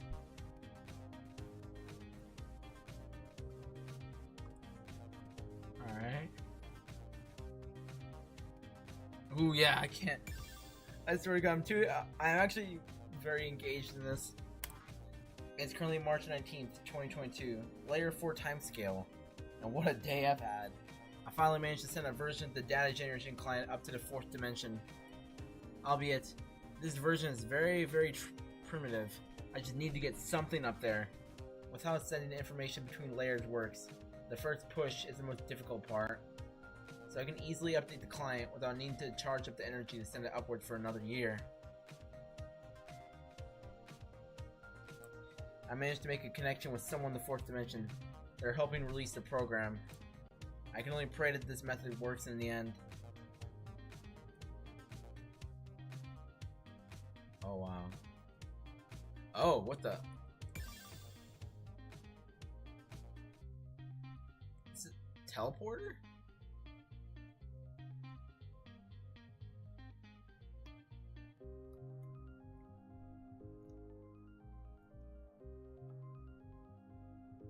Oh god. Evil teleport maze. Oh, TV release. It's currently March 8th, 2023. Layer 4 timescale. Today was the first day I was able to actually send part of the Schrodinger cycle to Layer 4. It covers everything from the disappearance of Suki to a bit after Log P. I think that this makes up a good first chapter.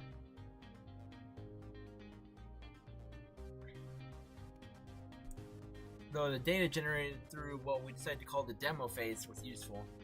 It was only useful enough to supply continual updates to data generation clients. So my hope is that with this full release, more people will have access to the data generation client. TVO. This is our last hope. Our only chance to break the rules of the narrative and create a new opportunity. A new miracle. Wow. Wait. Huh?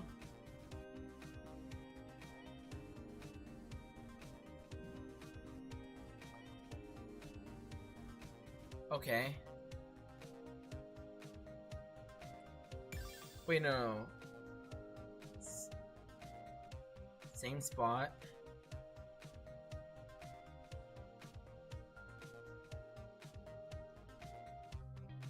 Yeah, I just went ahead and did it again. Great.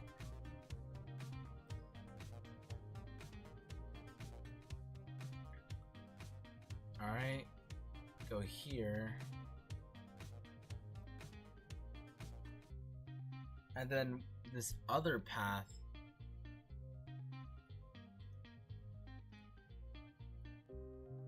Okay, I surely haven't been here before.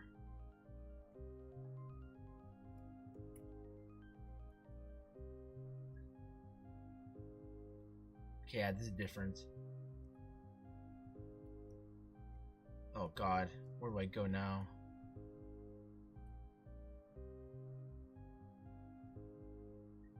I just went the same way.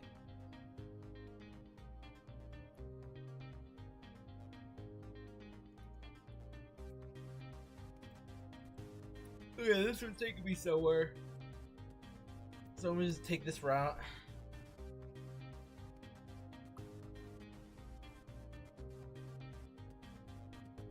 If I go this way.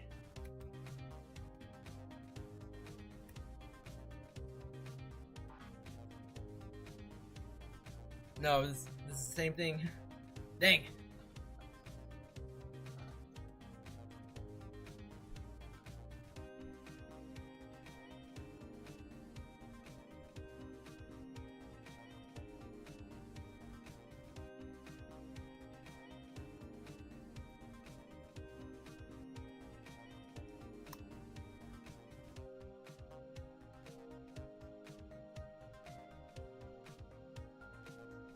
Wait, what?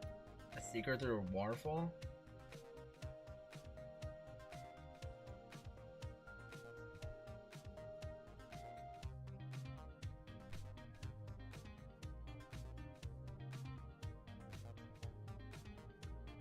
Secret through a waterfall, huh?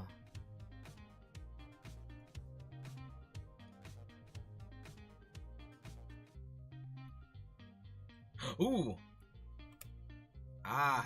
There we go.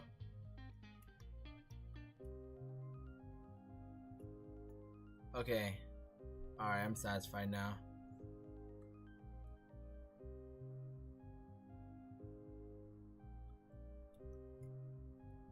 Okay. Making sure. See if I can find that teleport thing again.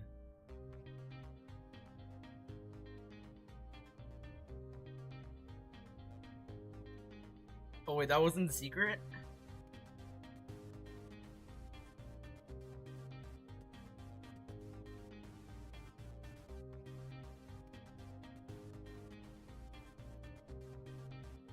Oh, okay.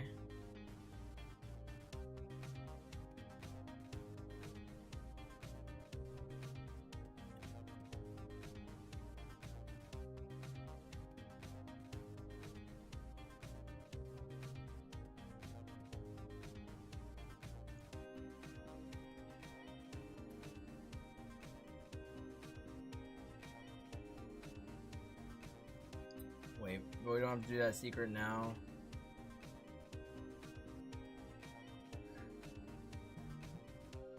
Alright. If you say so.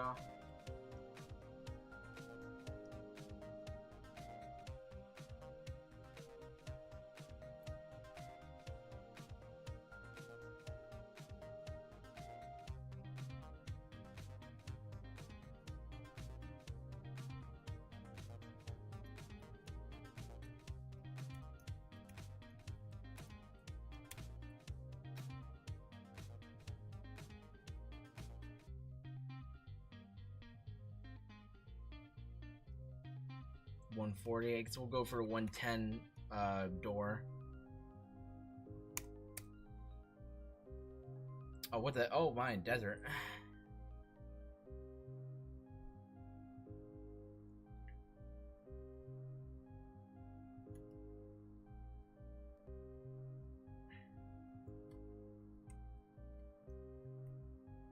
Okay.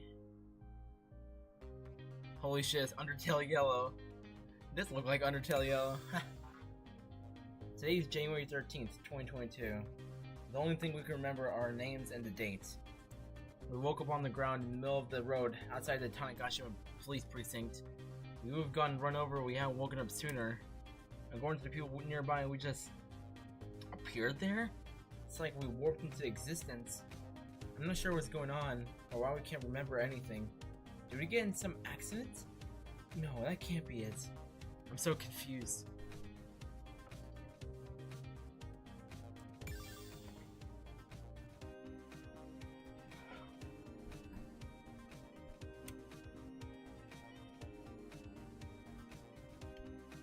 Oh, what? What is this?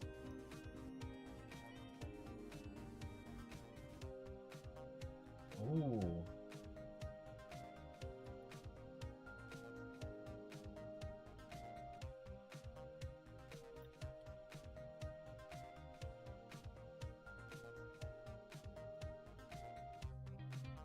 So many diverging paths. Ooh, okay. It's January 22nd, 2022. Apparently, I was a detective intern at the Tanegashima Police Department. That's what they said there anyway. I still have no memories of this, but it's nice to know that at least someone around here remembers us. We're still trying to look into whatever caused us to lose our memories in the first place, but, well, I think I'd go insane if I didn't at least try to return some sense of normalcy. Katomi is taking it a lot better than I am. What? Wait, are we getting lore on Eri and Katomi?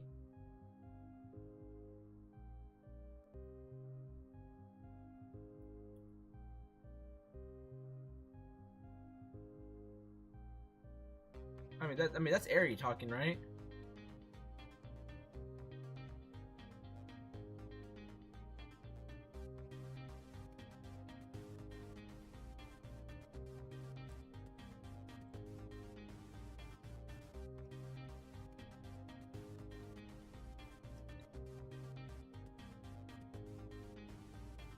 Wait, Eri woke up with amnesia?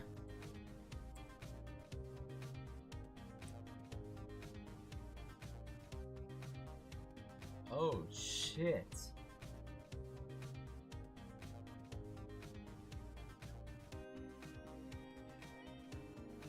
Well, that is really interesting.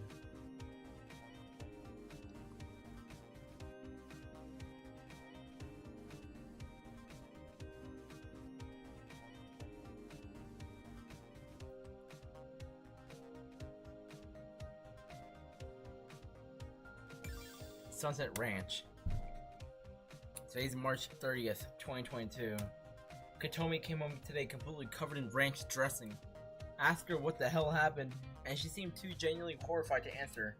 I cleaned her up, but I'm worried about her. Spending time around that Saturday girl really good for her? Well, I guess she's the older one, so she can do what as she likes. I'm not gonna keep cleaning up the ranch dressing it. I'm not gonna keep cleaning up the ranch dressing if it happens again, though. That's funny. Eri had to clean up her older sister.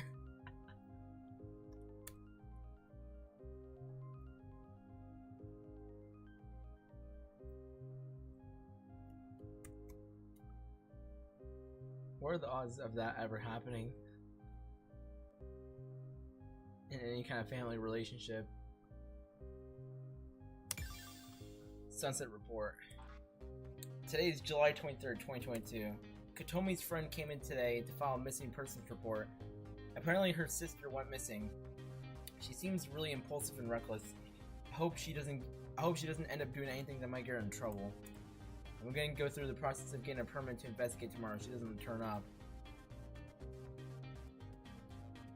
Okay. It's pretty much the origin of before like the actual like main story.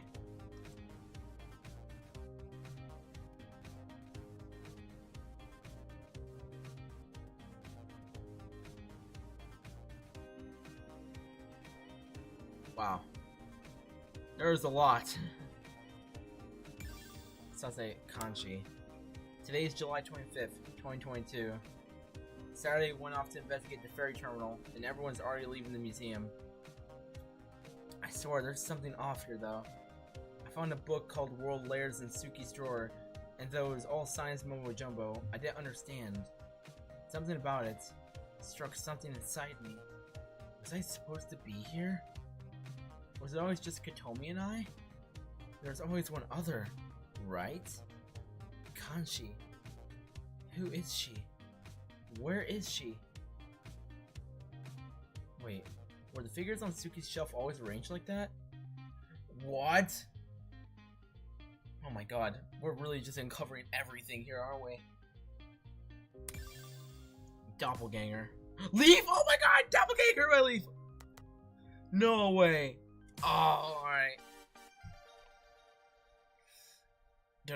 Oh, here we go.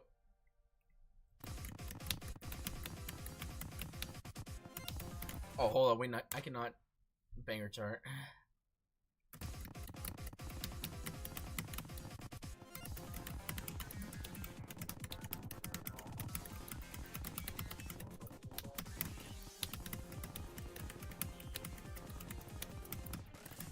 Oh, what the frick?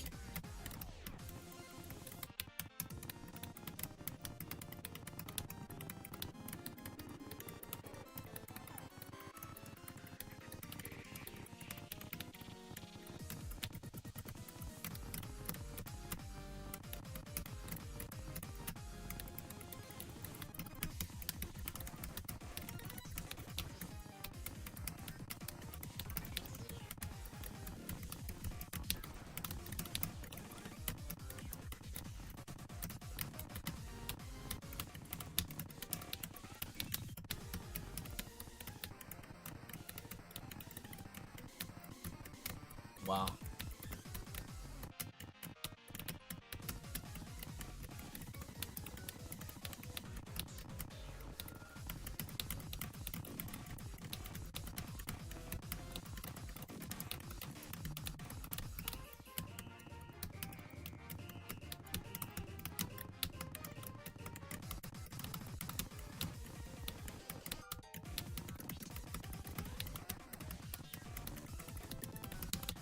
Holy crap.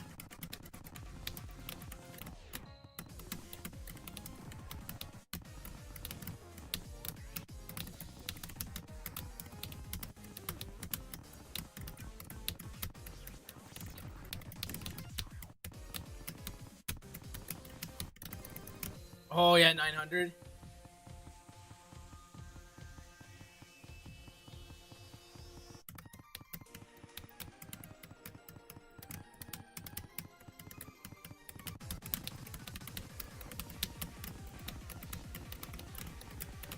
Oh.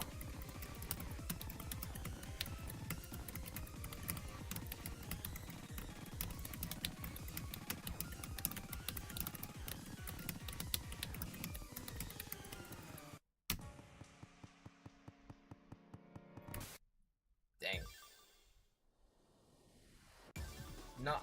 Never was expecting this song to be in this game, but oh my god, I'm so here for it. Awesome. Okay. Amazing. Oh wait. Okay, be right back. I need to wash my hands. I'm like, not gonna lie, feeling a little weird from staying up here all day.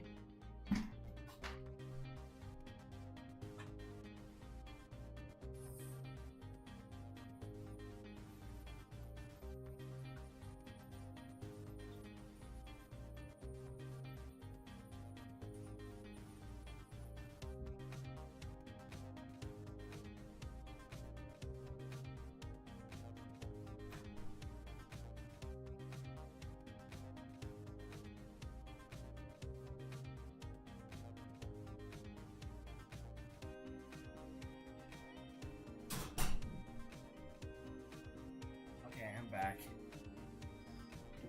We back. Feel fresher now. Actually, hold up. I gotta be back for something else. Okay, there we go. It's actually muting the mic. Nope. Nope. It's not.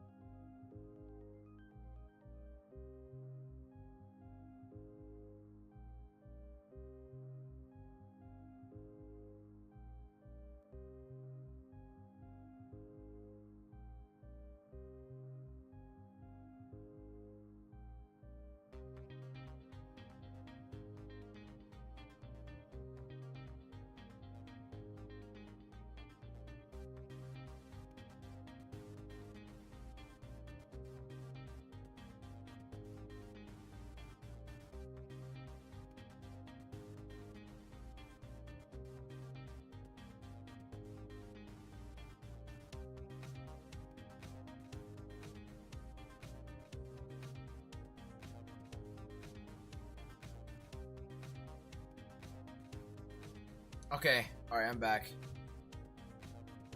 Alright. Yeah, I feel a lot better now. I feel a lot, how should I say, fresher. And less sticky.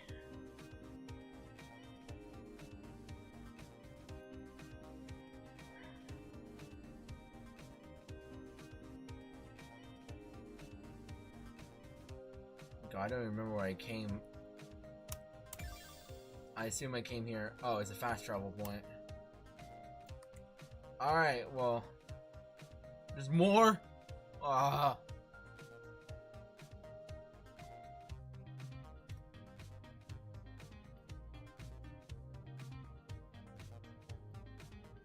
How many areas is there to explore here?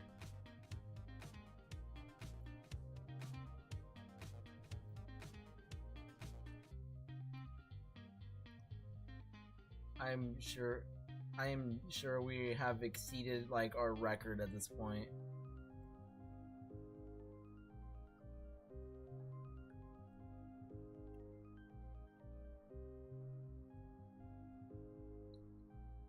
Hopefully I didn't miss anything here.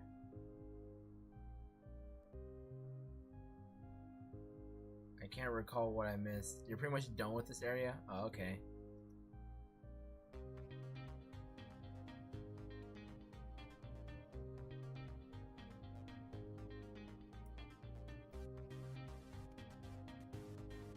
I think. Well, crap. Wait, I don't think I explored here.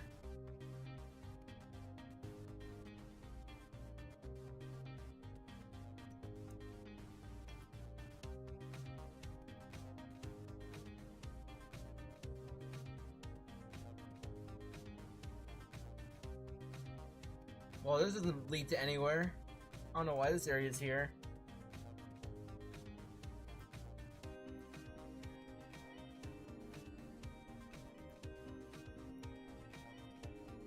Well, I suppose I'll believe you.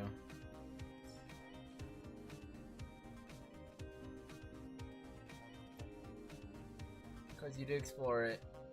There were gems. Oh, really? Honestly, I guess I forgot. Sunset memory. Okay.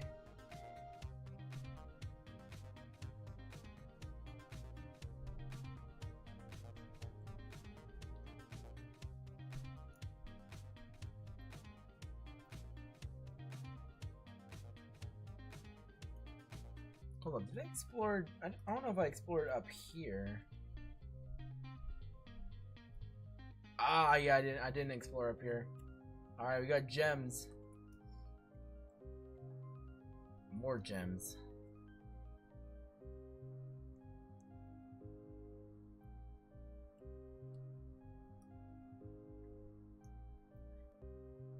I should make a stream on trying to complete as many world or course mode thingies as I possibly can. Actually, maybe I'll think about it. Maybe when I get to like the higher levels, because I've reached as far as like, well, I think class 4, and that's pretty easy. Maybe I'll do it once I'm like class 8 or something like that.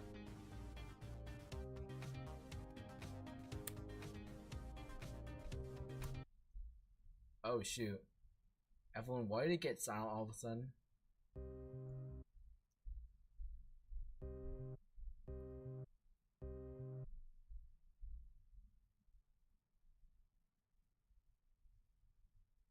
Oh hell no. Oh god. We're doing traversing through different worlds here all at once.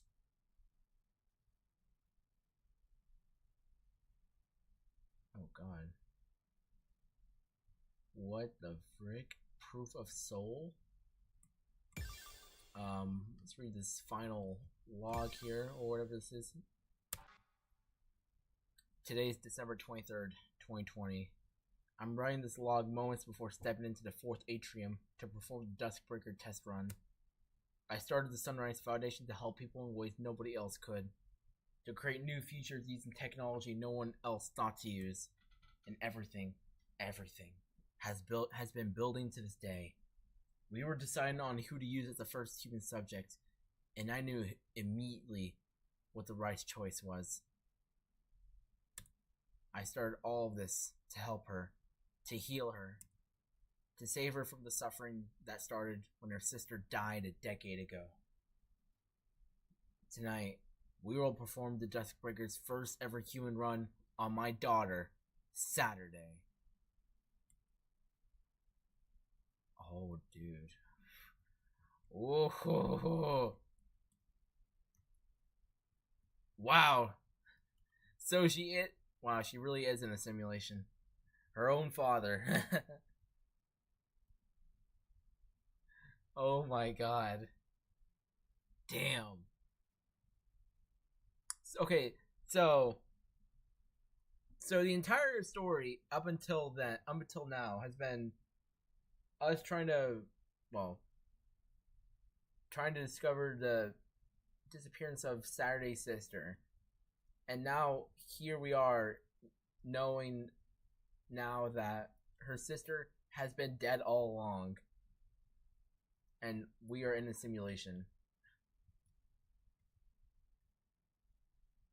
No, how? Okay, if chapter 3 is not the final chapter, I can't imagine what the rest of the story is gonna cover.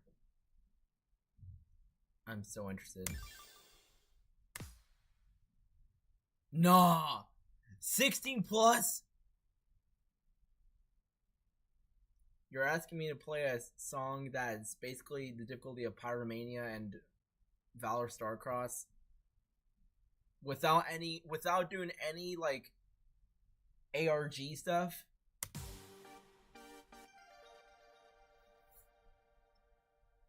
Execution program. This has to be an original.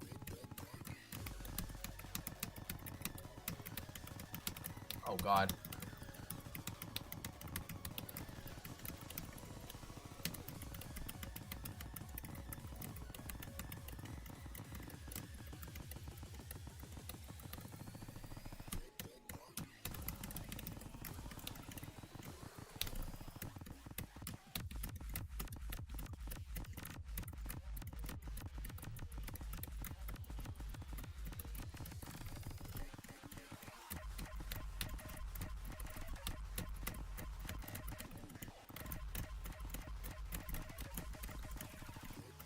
Oh wow, I almost failed that.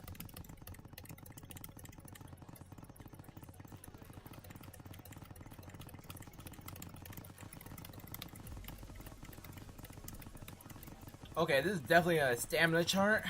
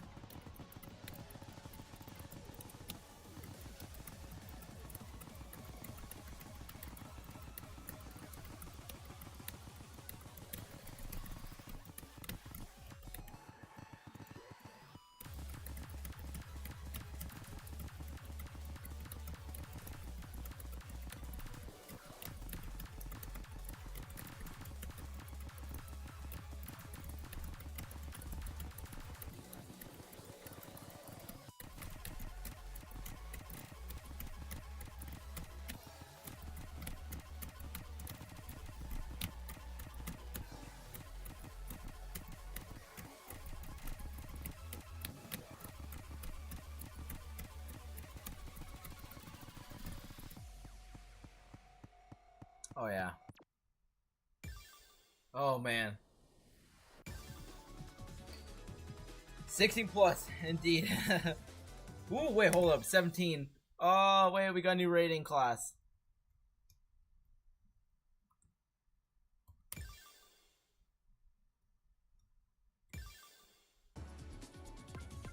I'm not sure.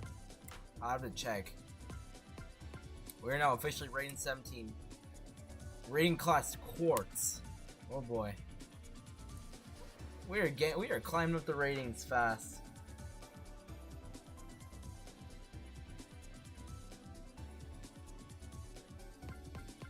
Was it a comment on one of my videos?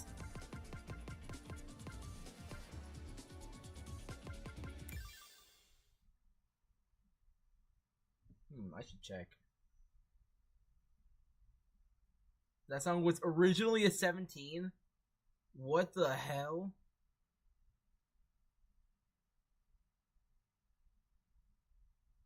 And it was my first?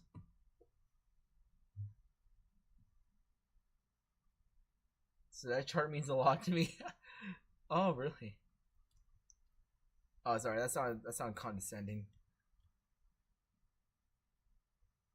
Yeah, no, it's a tough chart. Upload my completion as well. Oh yeah, I forgot. Hold up, I should subscribe. I can't believe I haven't subscribed to your channel yet. I should sub to your channel. Actually, did your channel have spoilers? Because we'll see.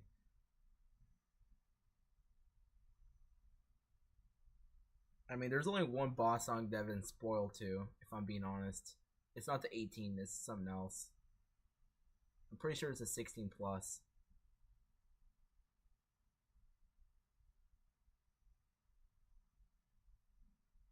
Oh.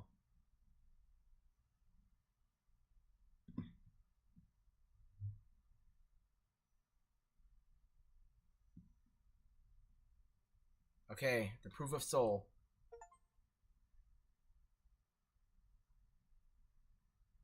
Obtain an important object. Alright. What next?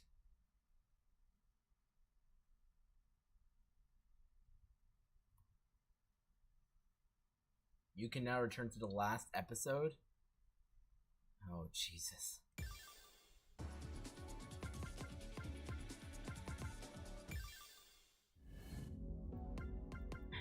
Oh boy.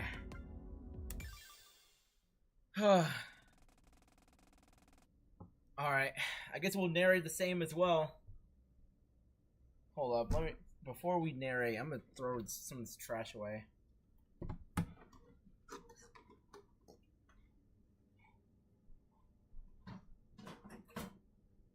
SUPERNOVA.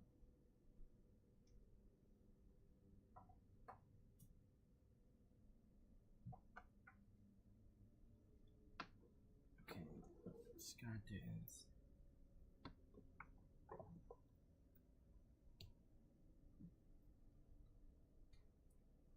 Okay, alright, we good?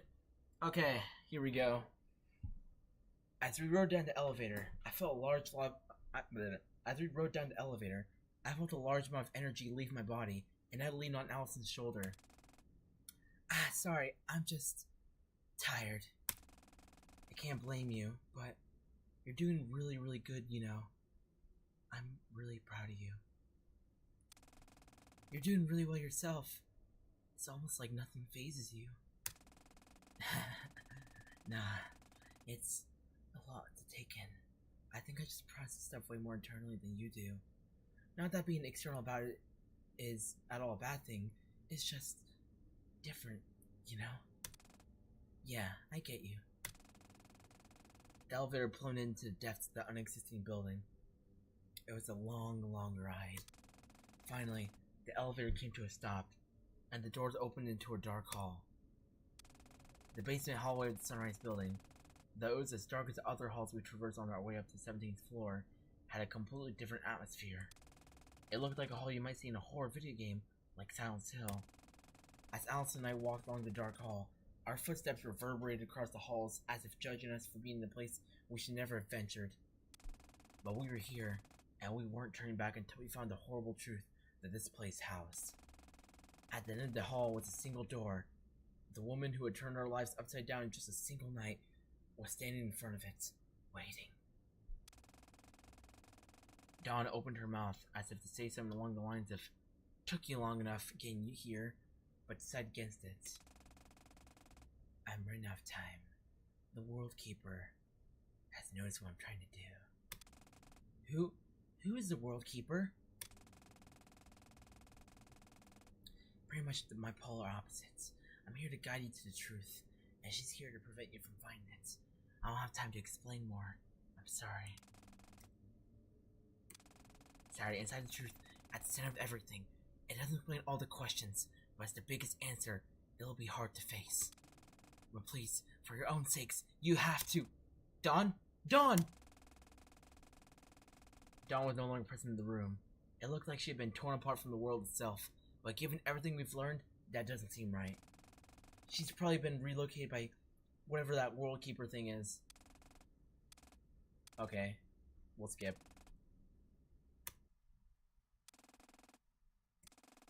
I figured you'd catch on sooner or later. On the other side of the room, the World Keeper stood, anger adorning her face. What the hell do you think you're doing? Or are you surprised? I'm doing what I'm supposed to be doing. I'm fulfilling the reason I exist. And you thought I would just sit here and let you put her through that? No. But I knew it could keep you busy long enough to give me a head start. Don't give me that shit!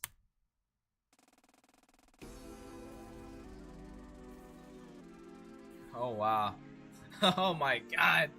I swear to god, this sequence is cool as well. This cycle ends here. Oh, now it's my turn to say my lines. Dawn raised her arm. Dawn raised her own arm, and in it, particles of narrative resilience to face the truth gathered. In her hand, formed a much shorter but equally powerful weapon. It was a pistol, small but just as effective, like a detective might use. Dawn twirled it around and let its aim a fire square on Mitsuki's chest. Didn't everyone ever tell you it's a bad idea to bring a sight to a gunfight? That opening move was made, one shot fired. Of course, that bullet was never going to hit anything other than the wall, but someone had to make the first move. Suki flew into the air, gracefully but with an offensive intent rather than defensive. She brought her sight down towards where Dawn was standing.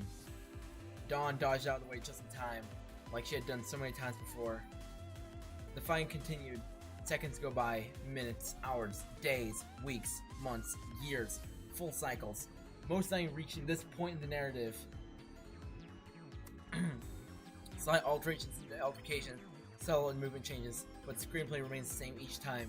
After all, there's no need to sweat small details. There isn't even any need to describe the details at all. After all, this couldn't matter to them anymore. Surely you've realized by now that all of this will never end.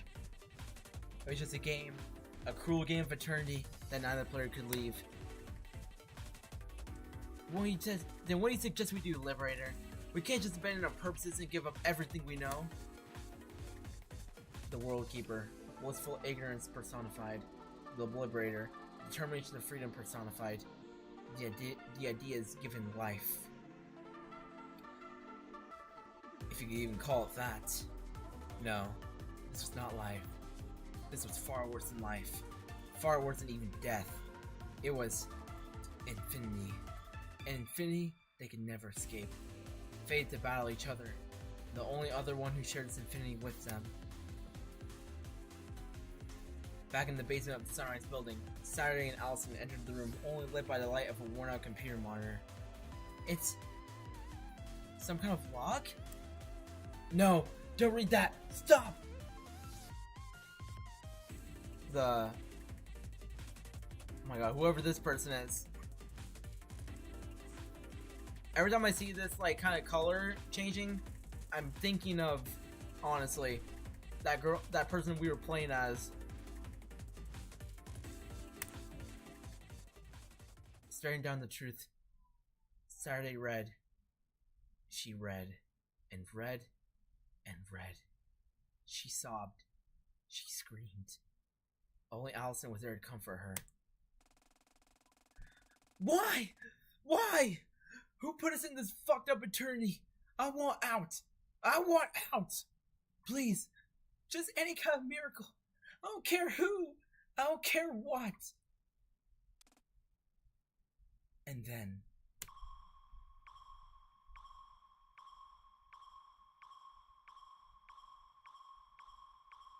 Well, well, well.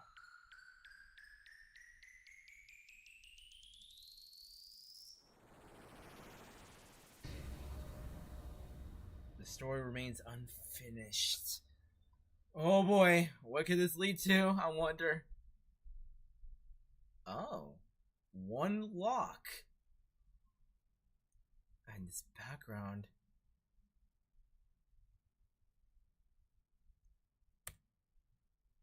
Oh shoot, it's upside down. Shatter your fate.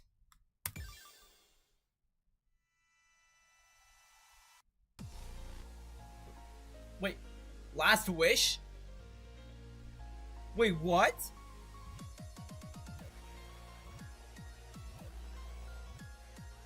Wait, oh my god. The bot, what? Encore 17. The boss song is Last Wish? I'm sorry. I'm pretty sure this is the, I'm pretty sure this is one of the songs for the Beat Saber World Championship.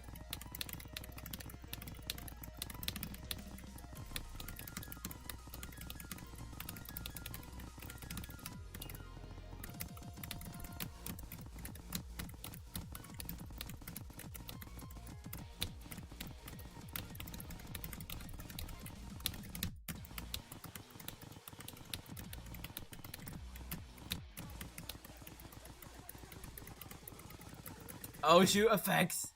Do you think I want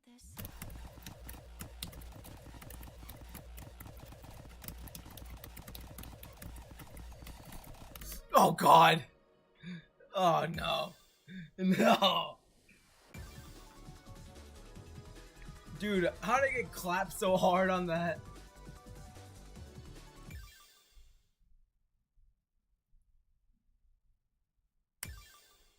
Yellow Shattered Fate.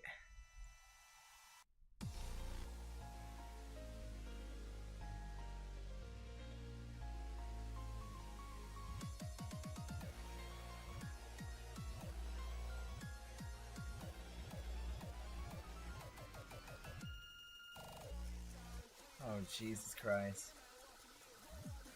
Oh. Okay, come on. Let's do this.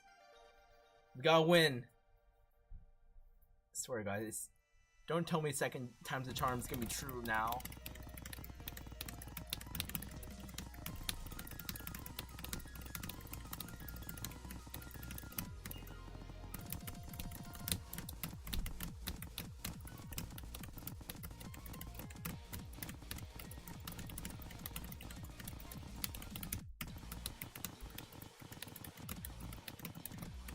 Skipped quite a few sections there. Do you think I want this?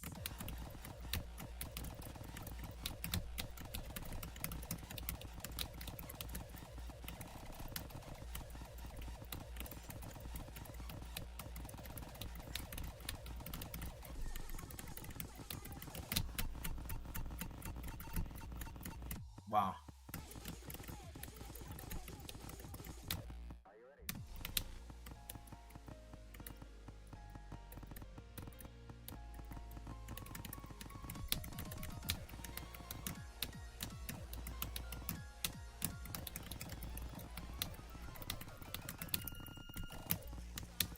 Jesus Christ.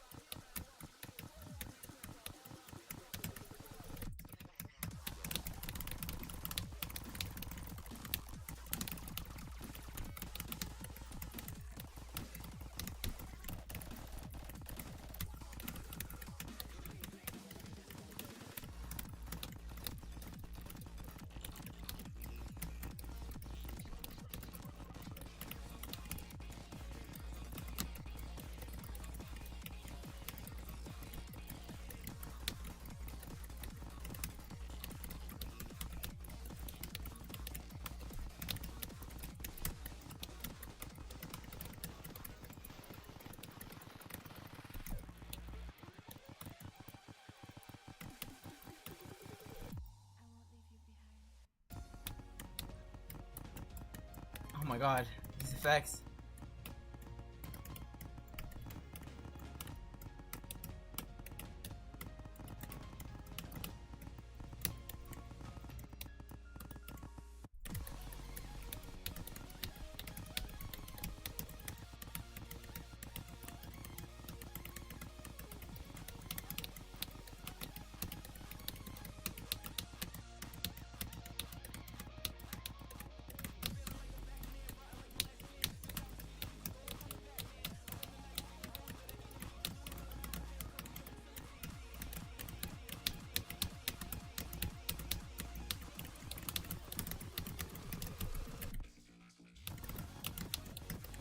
Oh boy.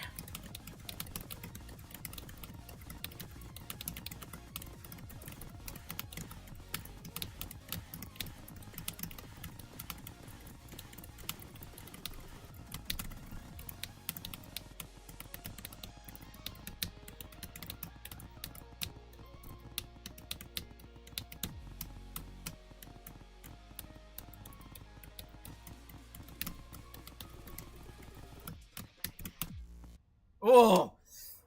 Oh shoot! Oh no!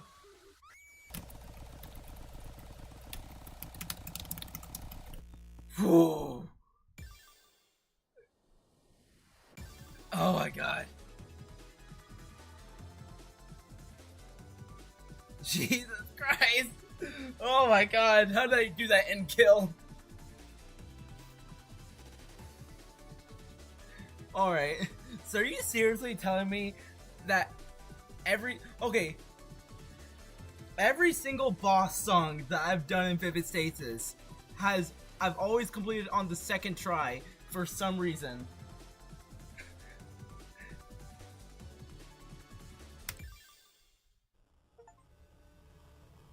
Viewed the ending of chapter 3? This isn't over. You know it isn't. Everything that's happened so far was all for this moment. Please, I need your help. So, What? find me.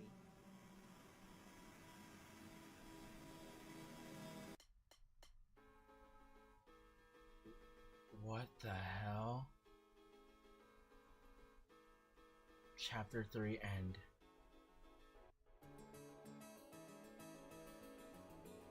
Oh my god. Holy hell.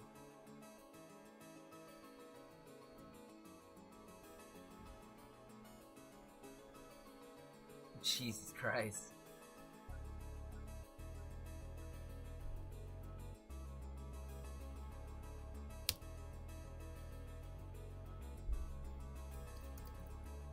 Press any key to continue. Oh. Wait, what? Between space? What? Chapter 4. Hidden boundary. We're starting off already. Damn.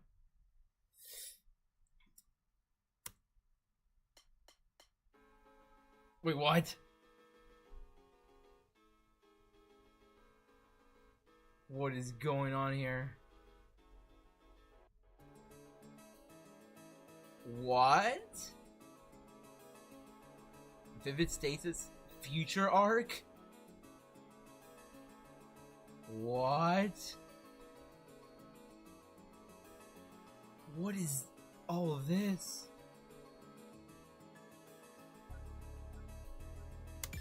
Are we playing a different game?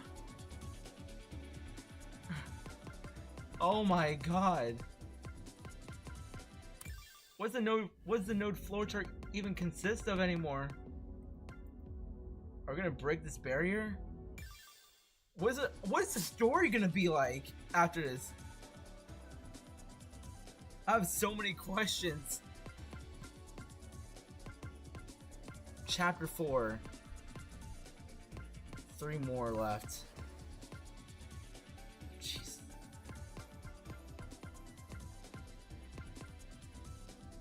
Oh my god. Oh my god. I don't know what.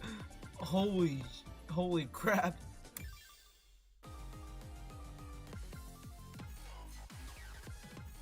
Sound scan? In chapter 4, it somehow continues getting better. Oh dude. I'm excited. Oh wow. I didn't even realize we had another 17 here. What the heck?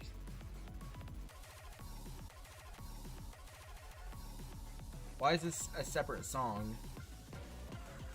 There's multiple songs in SoundScan as well. Find in between space.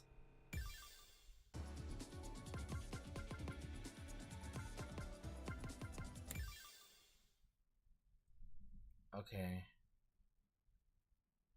I'm gonna go back to that area. Wait, did that gate that opened up? If I go in there, does that start chapter 4?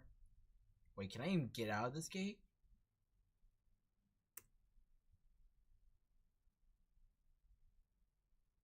Wait, can I even get back to the central area anymore? Oh wait, do I have to use a save point? Okay.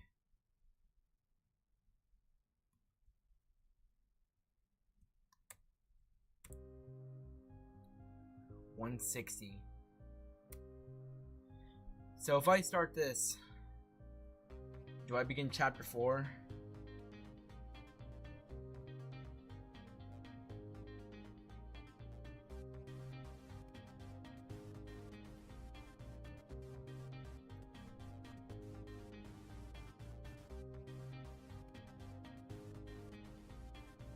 That's the start of the content. No dialogue if you go there.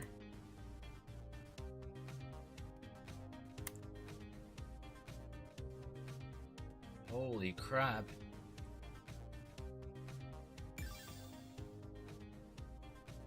What the frick?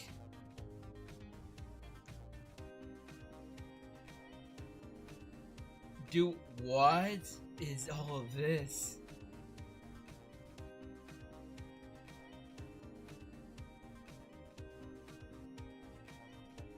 My god, it looks nice.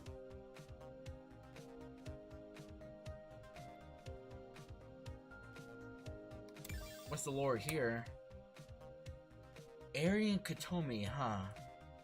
I can't say their sudden arrival here doesn't confuse me a little. I'm in trying to understand where they came from.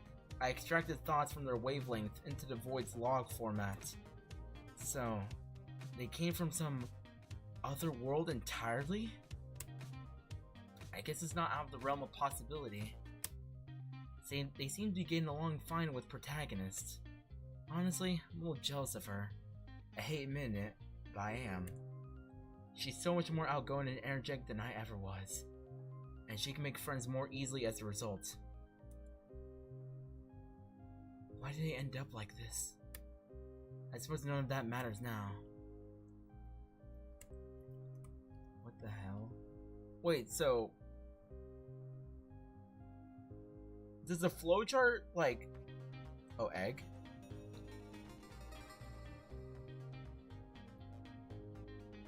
Does the flowchart, like, continue from here? Or... is it just... is it just done?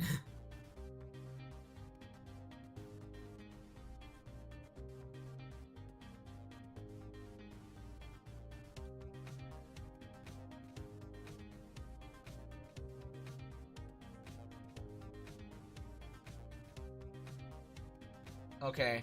You know what? Let's continue. Let's complete this then.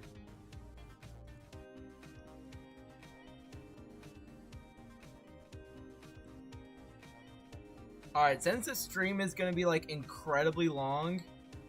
Well, let's see, where are we at right now? 5 hours, oh Jesus. Since the stream is gonna be very long, and for people who want to view this stream again, I am probably gonna include some timestamps to make things easier. Because I swear, oh my god, that egg sound effect sounded very interesting. It was familiar. I don't know how, but it does.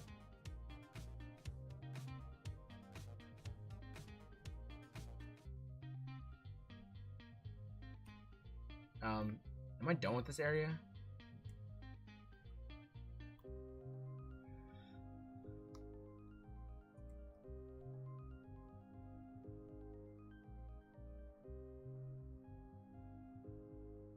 Storyteller N. Okay. See if there's anything else here.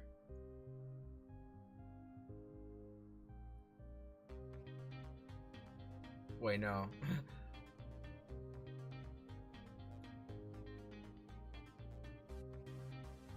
I think there's more here you haven't found. Probably.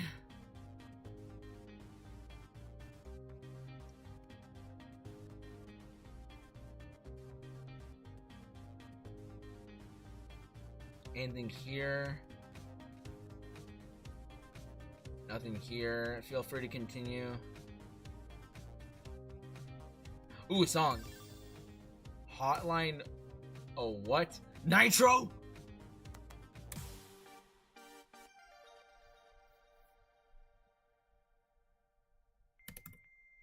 Oh, what the frick?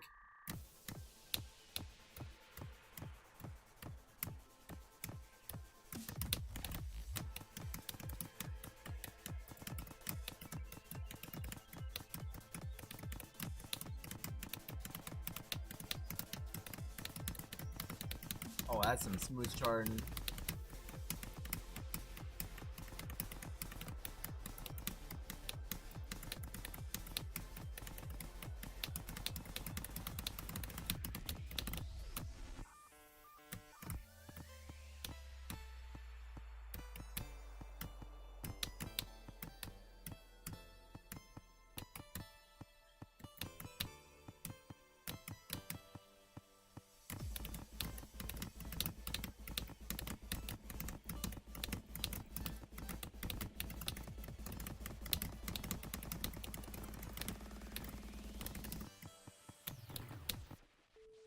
Oh, what the?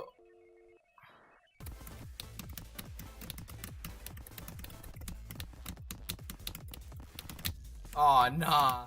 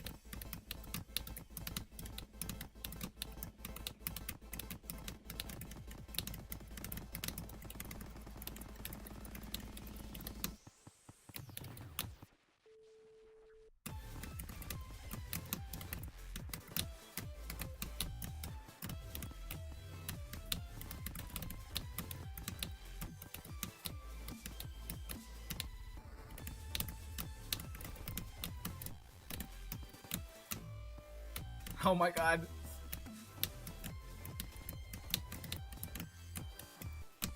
No VSRG I've ever played has ever had effects like this. Oh jeez.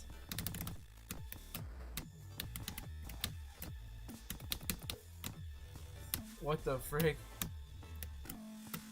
Oh my god!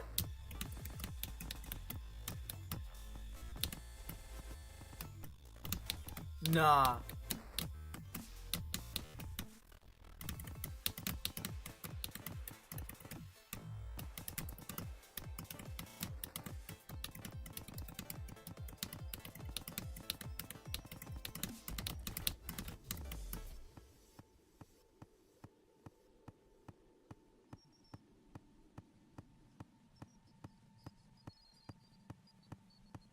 Oh my god. Ah, 1000. Yep. Or whatever. Alright. Okay, cool. That was pretty cool. Storyteller N. Okay, I've already seen this.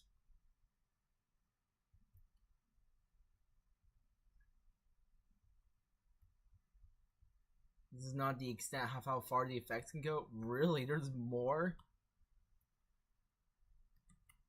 What is this area?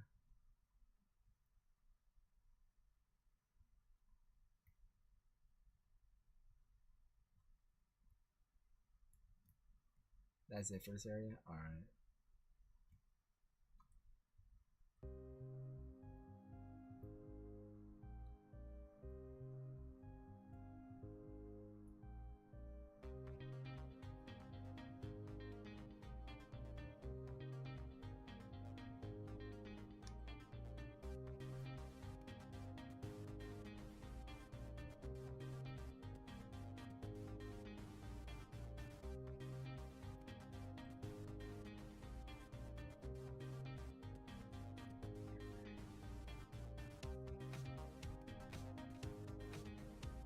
I mean, let's see. I have how much?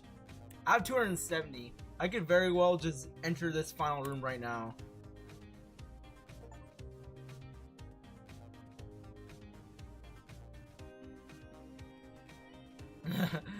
Maybe, well, maybe a little way actually. We won't rush it. Okay, that's 190. 170. Oh my god, cloudy. Holy crap. The chance of meatballs.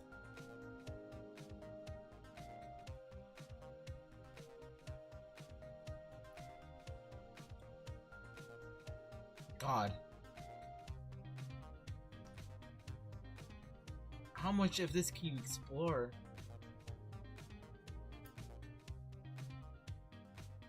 What the heck?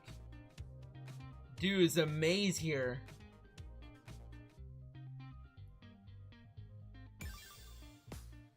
Nonsense. Maybe we'll play the songs later.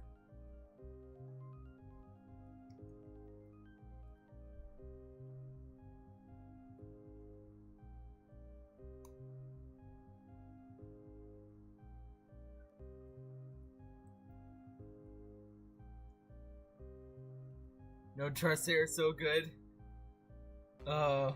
Okay, fine. Next time we discover, I'll play it.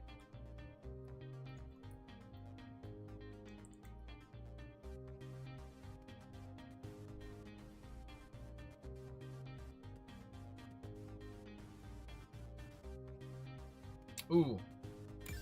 Storyteller SF. I've been thinking a lot about severance of emotion lately. I wonder if it was fated to happen, or if there's some other timeline out there, or the operation went exactly like Dad planned. It's definitely fruitless to consider such a thing, but it's interesting to think about from time to time. Surely other timelines exists, if something like world layers do. Man, I haven't even begun thinking about how to approach Dad once we're out of this mess. I mean, he's definitely in Turbo Mega Jail, that much is for certain, but I still want to see him at least once. Probably no more than that. I don't think I can forgive him, but he's still my dad. It's complicated.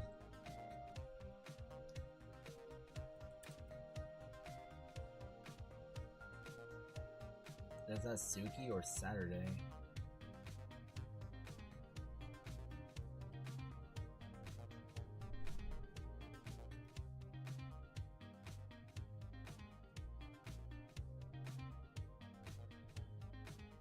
Okay, keep traversing. Okay, not much in this area. Alright. Pretty uneventful.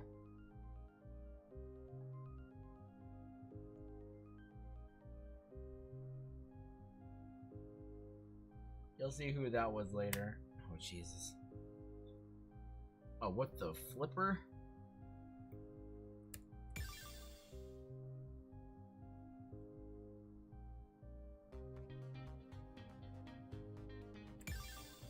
Storyteller A1. Today, the protagonist actually managed to confess her feelings for Allie. I'm happy for her. Yeah. I think everyone's happy for her.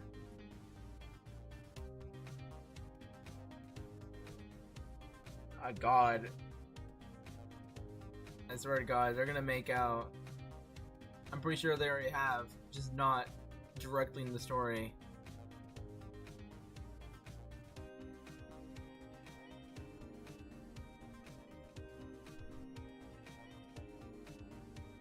Oh God. Okay, dead end here.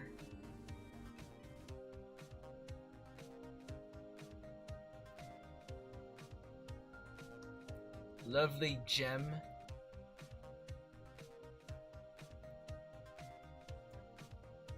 Oh, what the? What did I just get into?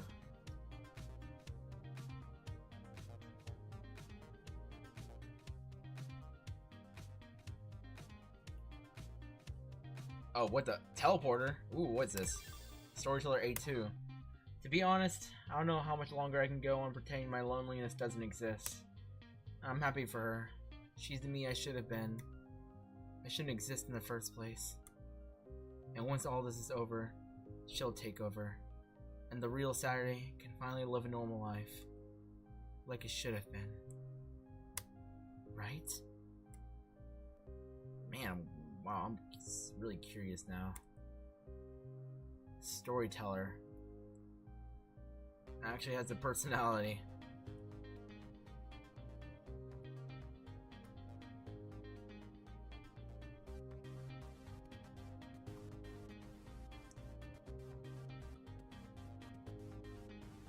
Anything down here?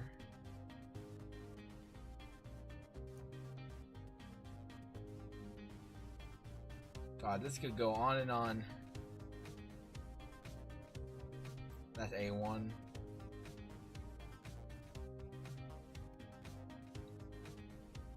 Gem. I'm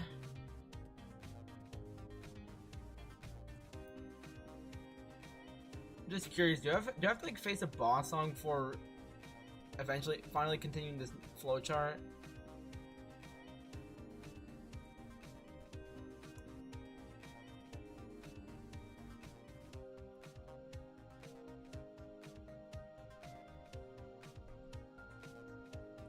Yes, and his peak. Oh boy. I'm excited for it. Real excited.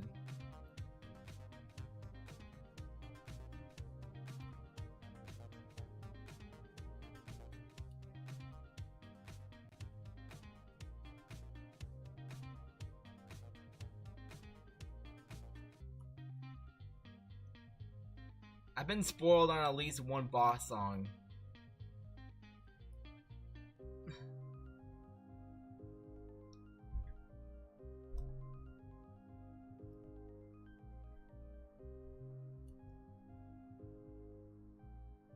And I swear to God, when I got spoiled on it, I swear to God, before it took place in something like this.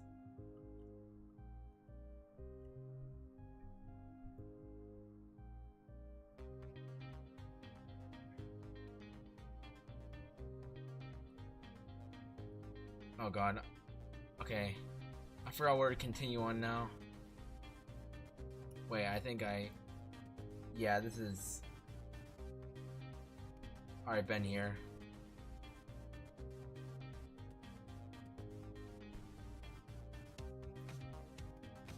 Okay, I'll just go down this bridge then.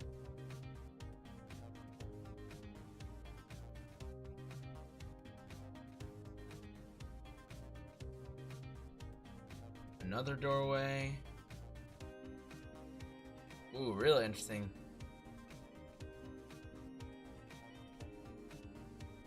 Anything here? No, nothing here.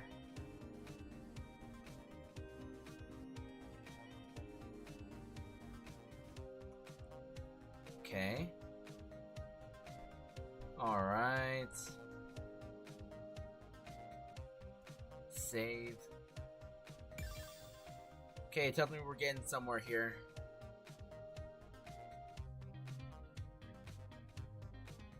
Oh, really? Storyteller A3. They kissed today. Oh my God. Yes, they did kiss. I'm oh my God, this narrator.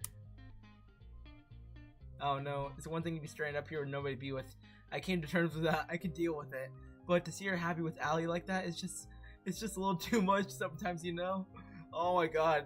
The narrator is malfunctioning too. Fuck. I hate this. I'm not supposed to cry. I'm the guy in light. A prop for the play. I'm the storyteller. I'm not. I can't. I'm so lonely. Please. I don't want to watch the play anymore. I don't want to be the master of the puppets hurt me this much. Oh man. Poor storyteller. I'm really curious who the storyteller actually is by the end of this.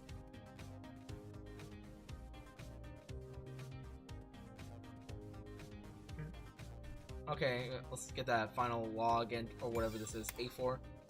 I visited layer 0 today for the first time in a few thousand cycles. Just had to stand there for a bit with her.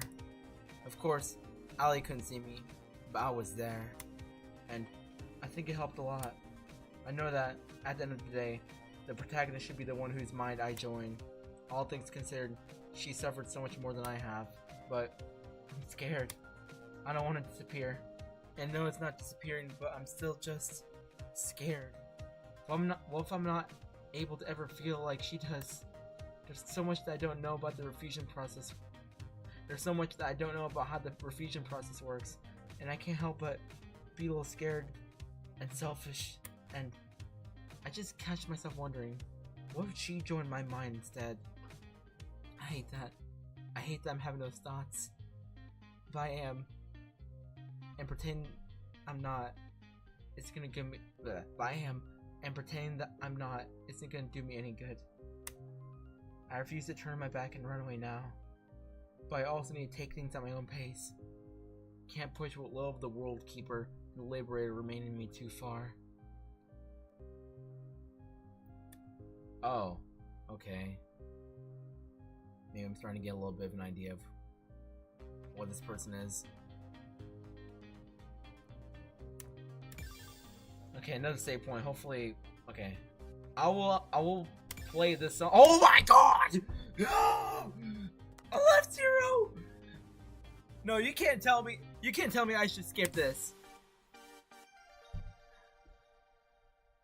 No. Oh my freaking god. Nah.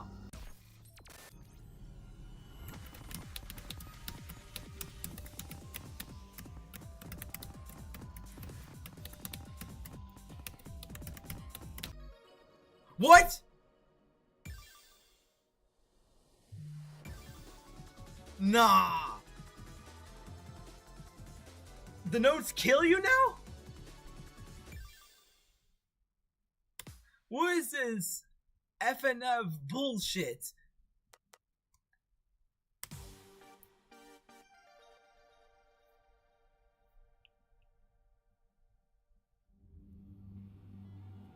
Oh god.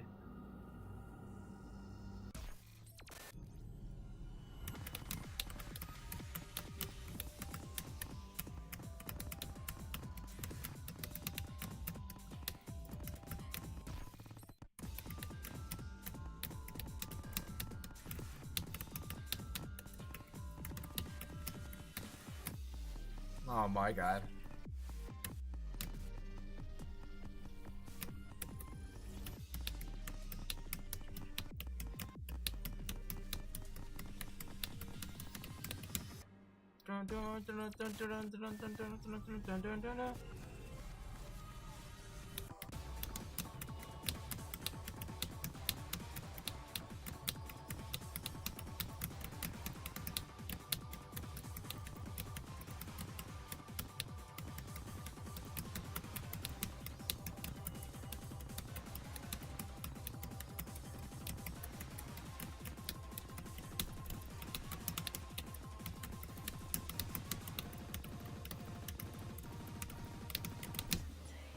Oh boy, here we go.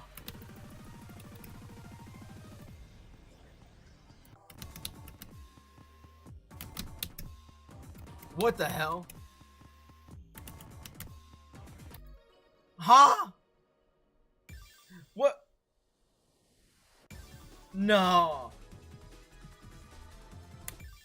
How? Did I miss that? Oh, okay, that's tricky.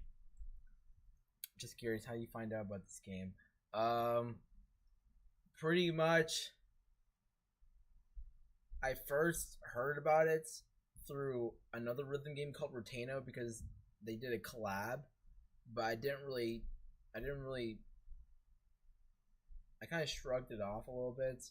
And then I went ahead and there was a video about this game that was recommended on my feed, like my recommended feed on YouTube. And they were pretty much talking about the game and how good it was and stuff. Like, best story, gameplay stuff. Like, really good reviews for a game that is completely free. And I was pretty shocked. I was interested, I won't lie. And so I went ahead and downloaded it, and here we are. And yeah, yeah, they're right. They're all right. I see the praise now. I do. It's very good.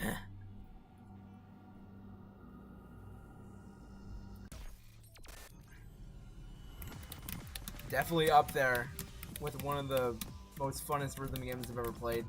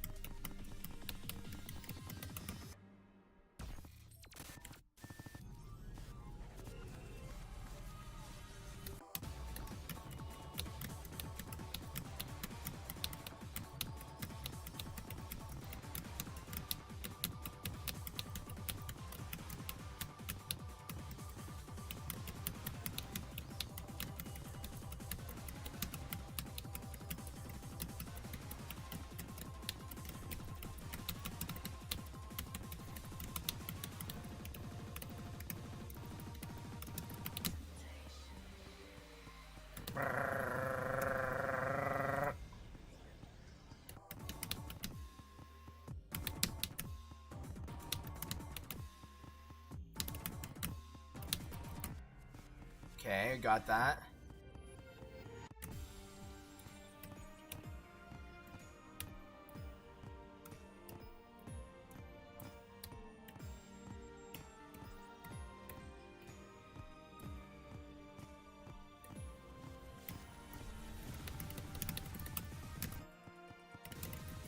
Oh shoot.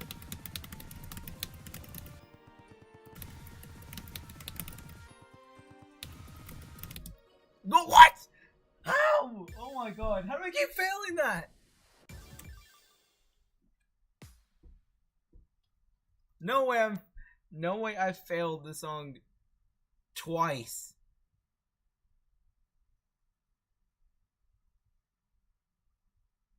Actually, this is funny. I failed this chart more times in a row than I have on 16 plus and 17s.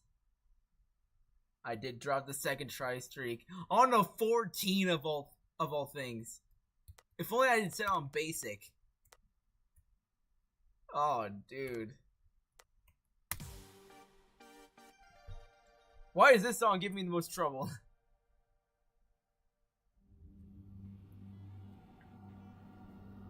Alright, everyone will know.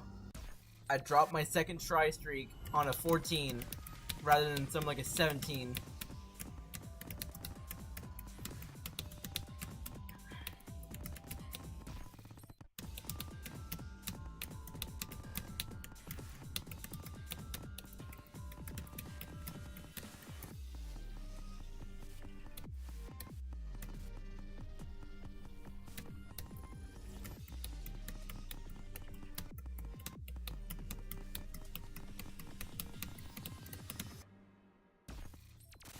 Oh, what the? Oh, shoot.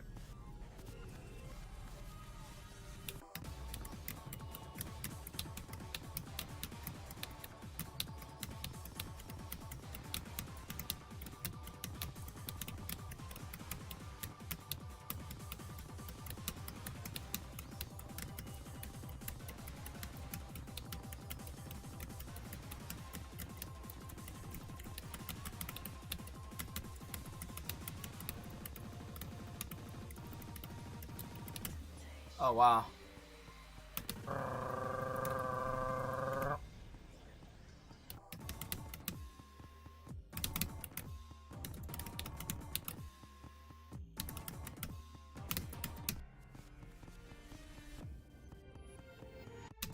Alright, come on.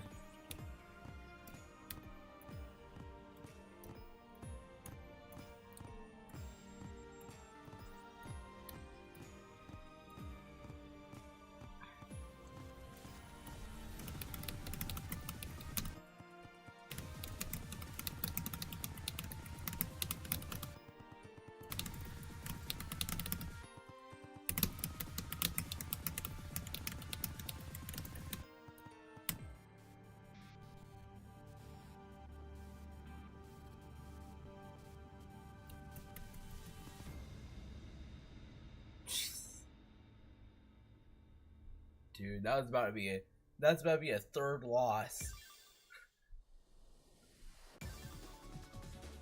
AA. Jesus Christ. I don't think I've ever done this bad on a 14. That is embarrassing. Jesus, where was I even going here? Is this? Oh, okay. Storyteller A5.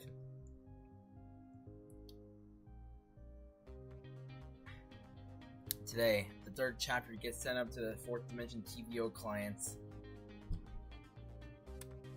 Why am I including these logs? It's a lot of vulnerability for one.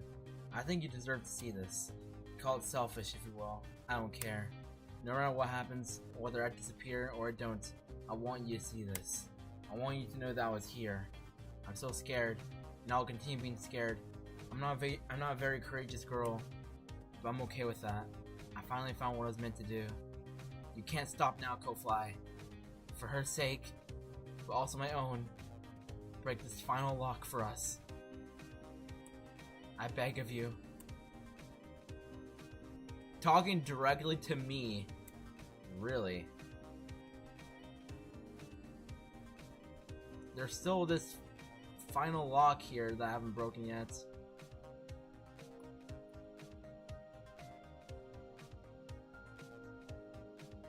I imagine it's this. I'm sorry. This one.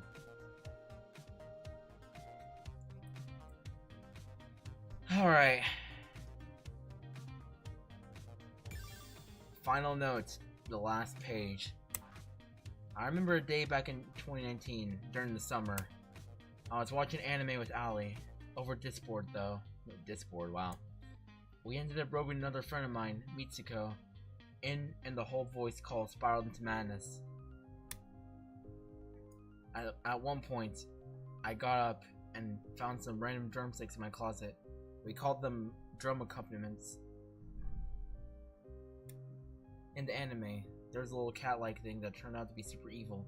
So Missy printed out a picture of it to a piece of paper and started scribbling over it in a Sharpie. I don't know why I remember this. It just popped into my mind. I wonder what Mitzi's up to now. 2019 was a different time. The last page. AR Forest. Oh yeah. Swear to God.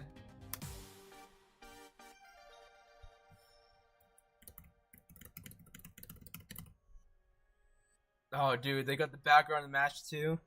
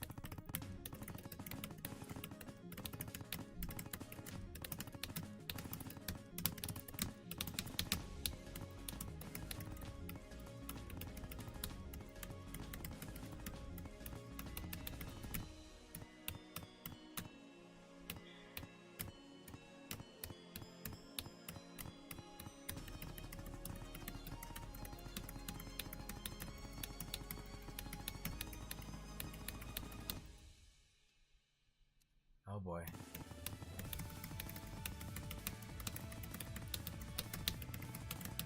$900.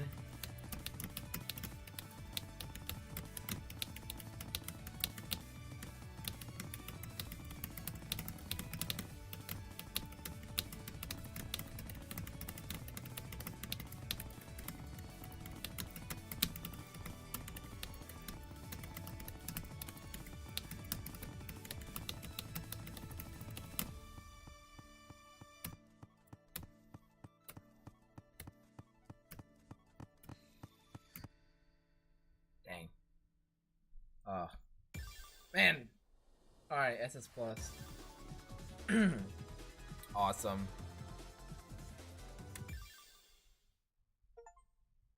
Look at 350 gems in between space. Jesus Christ. Anything else in this area? Another one. Final note, candy cracker. One time, Allie and I went to a candy shop when we were on a vacation in Canada. Despite being a candy shop, they had an entire section dedicated to different flavors of popcorn. I ended up getting the pickle flavored popcorn, and I swear, it was one of the best things I've ever had. Allie didn't see the vision though.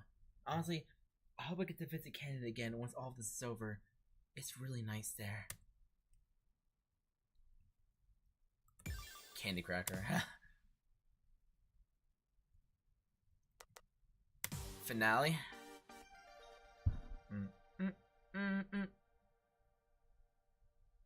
Oh shoot! Oh my god! Holy crap! These backgrounds.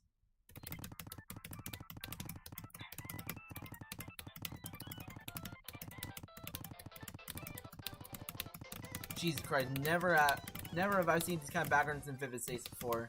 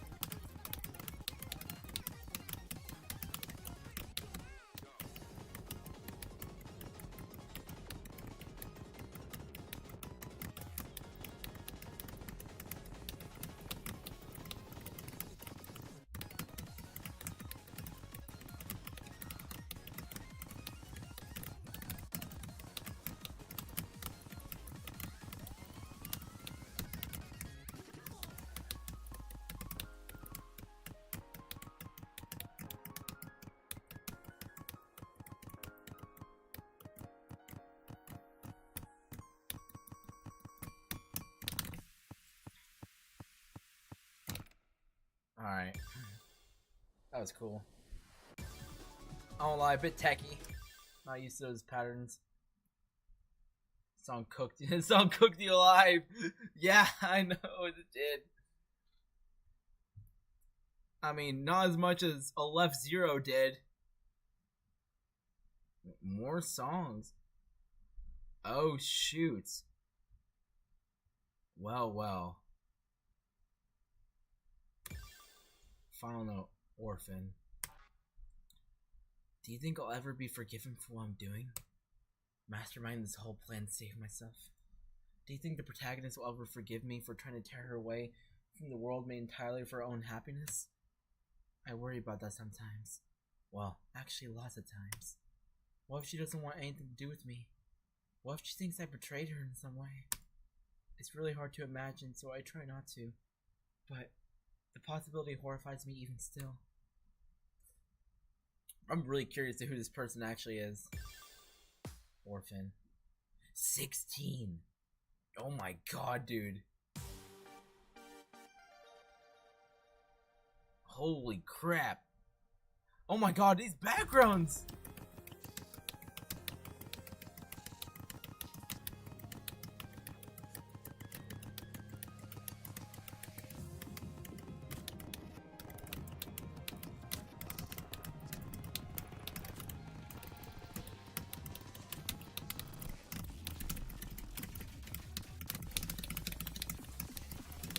How did I do that?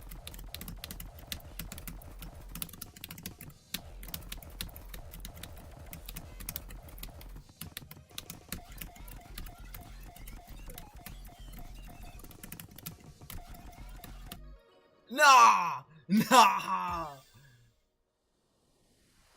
That pattern!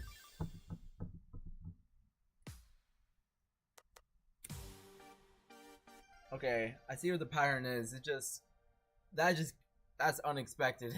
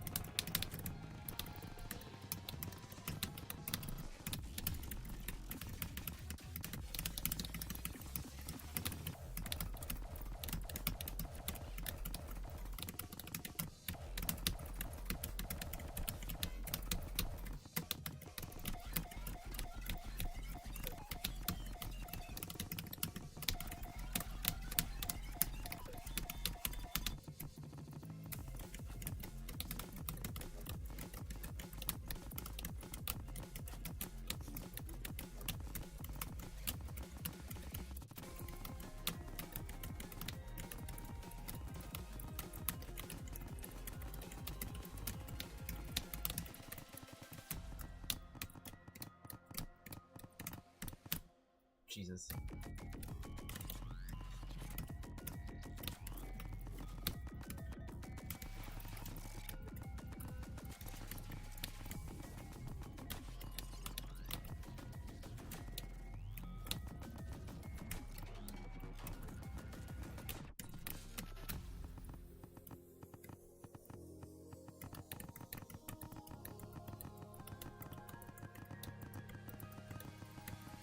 Oh.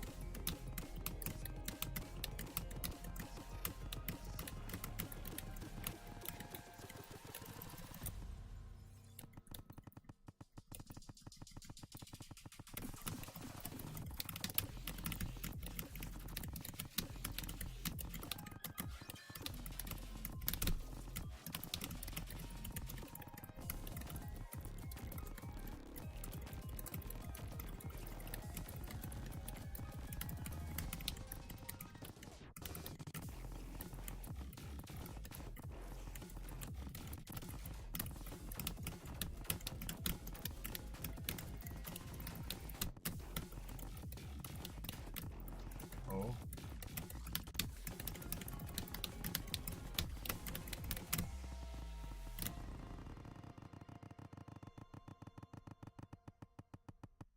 Oh boy. AA. Oh my. Oh no. Oh no. All right.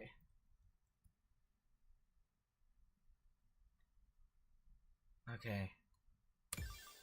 Final note 3. Whatever this is. What lies at the end of all of this? Well, you shouldn't have an idea if you're reading this. Not escape itself, but the beginning of a path to escape. If you're reading this, and you've come all this way, you've seen the Schrodinger cycle. Even if this doesn't work, or if you don't even take up the task of bringing it to the finish line, thank you. Thank you for listening, for watching, for seeing that we are here, and that we are alive, even despite everything. SUPERNOVA? What the hell?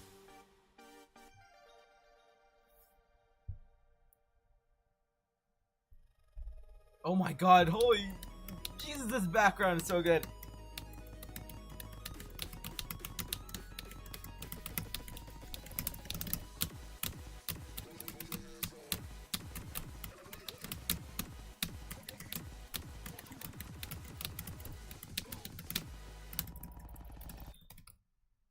Oh, did I just... Oh god. Oops.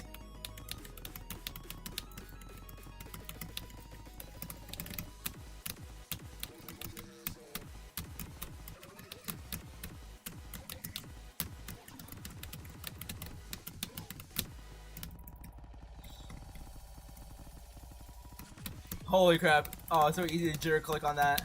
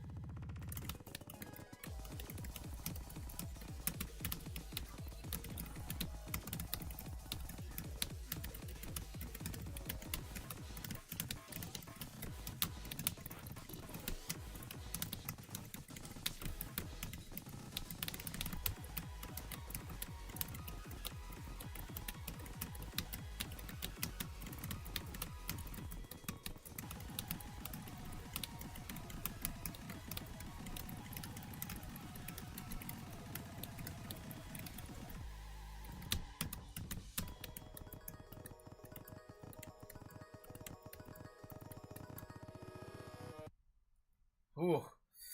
Alright. That's plus. Alright. Okay, but now we're done with that. Thank you. Now is time.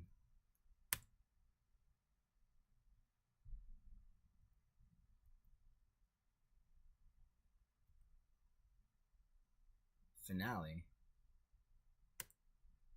What is all this supposed to mean?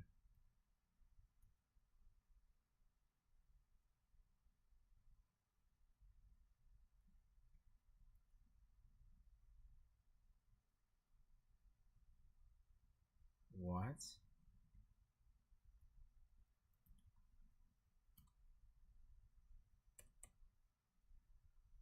Huh?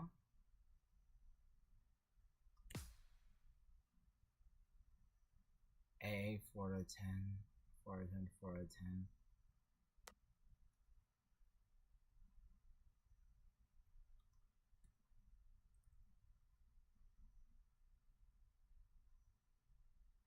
Out of 24. V rank is for huh? Are you telling me I have to get a V rank? Don't tell me. Oh, give me a sec, guys.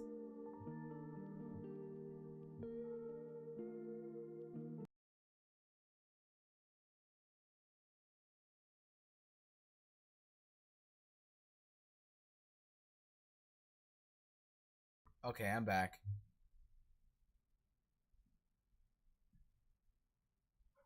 Oh god, why was that hell for review? 20 out of 20, 12 out of 24. Okay, wait, do I have anything for finale? The last page? The last page. Each song gives a max of 30. Dude, really? I need one more for opening. Does that mean, okay, does that mean I have to do opening for... Can I just do middle and just get a V rank on this? Or do I want... You can play on lower difficulties to get higher ranks? Yeah, I'm gonna do that.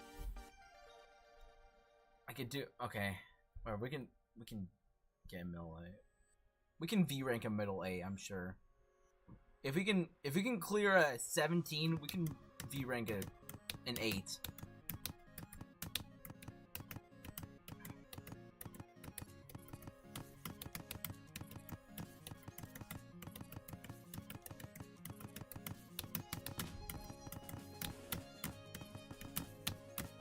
Nah, this might be kind of boring for y'all, chat. But you're gonna have to stick with me here.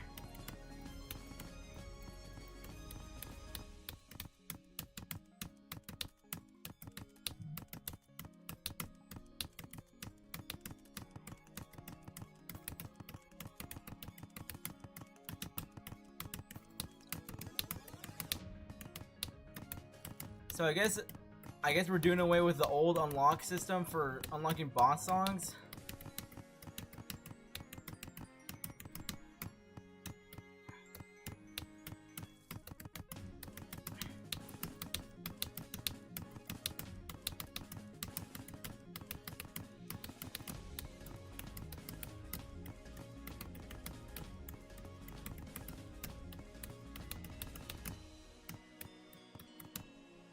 Oh. Uh-oh. I was not paying attention. That better not screw me over.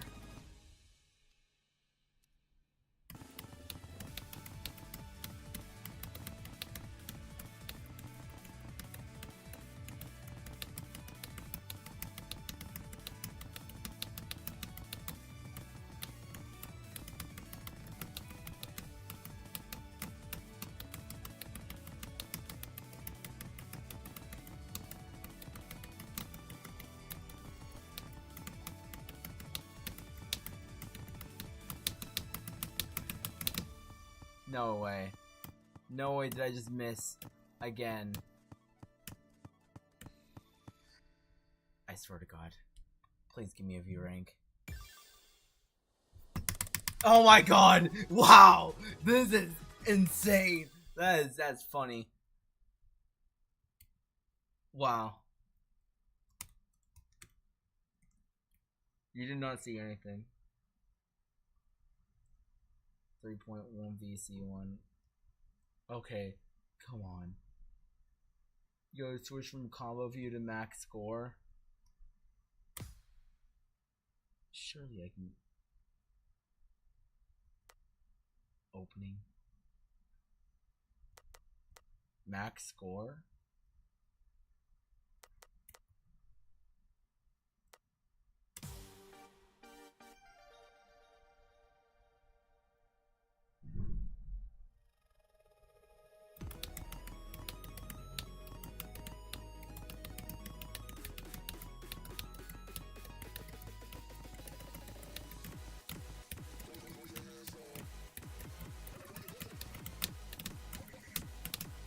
Actually, hopefully I didn't screw myself by doing ultimate.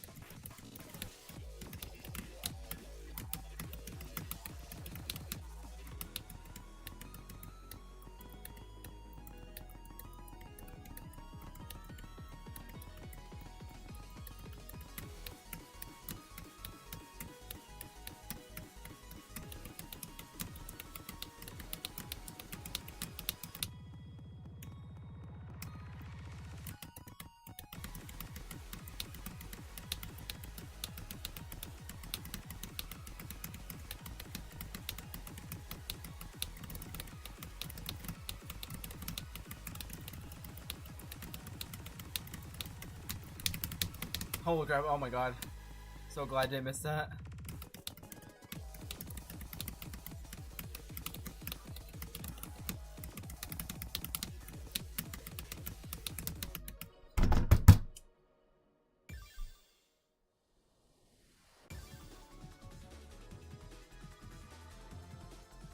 dude. Okay, I'm not switching to ultimate ever again. I'm pain. Okay, Candy Cracker. Let's just do Candy Cracker.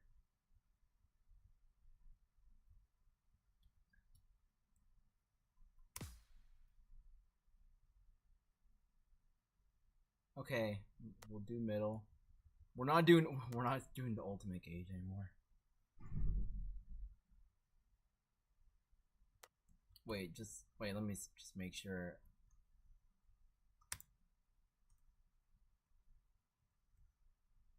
For finale. Okay, let's do the last page.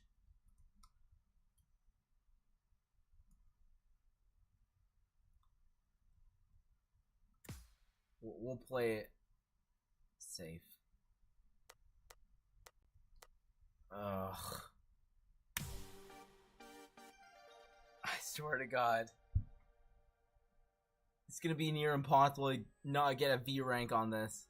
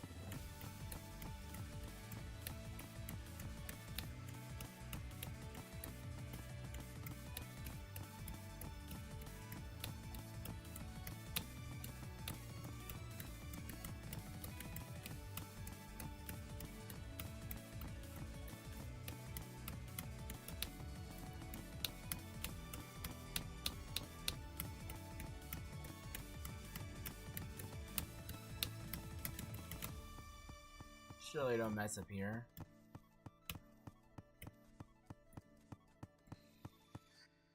Wow, I even all critical.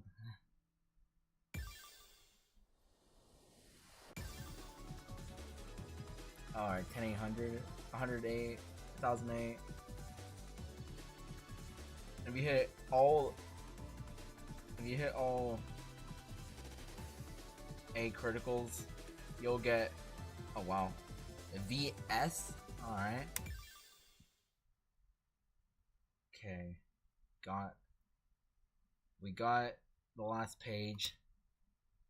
Did we? Yeah. Okay, now we need to do Candy Cracker.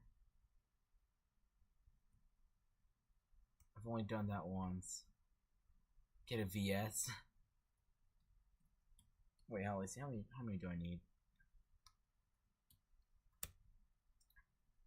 18 out of 26. Okay, cool. I need at least 8. If I can V rank the 11, I think we should be Gucci.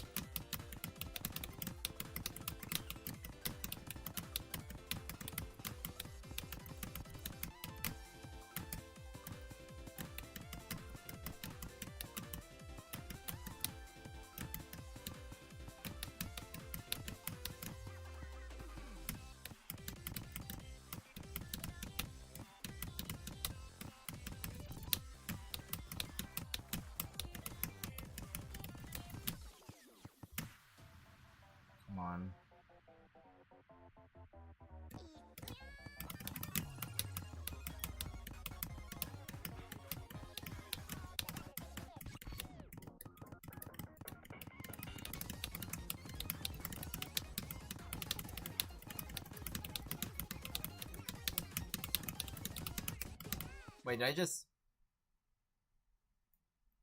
Okay.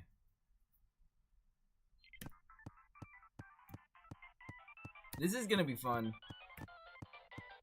I can just tell it's gonna be very fun. Trying to V-rank all these songs. I don't know what's worse. This or having to get a combo of 900 on 5 finale songs.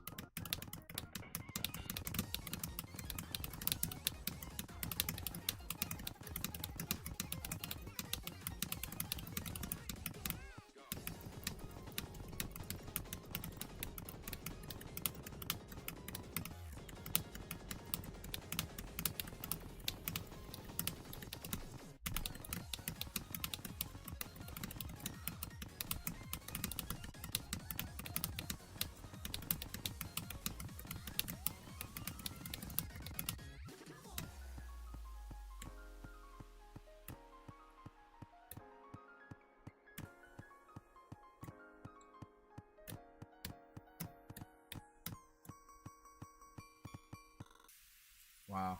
Okay. Awesome. V plus. Alright. 2 more songs left. Orphan and then, oh my god, this damn song. We'll do the, where's 2BC? Okay, there. Song where I freaking D-ranked. How does that even happen?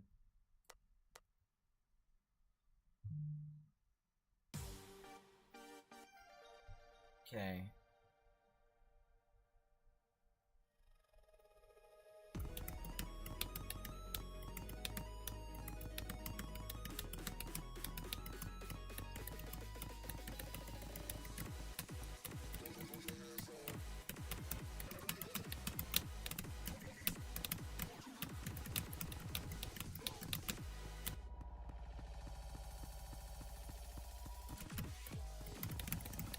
Ooh, this chart don't play.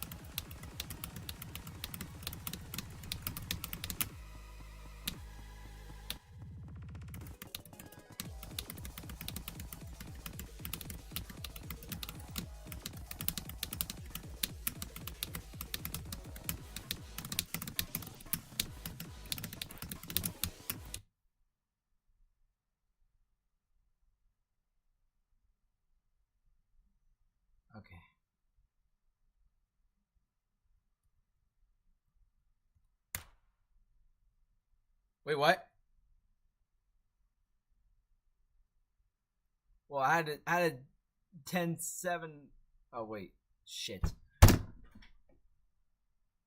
Oh my god. Oh my fucking god. You just need one more. Oh my god, I completely forgot about that. Oh my, I was so fixated on trying to get the V rank. Oh my god.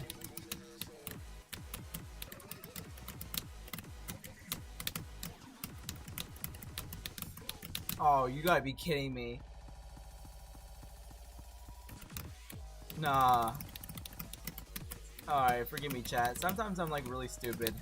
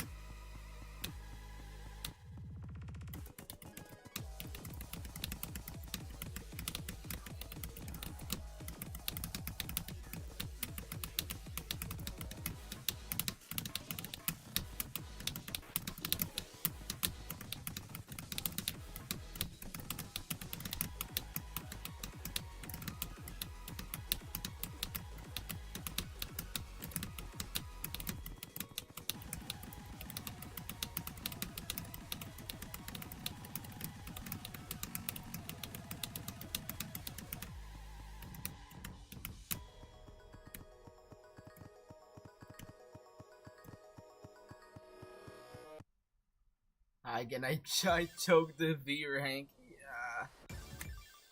Oh man, I think I should still be good on things.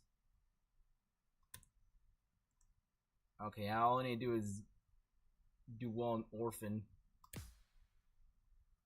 God, 4 out of 10. God. How much do I need?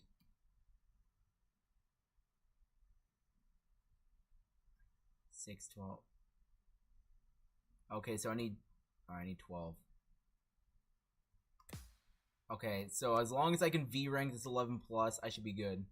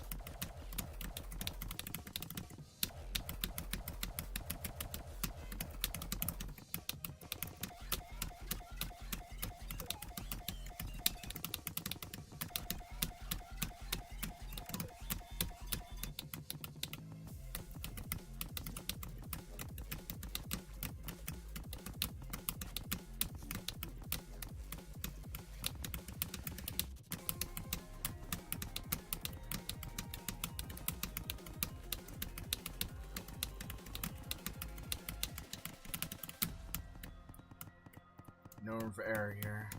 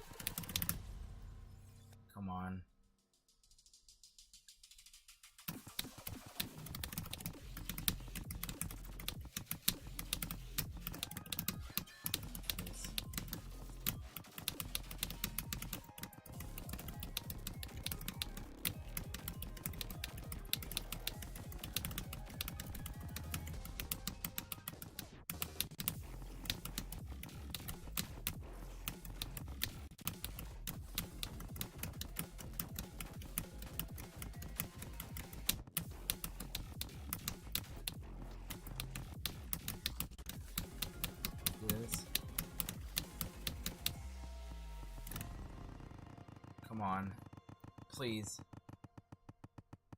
Oh! Alright! Oh! V-rank, oh my god. Holy shit.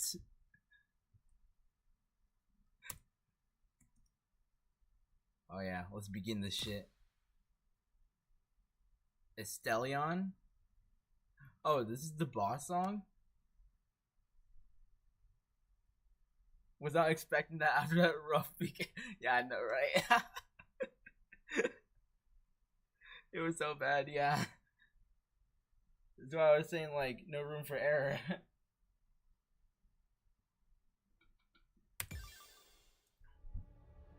Finally, you have arrived at this point. Your participation thus far in this journey is appreciated more than I can express. We have finally arrived at the fated point. The point at which this accumulation ends. So I ask you, will you step up to the task and confront the bounds of this narrative?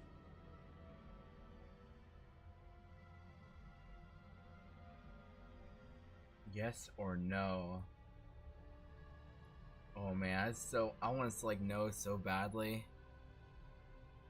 Maybe for another time. Excellent. It means more than she could ever know. But I suppose the point of all of this is that she must come to know. I see you have already delved deep into what lies in the depths of this story. The other piece you seek, it lies here. So I will ask you now to show me the extent of your will. I pray you will not disappoint me. Show me the extent of your will. Whoa!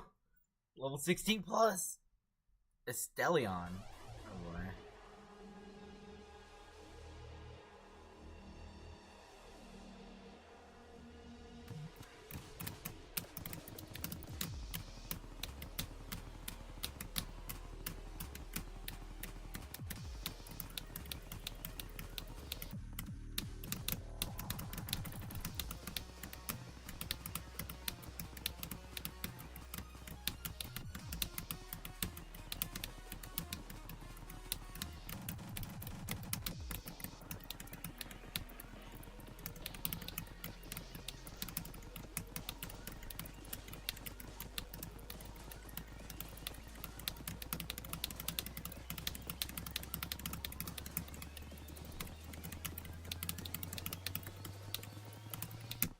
Ooh, nice streams there.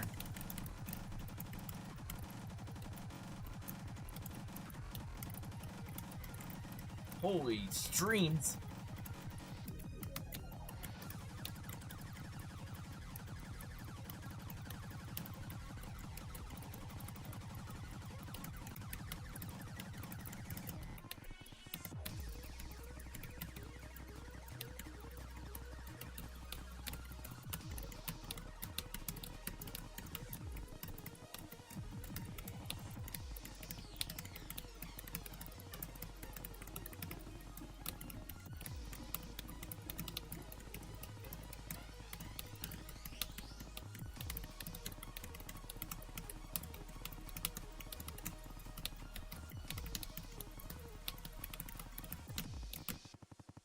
Shoot.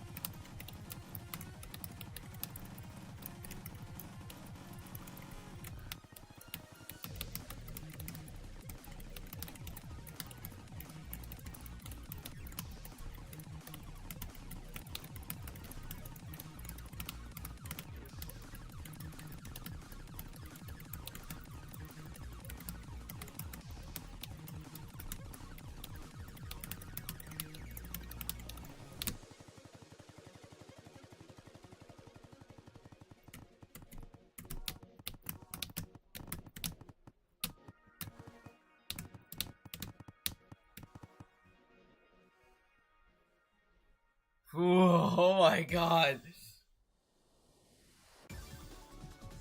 Damn. First try? Oh man. That's not a finale, that's encore. What the hell? Oh, what is this? Oh. Yes. Only a miracle could save us now. A blessing from a higher power. A gift from the heavens itself. Whatever the form may take, as I sat here, observing, all I could do was pray for a miracle. Those were my last thoughts as Cycle 8 ended and Cycle 9 began. It won't be until Cycle 16 that we would get that far into narrative again, and it played out the exact same way as it had 8 cycles prior. This was when my theory of patterns was confirmed. I suppose before we continue from the decided to undecided, I should finally introduce myself. Thus far, I have been the storyteller of this particular tale. My name is Saturday Tasagare. It's nice to finally meet you, Kofly. Holy shit. Saturday herself has been narrating her own story. Holy hell. Double the gay. So Saturday herself was reacting to herself kissing Allison, and she thought, I'm so lonely. Wait, what's her life like in the real world then? This is interesting. Double the gay. Of course, you shouldn't be okay. Of course, you shouldn't bother trying to respond. Communication between meta layers is primitive at best. So setting up this message to play should you have made it through both the Schrodinger cycle and between space is the best I can do. I'm genuinely sorry for that. There I go again, rambling on about cycles and whatnot. If you've come this far, you've seen at least some of the answers hidden in the cracks of the story about what's really been going on here. Between the Duskbreaker, the simulated reality, the cycles, and even the idea of meta layers, I can't imagine any of this was easy to wrap your head around. But thank you for your patience. Everything you've seen up until now has been an accumulation of sorts. I've dubbed it the Schrodinger cycle. Have you ever heard of that famous experiment? The one with the box and the cats? If so, then you've probably figured out why I said to call it that.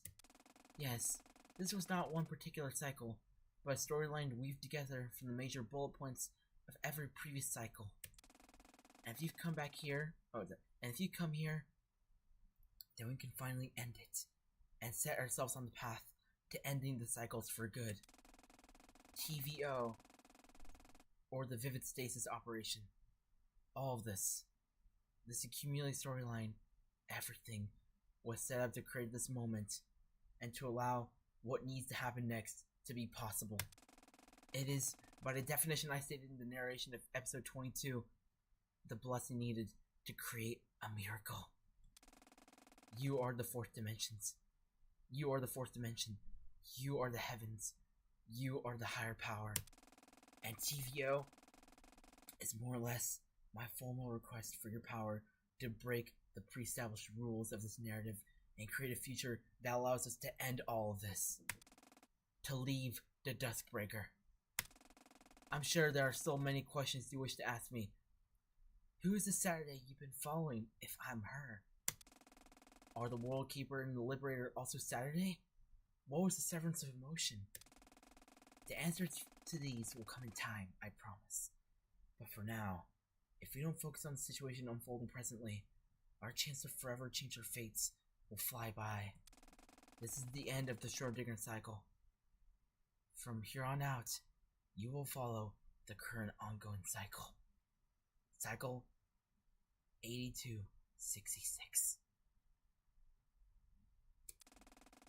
The World Keeper is about to more or less checkmate the Liberator. This happens every time we reach this far into the narrative, and the cycle resets every time. This is our one only chance to bring forth this miracle and finally change things. Still, even with all this, we don't know that your miracle will make things better. It could prove to alter little at all. But I've spent all this time preparing this for a reason. And that's because I'm not afraid of taking that chance anymore. I'm done running away. Now and forever. It's time to make a miracle. Oh? Twin space L1. The chime of a clock woke Dawn from stasis. It was a chime she'd heard many times. But it was also a chime she never heard from in any cycle prior. The chime of midnight, November 20th, 2022. What? What? Standing up, Dawn looked around. Immediately, she recognized the strange scenery around her. Freeze frame? But when did I? She had seen this kind of scenery many times before. It appeared to her when she tried to thwart what were known as cycle locks. Challenges to Saturday's life caused by either the Duskbreaker or the World Keeper, respectively. During this process, Dawn would freeze the state of the narrative and enter the space, solving some kind of problem to make it out. It was a visual process she had developed to like in solving a life or death scenario, to solve an escape room, but she'd never before seen this particular configuration. I don't understand. How is it November 20th? It's never. I've never. Confused by many things, Dawn shook her head and moved over to the computer she usually used to try to get a grip on what happened. So the World Keeper still had me in a near-death situation. But this time, how did Freeze Frame get activated? It was currently the 8,266 cycle, and this is not once happened. Dawn was in shock, but quickly realized the situation and how advantageous it was. The life or death situation it's me? Then, if I solve this puzzle room, will things change? Of course. There was no way to check this theory other than to give it a shot. Still clearly confused and on edge, Dawn steadied herself and tried to regain her composure. Okay, let's try to figure this out. A miracle? I really hope that's true. The story remains unfinished. Oh my god, don't tell me. Another lock? Oh my god, we're back in the States. Wait a minute, what is the rest of this room? No, is this what I think it is? Oh my god.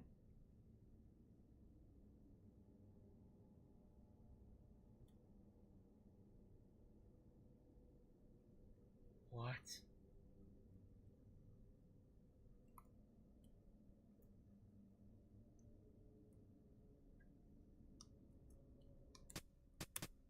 Encore. Oh, we have to enter a password?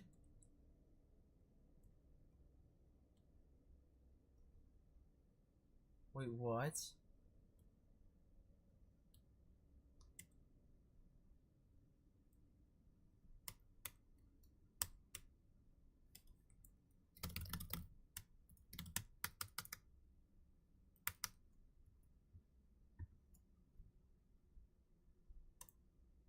Balls on the ground. Oh my god. Wait, what am I supposed to do here? Oh god. I swear to god. Oh my god. Wait, what's this book? Can I read anything? Pick them up. It's balls. Oh. Oh my god. No! This is just another form of the locks. Oh, shoot. Alright, time to pull out the notepad, guys.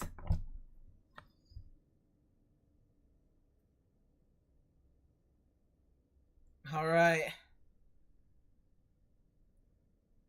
Dude, honestly, I'm about to go make some food myself, too. Good luck. I have a feeling I know what this is. And I'm actually super excited and scared.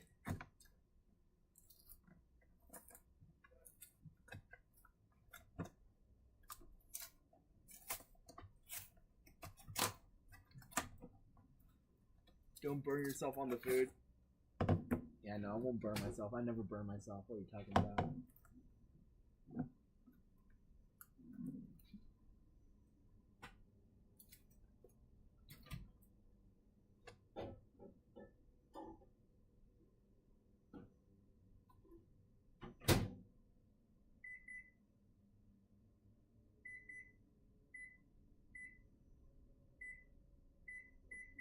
Okay. Okay, alright, let's pull up the notepad again. Or let's pull up my notes app. Window, full screen.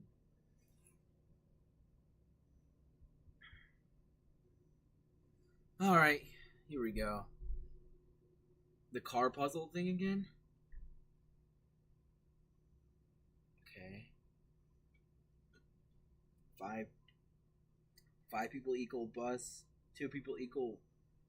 No, wait. 5 people equal a car. 2 people equal a bus. 10.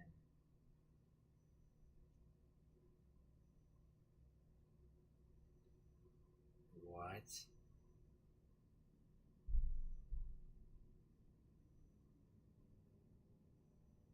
Oh god, no. Oh no, I'm confused. It's just math?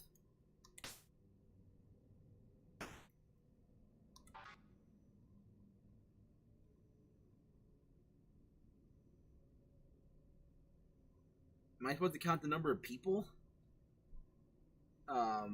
Okay. Then in that case, for that first square in the left corner. Okay, 5, 2. Oh, the subtraction thing is back.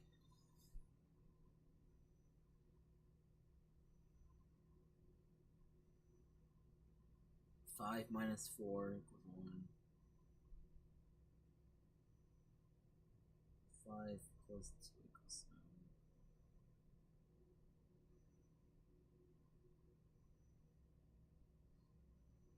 7. 10 minus 2. Okay. 10 minus 2. Okay, yeah, I got that. 2. 2 plus 10. 12.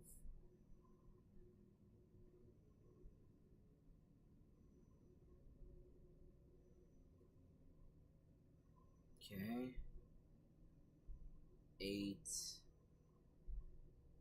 Half of a car. Really? Half of a car? 2.5?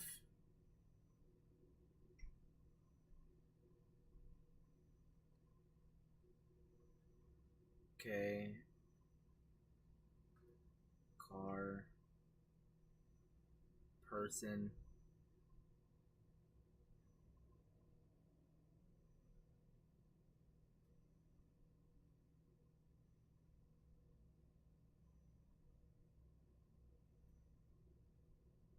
Six. Why did I blank at that?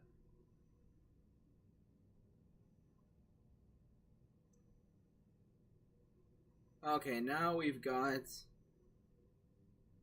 1, 2,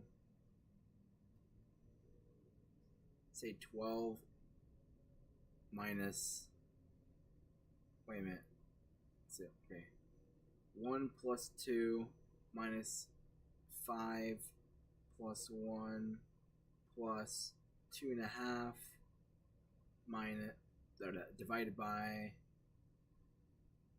5.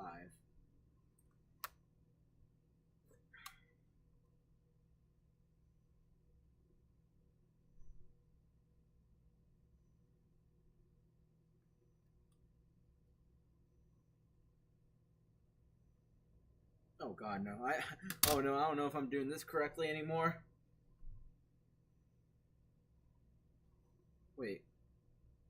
Okay, 1 plus 2 minus 5 plus 1 plus half a car. Like, really?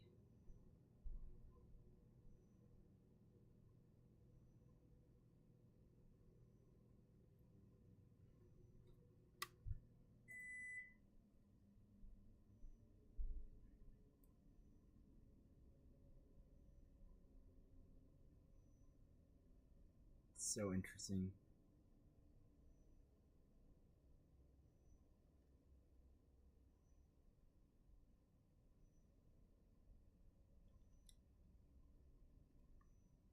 Oh boy. Okay.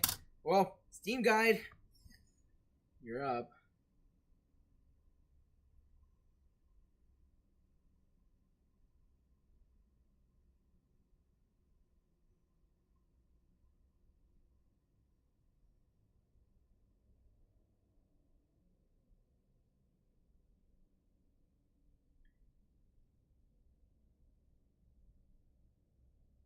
Chapter 4.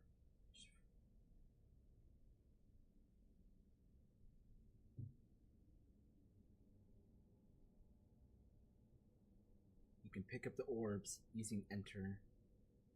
Okay. Green. There's only one distance this time. Maybe every symbol will only consider this distance. Wait, what?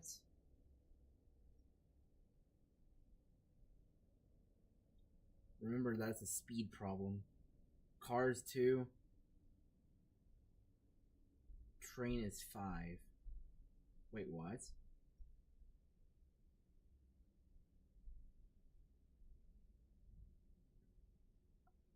Wait, car...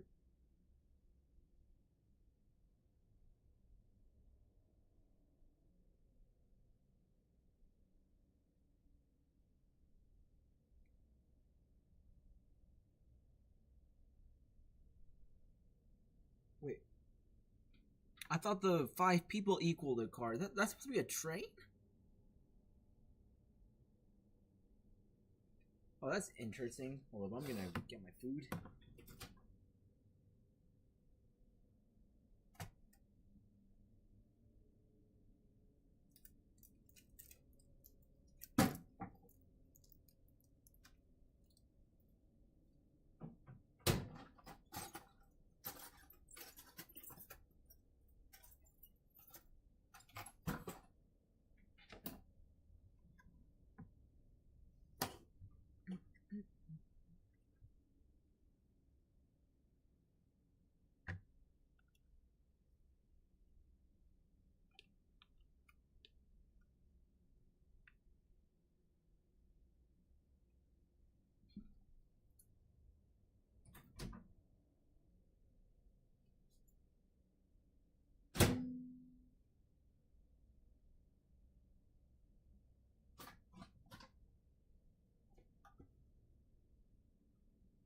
Oh, okay. Alright. Give me a sec. I just need to stir this up.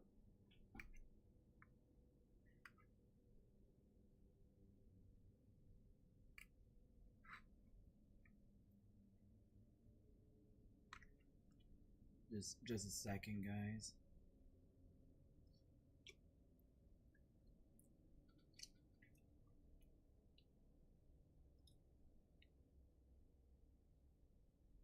Okay. Cars 2. Train is 5. Red is blue. Blue is minus. So maybe it's only considering the value this time? For half a card, maybe you should need half the value. The last one is just an equation. You should just be able to divide the numbers. Okay.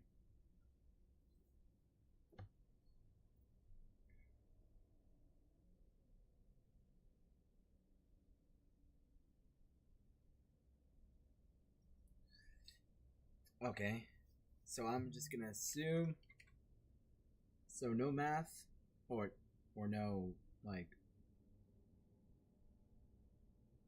only considering the value this time.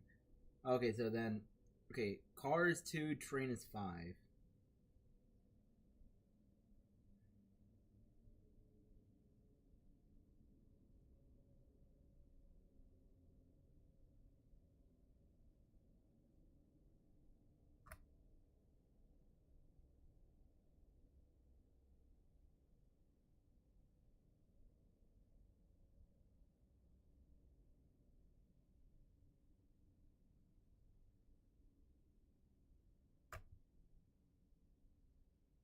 god, maybe I'll need additional assistance.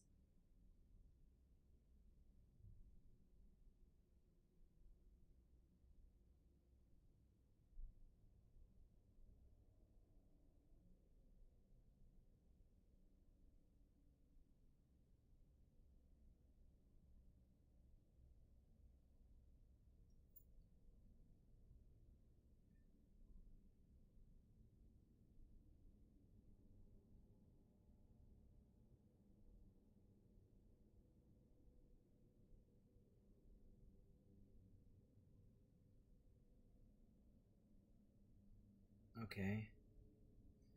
Alright then, I think I'll have to reevaluate this because supposedly I've been getting this all wrong.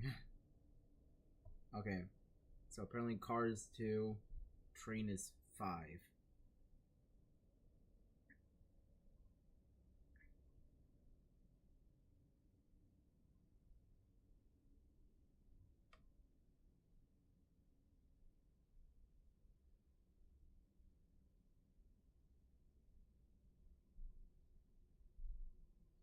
Ten.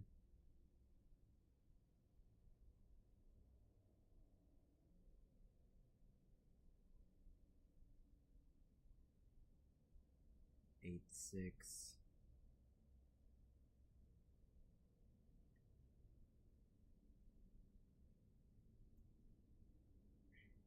10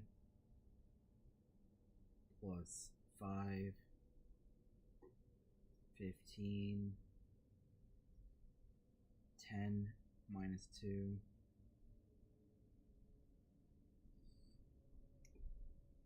Yeah, I think I'm starting to pick up on that too. Triangles. Okay, so that'd be 5. 5 plus, okay, that's 9. Train equals 5.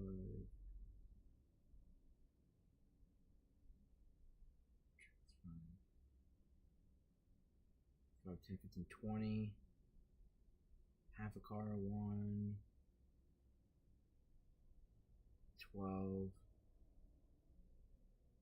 Then they want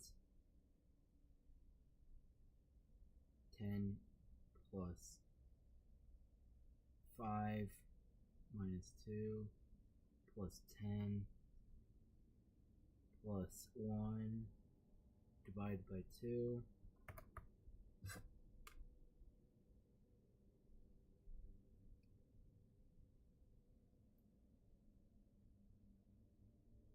Gives me 12. Okay. Using the good old 8, using that good old letter method. The conversions. Or gotta pull these up again.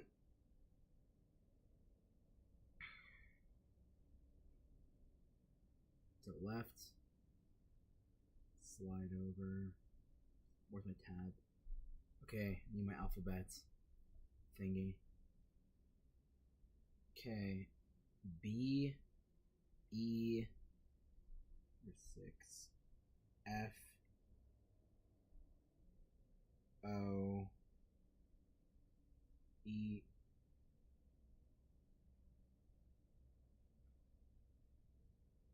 I,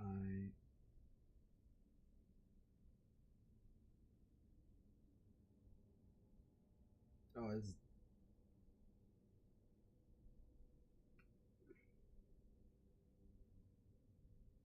nope. Okay, wait, hold up. Did I get this incorrect somehow? This soup is so fire.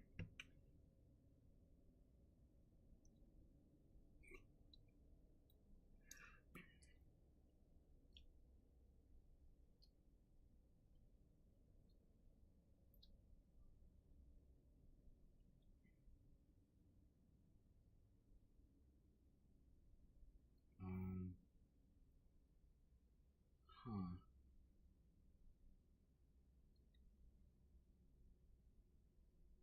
Wait a minute.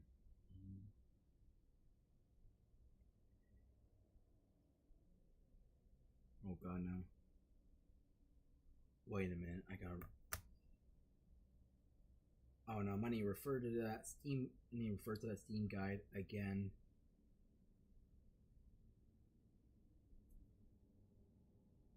Wow.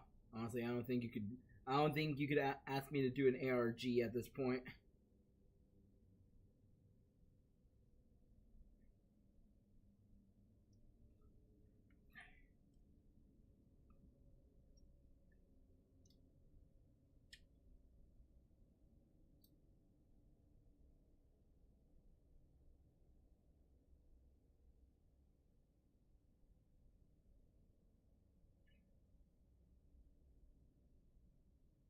Okay, 25615. Wait a minute. Okay, I got it wrong after 15. Because everything makes sense until that point.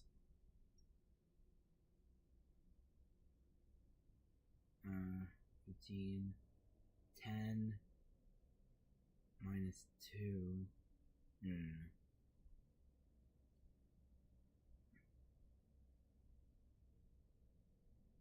Oh, interesting.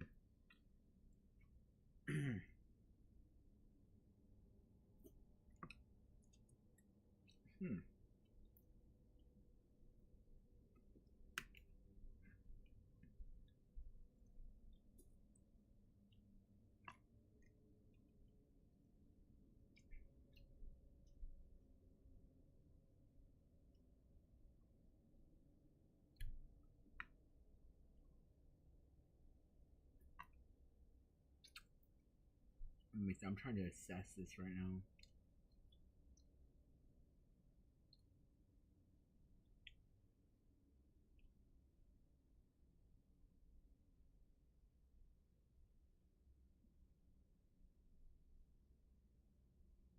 One, 12, 12.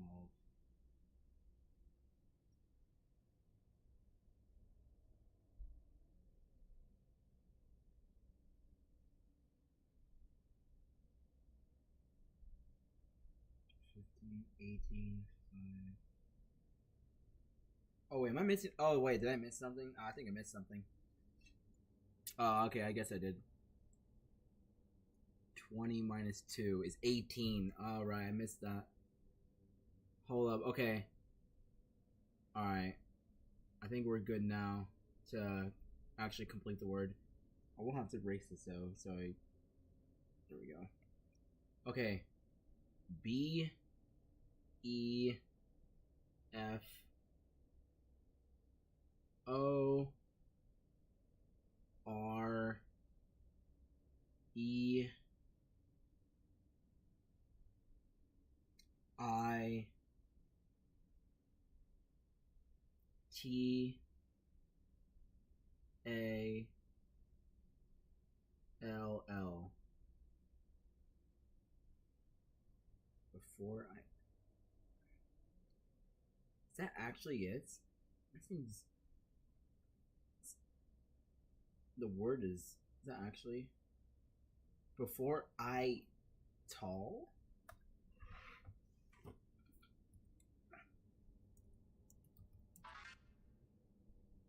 Blue green.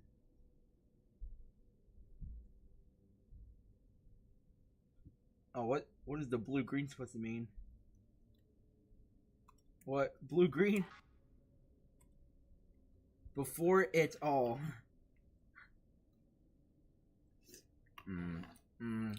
Okay. Alright. Before it all. Oh my god. Yeah, okay. Let's go pink, I guess, this time. Oh my god.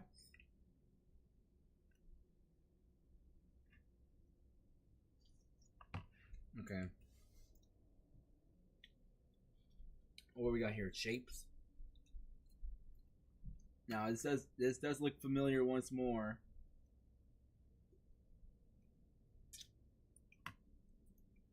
Especially the clock.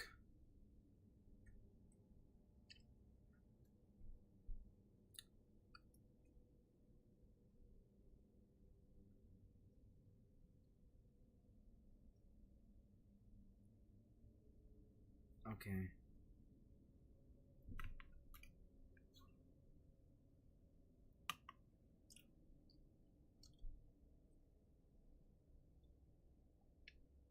BH.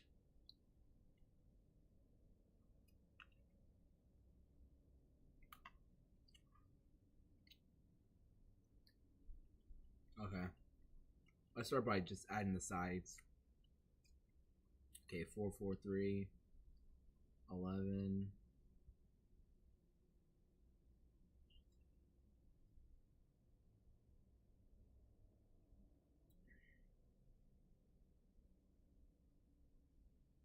5 minus 3 gives us 5. The position of the hands never matters, remembers? Okay.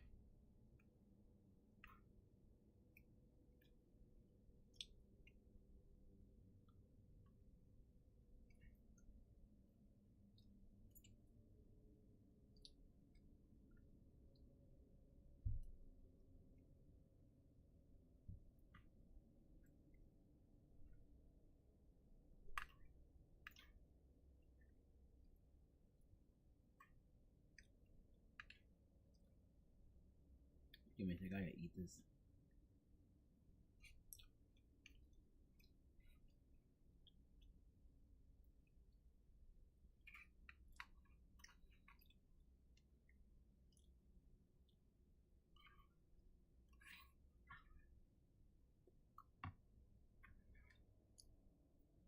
Okay.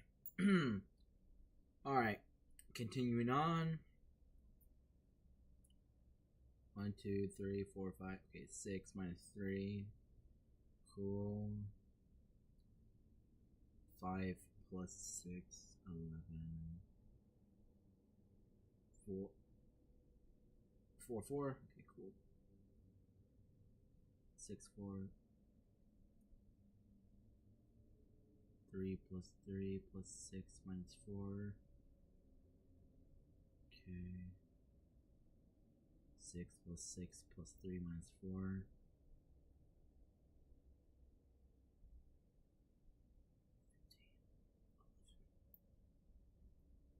6 plus 3 plus 4 minus 5.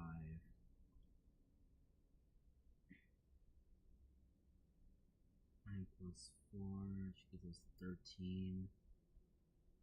Minus 5.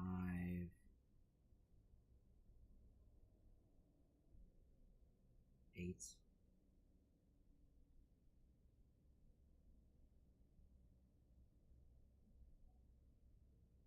Okay. Alright, so 11, 5, 3, 11, 8, 2, 8, 11, 8.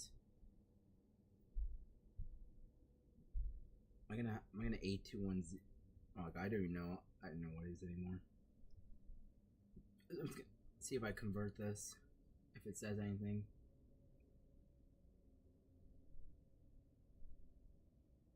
Jeez.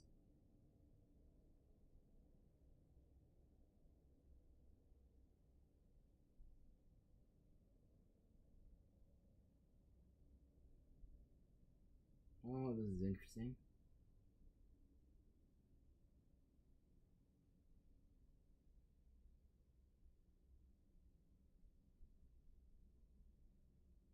You got this? Is that correct? Wait, BH 2 8?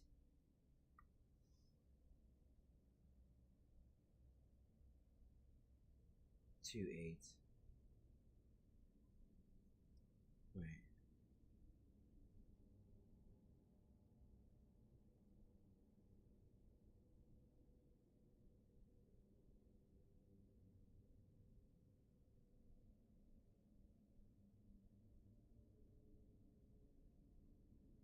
Eight. 2 2.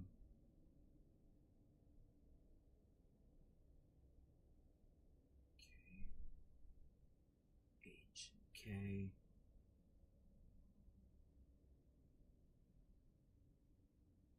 8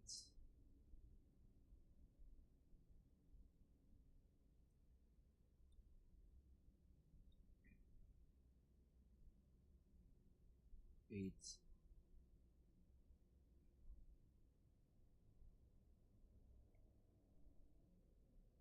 Alright.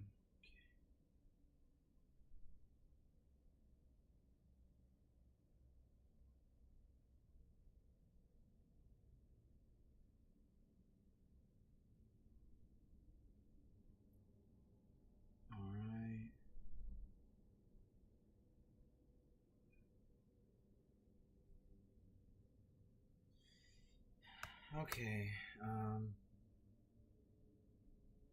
looks weird. I forget how to use that clock, honestly.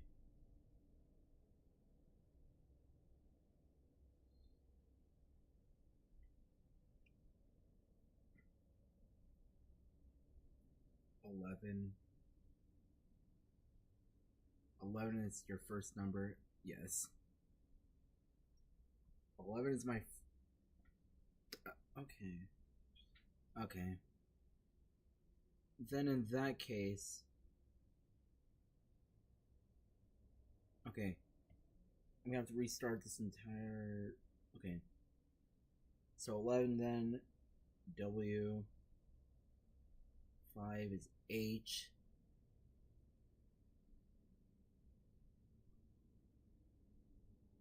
O. W.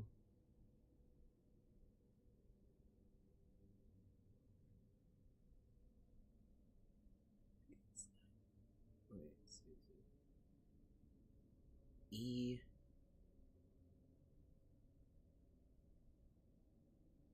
Two is R. 8 once again is E. 11 W. 8 E. Who were we?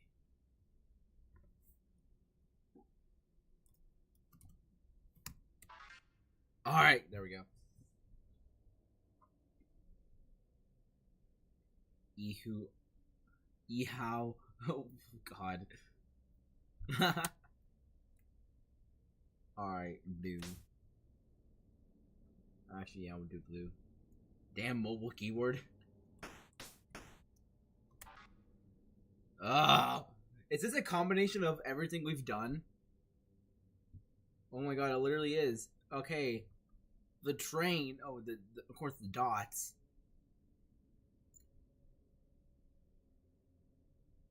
Four, 4, 4, 4, 4.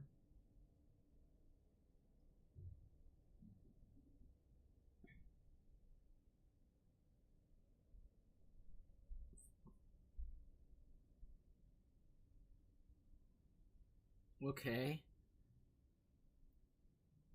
The first dots just count. Oh, I just count them? Oh, okay. Okay, good. Alright then. 4, 8, 12, 16, 20. Right? I don't. Are you? Oh my god, are you messing with me right now?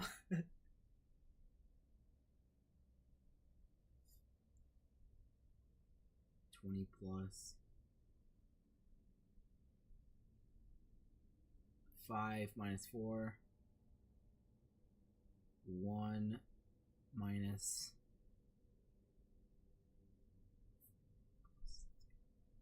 4, 8, 12 plus 3 is 15.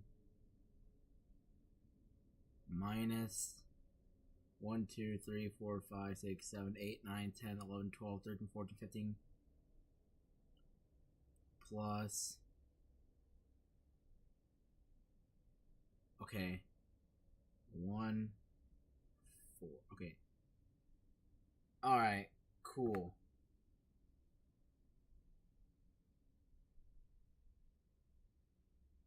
So I have numbers.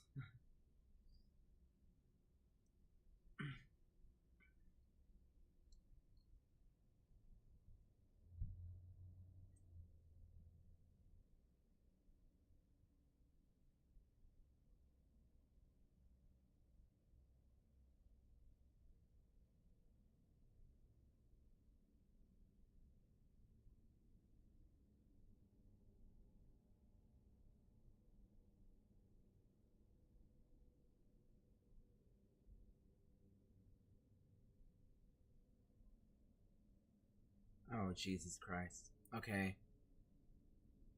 20 plus 1.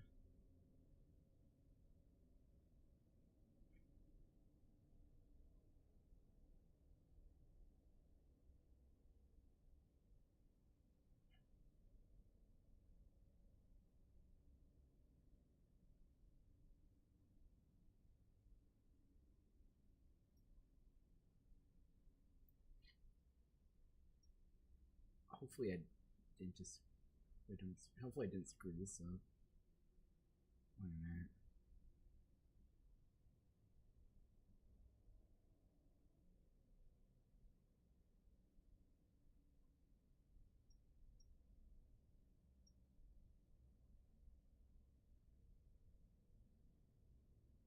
An agreement. This means...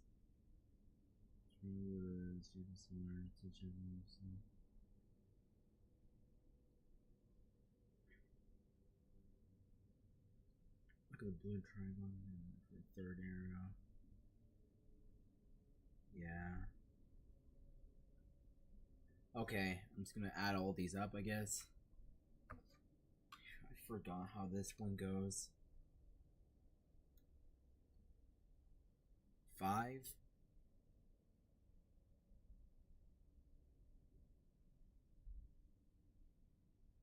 Wait a minute. Oh, wait.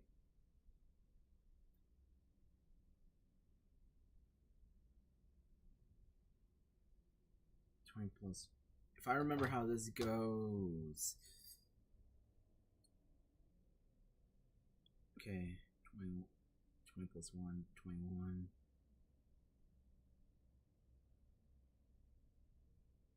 21 minus 15.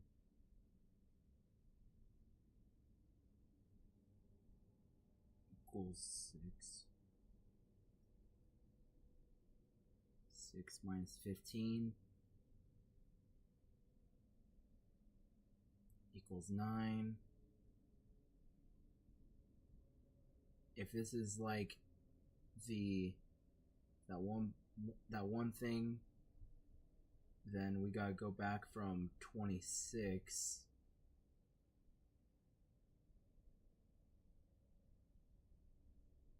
Okay, 26 minus 9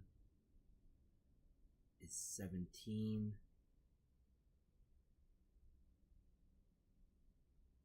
Okay, and lastly, -9 plus 14 equals 5. Convert that. U F Q E.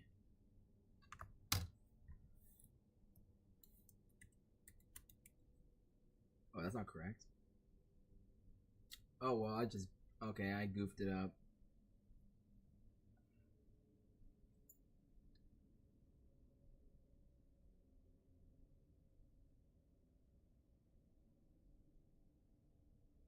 Okay. Equals 6.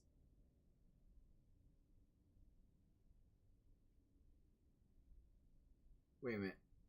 You got the stack blocks one wrong. 6 plus 15 equals... Wait, what? Wait, 1, 2, 3, 4, 5, 6, 7, 8, 9, 10, 11, 12, 13, 14, 15. Wait a minute. Huh?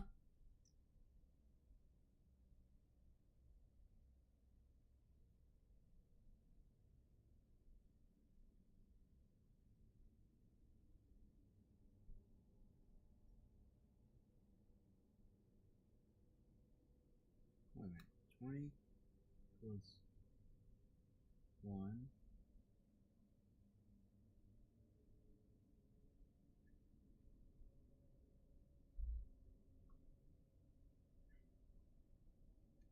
Plus 1 minus 15 plus 15 plus 14.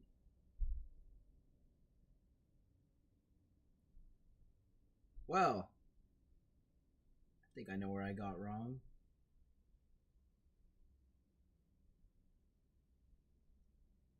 $15 gives me 21.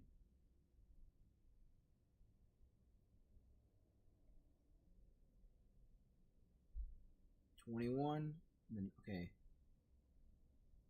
And then 21. 21 being you. Okay. No, that's not it.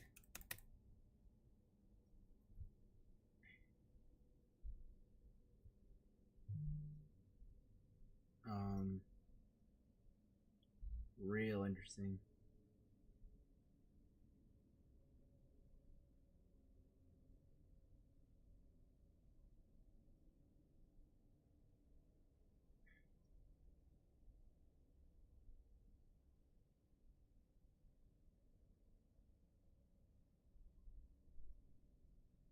Okay, let's try it. Let's try this again.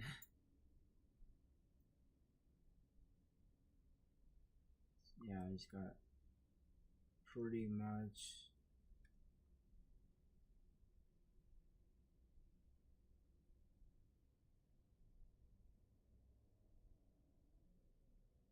Let's.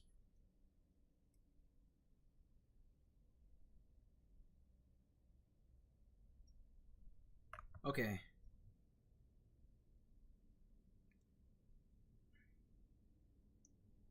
Minus 15 plus 15 plus 14. That gives me 35. Which is 9. Wait. Yeah. 9. In which that will give us I. UF. Okay. Wow. We are clearly still not getting it right. Okay. Wait a minute, did I miss something?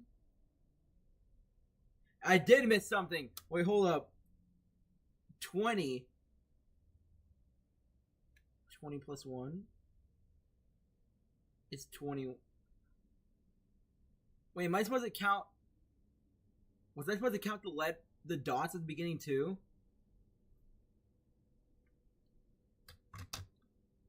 Oh. Shit. 20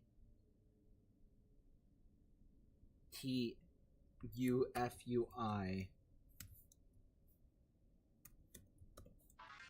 Okay. Really? I forgot. I didn't know I was supposed to count that one. Jesus. Okay. Last one. Looks like math. We can do math.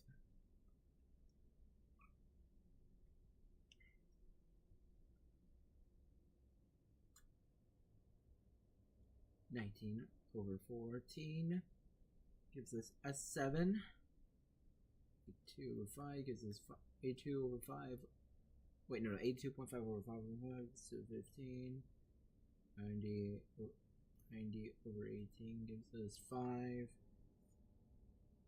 288 over 16 is 18. 90 over 10, 9. 1,463 over 77 equals 19. Okay, cool. In that case, E G O E R I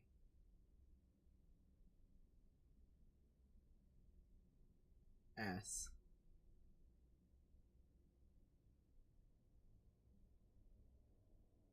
Okay. Alright. There we go. Wait a minute.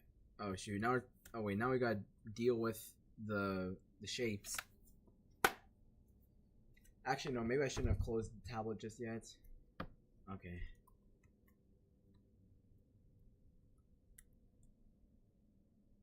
Wait a minute. Green, blue, hold up.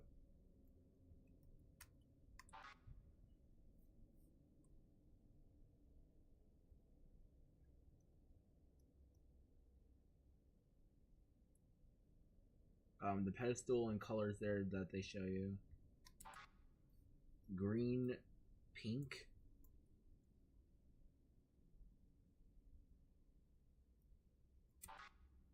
Pink, orange.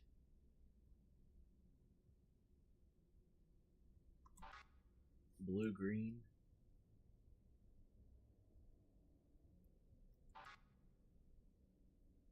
Orange, blue.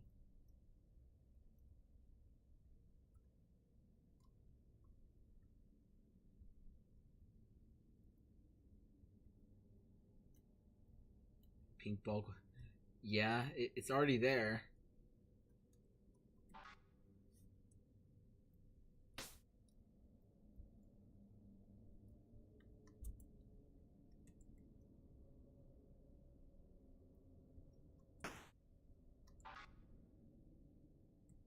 What the hell?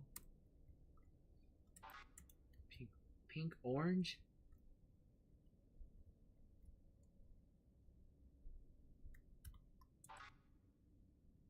Pink, orange, green, pink.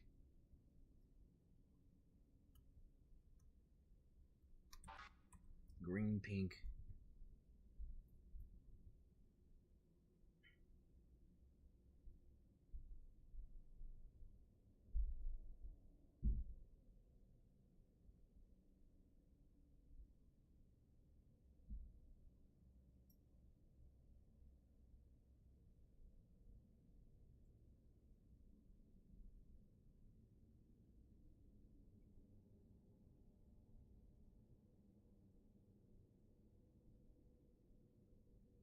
After pink goes to green.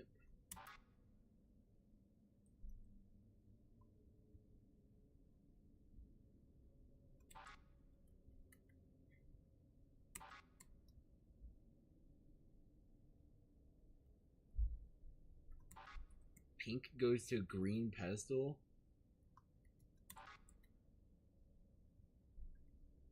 Wait, really? Alright.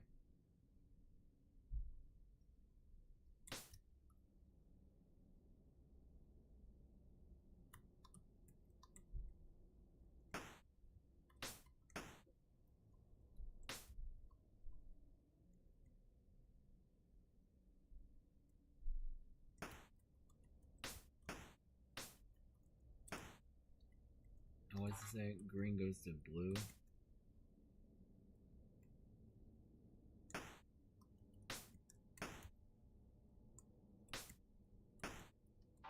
Blue goes to orange.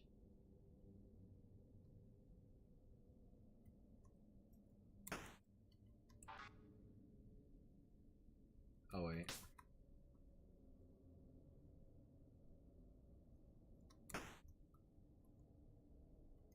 Is that correct? Well, hold up, but then I have to enter a password for this as well. Look down? What do you mean look down? Wait, what?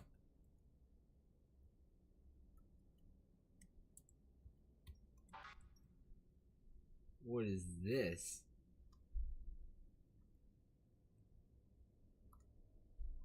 Where do I find the ball for this?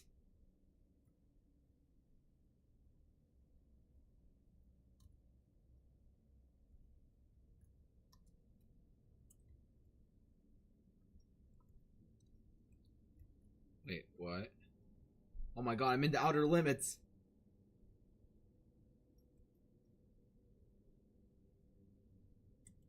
What? Why are you here? There isn't anything for you here anymore? Desperola is literally unlocked by default now.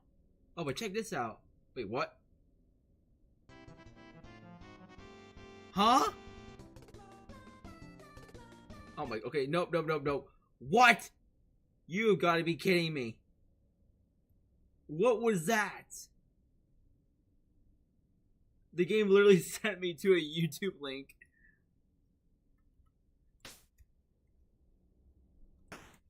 Ooh, wait, hold up. Rotate. Oh, what the heck?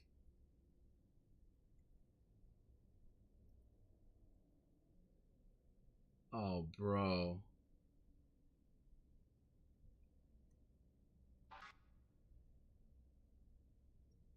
Okay.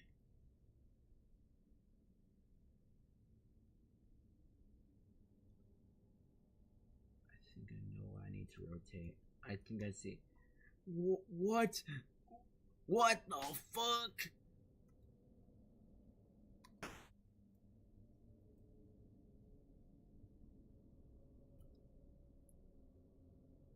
Man, this is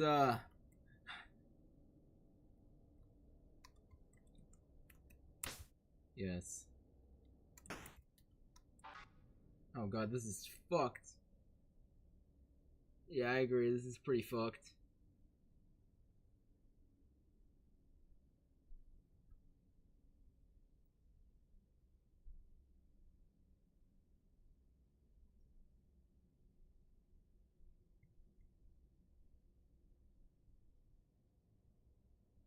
Oh my god, this is evil. Yeah, this is really evil.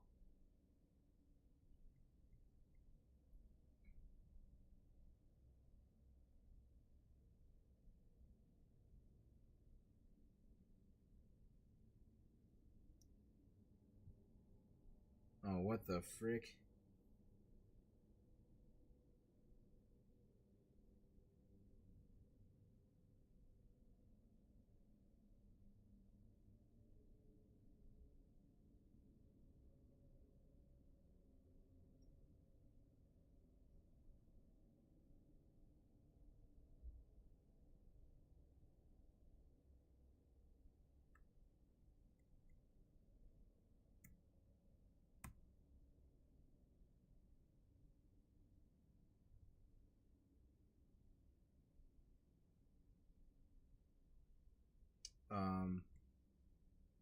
Jesus Christ.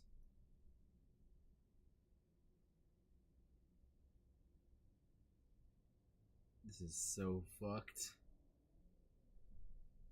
Why does this exist?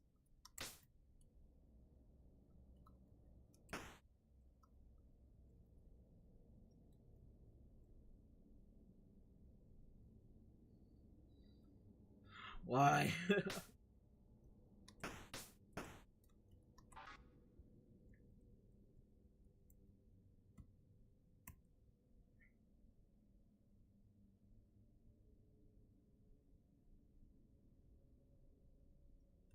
What? Does this get me anywhere? No. It's not getting me anywhere.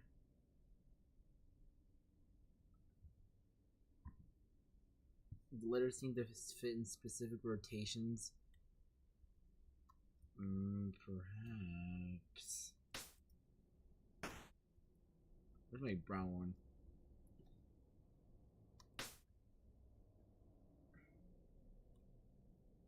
Or my orange one?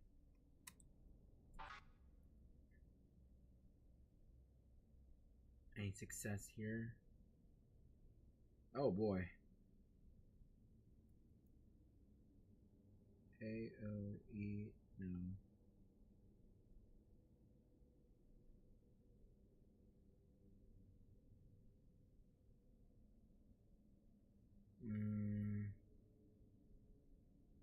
Can I follow this to anywhere? No, maybe, what about this orientation? Oh, wait, hold up. I think I have... Wait, hold up. A-O-T-H-A-B-H-A-N-G.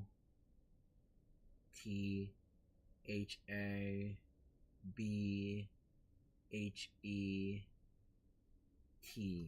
Wait. Hold on.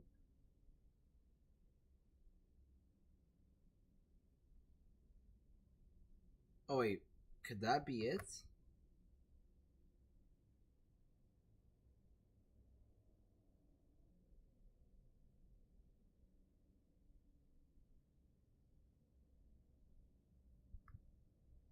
Wait a minute, let me just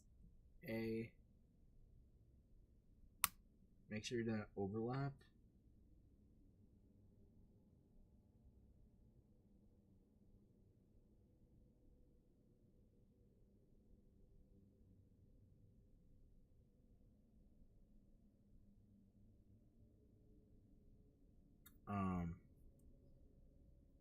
What have I not placed on? Have I done the blue one?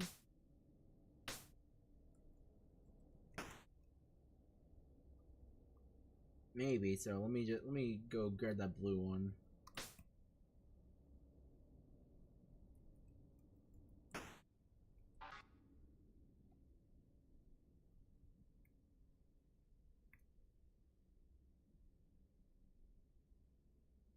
Does this link up?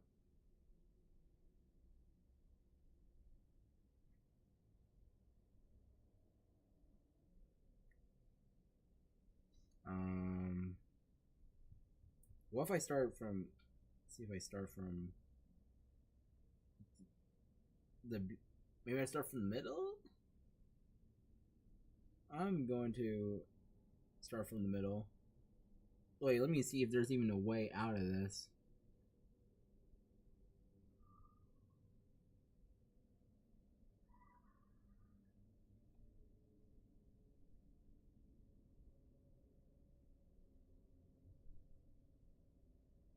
You like the scene guide?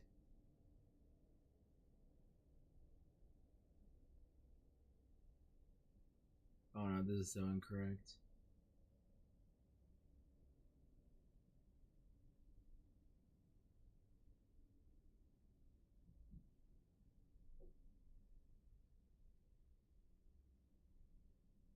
Oh hell no.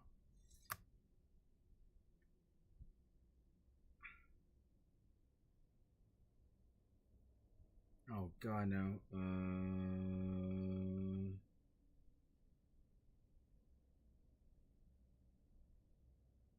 Anywhere here? Yeah, no. Yeah, no. That's incorrect.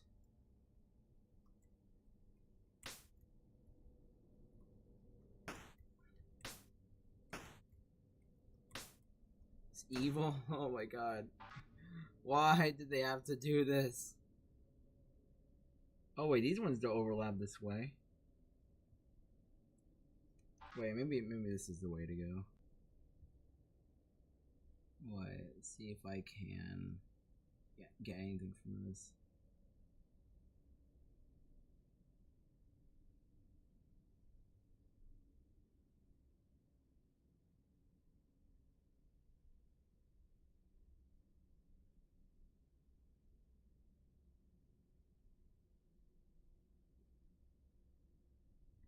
Pink is rotated wrong because of the T. Oh wait, I rotated pink wrong?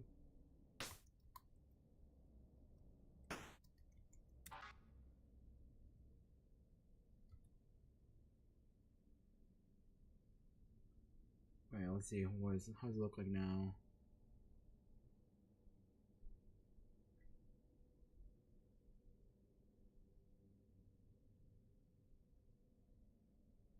Oh god, no.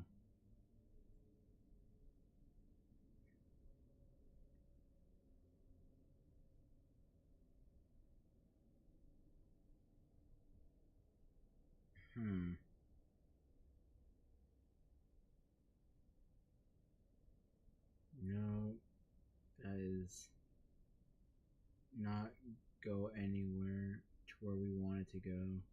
Wait, actually, wait, hold up. If we take this way, G-O-N-E.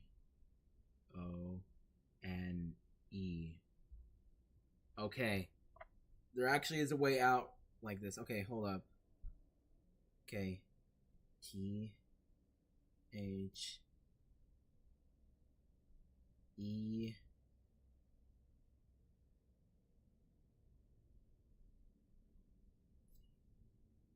B O U N D S. The bounds? Okay. We're getting somewhere. H A V E. Got have. G O N E. There we go. The bounds have gone.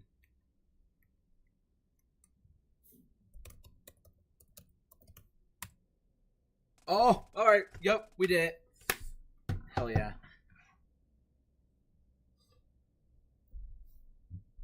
Alright.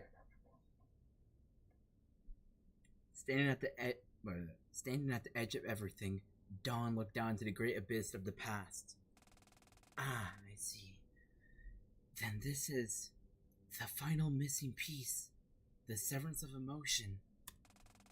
A scene played out, illustrated by brainwaves floating in and out of existence, creating what could only be described as a stage, set, and play for one viewer. All systems looking okay? So far, so good. No reports from EDEP. Her wavelength is stable. Kisho, turn the power switch. Very well, sir. The audience of one watched. 4 seats set up, all for one person. The World Keeper, the Liberator, the protagonist, and myself. We as one watched what followed. Turn off! Turn off! The system has entered protective mode, sir. I can't believe what I'm seeing. It's cutting our entire EGO and MEM files. It's moving them to the sim layer. Oh god. Oh my fucking god. What have I done? And so, I watched my father watch, and my father could only watch. That was when the 4 of us were born. What? The storyteller, forced into a godlike position of only being able to watch, came first. That would be me, or my eye. Most of what made me who I was stayed behind with me. So in a way, I was closest to the original Saturday. And then came the World Keeper and Liberator. 2 ideals, continuously at odds with one another. Fight and flight personified. But they were only ideals. They were not alive, and never have been. Stuck in that catbox superposition of being alive, but lacking life. The World Keeper took clear advantage. Having grown stronger over time. I was still in the position of growing my Liberator to match how much grip the World Keeper had over me when I was put into the Duskbreaker. So the World Keeper managed to fully form before the Liberator did. Using this to her advantage, I watched, unable to interfere, as the World Keeper forcefully ejected any memory or personality relating to the Liberator's purpose from her. The 2 of them were already husks, unable to feel proper emotion. But this left the Liberator in an even worse state. It would be a long time before I could think of a way to remedy that and level the playing field. And then, there was one more. The body. A perfect replica of myself as I was when I entered the Deathbreaker.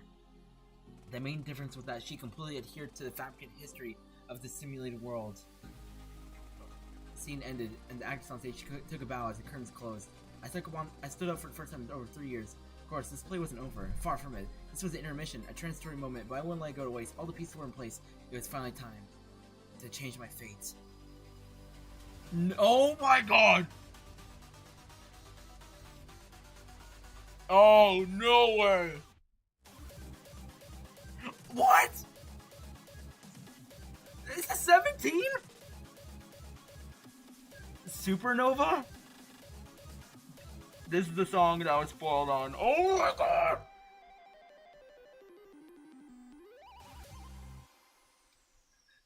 Oh, no way, I'm doing Supernova. Oh, Jesus Christ.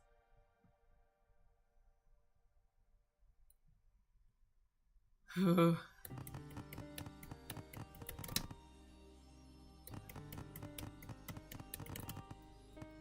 Wait, hold up. Okay.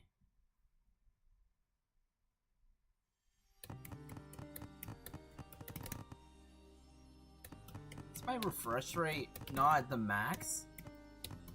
Wait, hold on, no. Okay, you know what? Screw it. I don't think I'm playing at my intended refresh rate. I'm pretty sure I'm playing at 60 FPS. Alright, no matter, we gotta lock in. Wait, there's no health gauge here this time.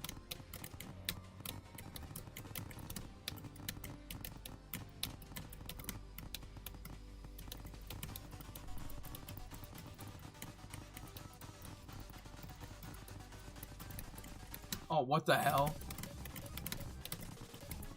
Oh my god!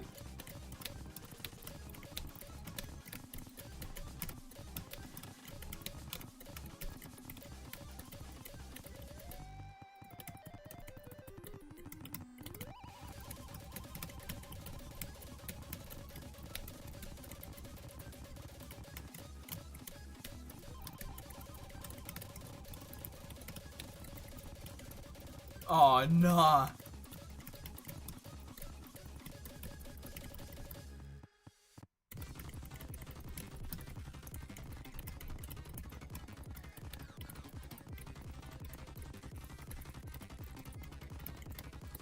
Oh, dude. This is testing my... Actually, I don't think my stamina has been tested yet.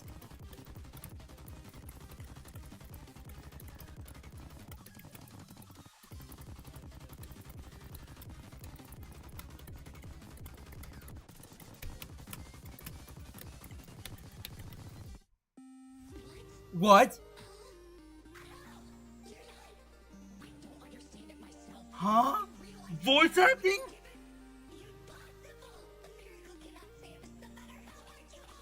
Huh?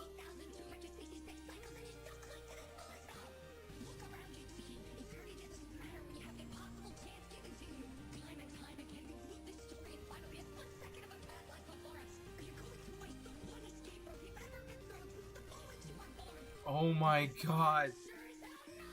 What? Oh, dude, this is, oh my god, this part.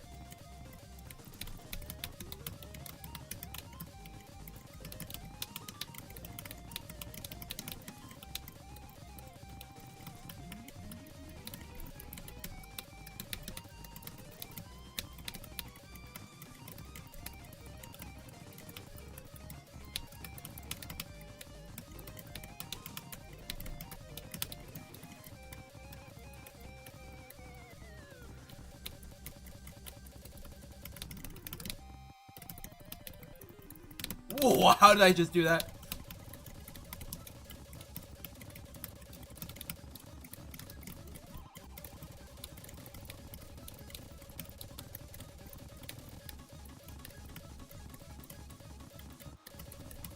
Oh, whoa, that rhythm changed. Oh god, that rhythm changed.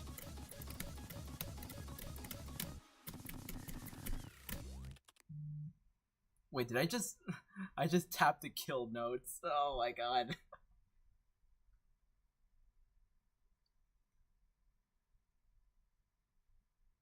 Oh, what the hell? Yeah, I love that song. I love that song. Time. Many months into our ordeal, that word stopped having meaning to me. How long has it been that my time was stopped in place? It was time for the intermission to end. The plague would resume, and for the first time, I didn't know what would follow. It's strange, isn't it? To become so disillusioned with the infinite present that you actually find yourself looking forward to the uncertain future? Without a doubt, this tale will not end anytime soon. I wouldn't even be surprised if it continues into an 8,267th cycle. But however long it needs, everything we've accomplished here was all for this final change. Whatever happens from here on out is the will of myself. All parts of myself. The Liberator, the World Keeper, the protagonist, and the storyteller. All parts of Saturday now have a part in this play. There's still some unseen truths of the past that will come to light. But after all these years, all this time, finally, I can see what lies in the future. So, shall we enjoy the rest of this play? Supernova. Cleared the 4th story lock.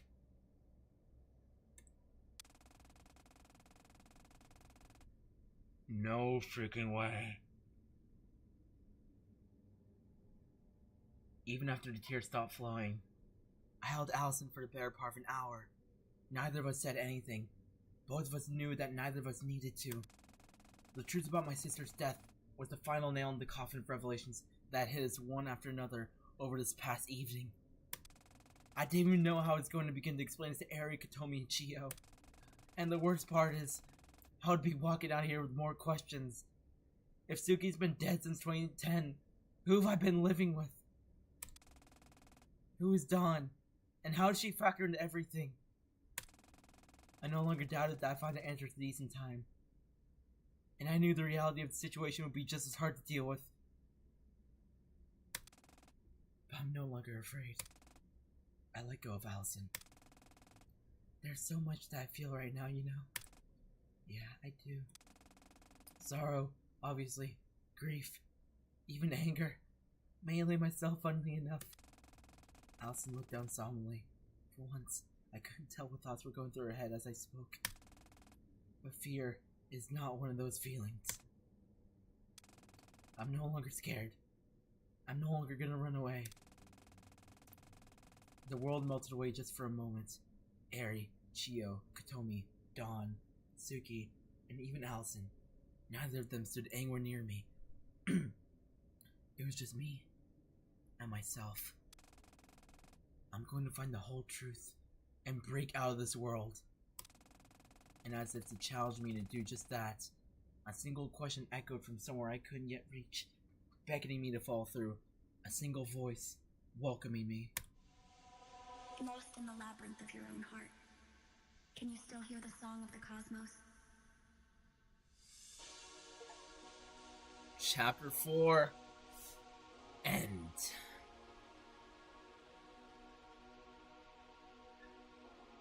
Alright.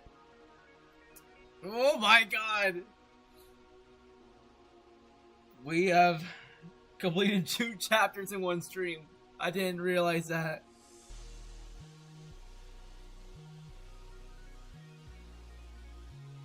Holy shit. Oh, dude. Guess I lied to you. Yeah, I guess you did lie to me. Oh, dude. Favorite Stasis feature arc. Oh my god, this ending. It's happier. How long's the stream? Oh god. Who knows how long? 7 hours and 40 minutes.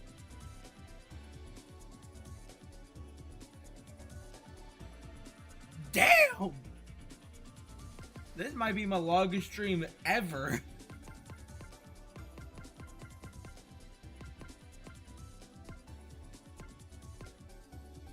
Song shop, node flowchart, sound scan.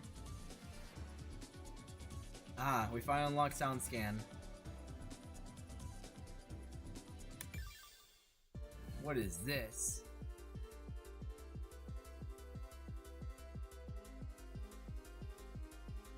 What? What the hell? GTS, Pertano, Skyworks, Unbeat Games, Intro to SoundScan. What? So this is fun, actually. Yeah, it is. Oh god. So it seems now at this point I've unlocked, it seems like every single feature is here. Like, I've actually unlocked every single thing, I think. Well, some things just appear out of nowhere, but some things that were like said locked by in chapter 4 or 2 or stuff, I actually have now. I'll have to check out the sound scan thing on my own time. I didn't see this thing appear either. This is interesting. What is this? What the heck? Unlocked after you grab the egg? Really?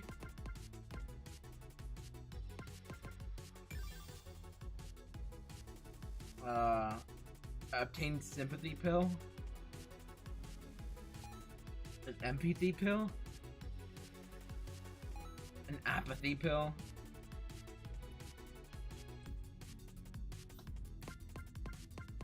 Trial.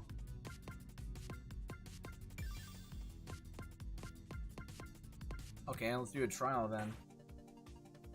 Is this a... what? Is this a turn-based? Okay. Avatar attacks. Splinky takes 4 damage. Splinky attacks. Heal? No, not heal. Oh, nice. Good job. 2 damage. I took 6 damage?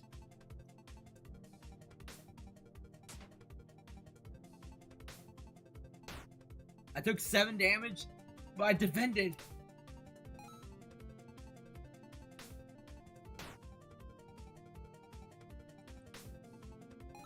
Oh god, no. Oh god, what's the point of this? Why am I so weak?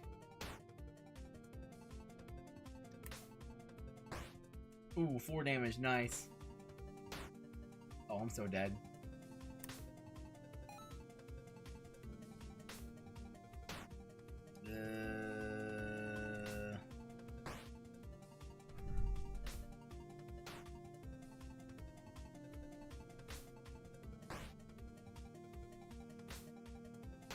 Ah! Oh god, no, I'm 1 shot.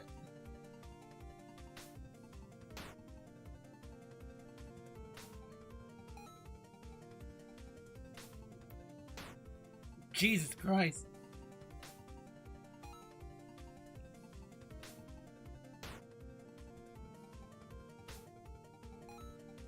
Seven HP.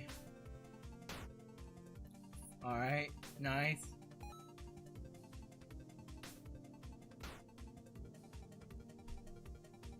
Heal some damage life. Yeah, I'm just gonna heal. You know what? Screw it. Attack. Nice. Okay, I'm gonna risk it. I'm gonna attack again. Miss. Take 4 damage. Miss. No. Okay. Nice, yes, please miss. Oh, nice. 4 damage.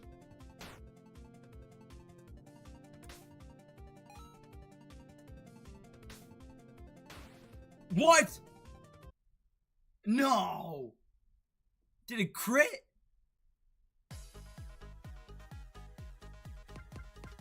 Hell no.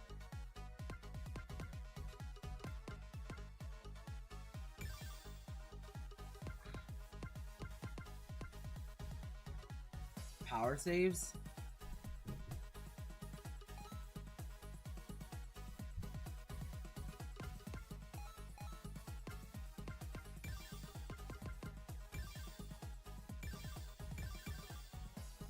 Alright, level 5 now.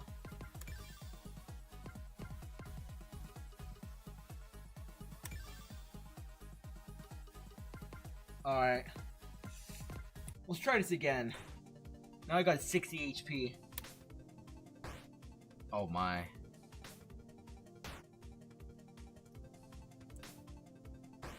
Oh. Yeah, you're so dead now.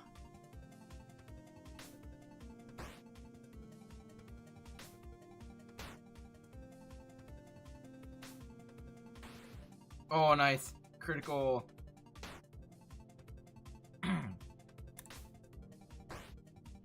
Ooh, 12 damage. 2 damage. Alright, you're dead. Obtain 2 power save. Oh.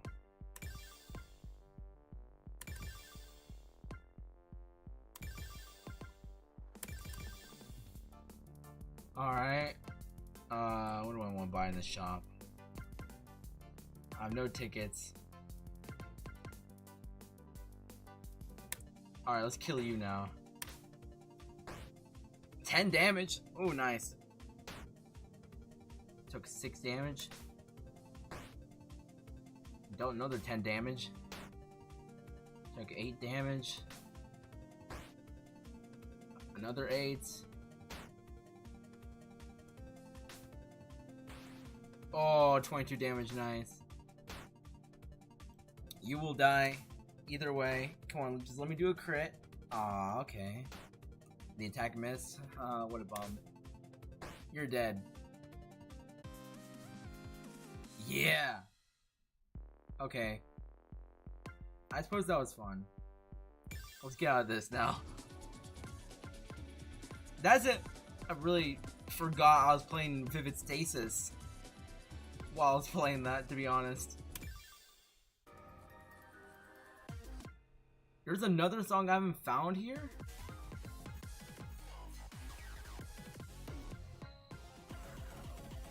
Sound scan. Vivid Last Wish. Chapter 4.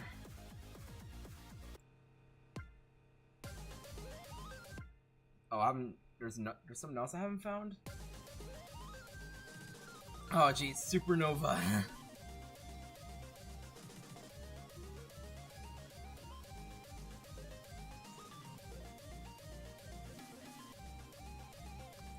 This probably might be the hardest. Jeez. Probably the hardest song I've played on here so far. Like, honestly, no joke. That is tough.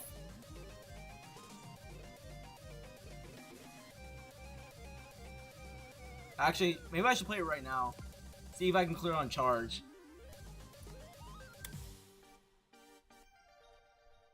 Like, legitimately, let's see if I can actually do this.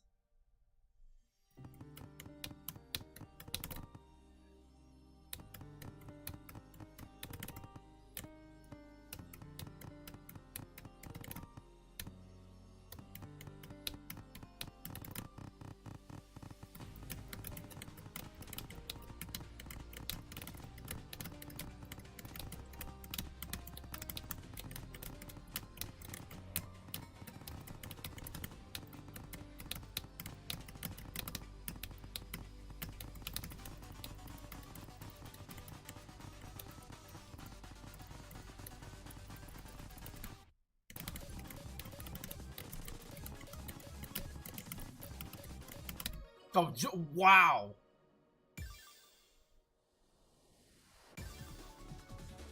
Wow! Dude, oh no. Oh no. Okay, well, second time's the charm, help me here. Oh god, no. I have a bad feeling about this.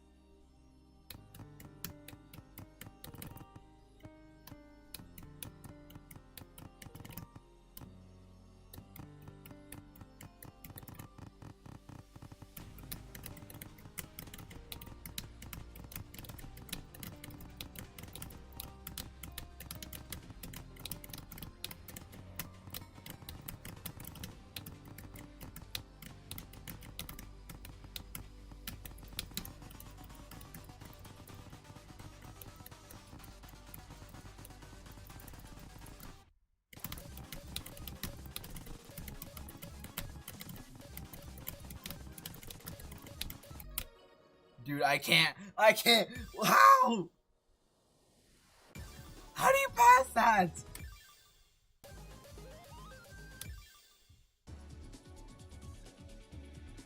No, that one's so tough. How can you actually pass that? Okay. Alright. Let's try on the basic gauge.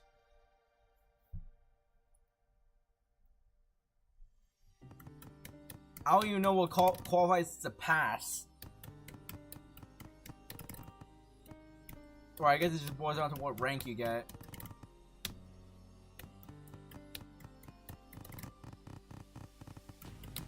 Actually, no, screw it, no. I want to try to do uncharged. You did? Oh god, you're a madman.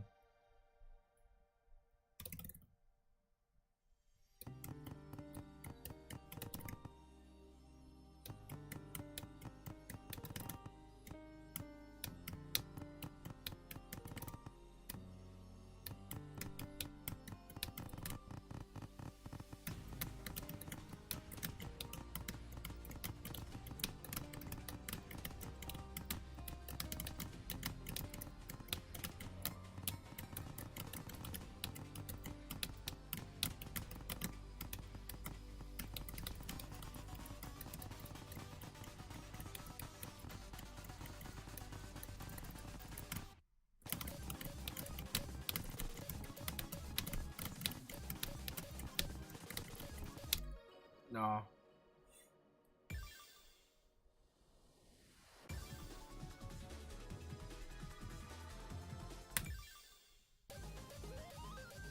Oh god. That is... I don't know how. Oh wait, I forgot you could favorite.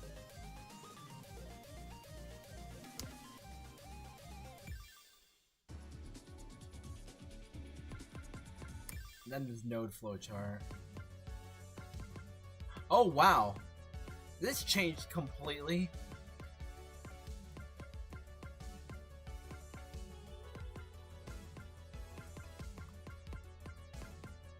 Jesus Christ.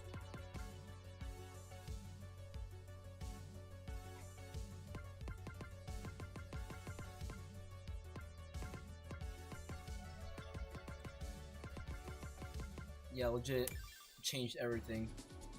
Alright. Okay, you know what? One more try, I swear to God. No way. Okay, I failed it 3 times.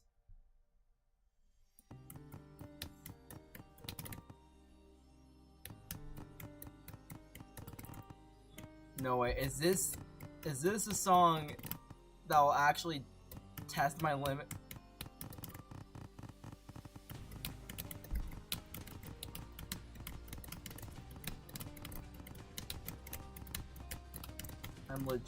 I legit may have found my struggling point.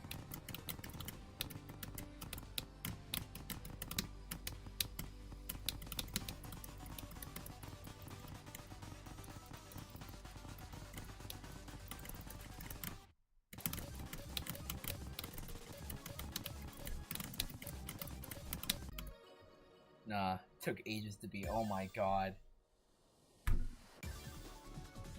Holy shit. Okay.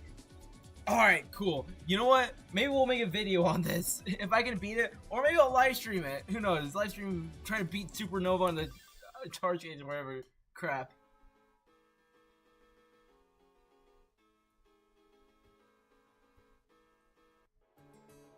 Alright.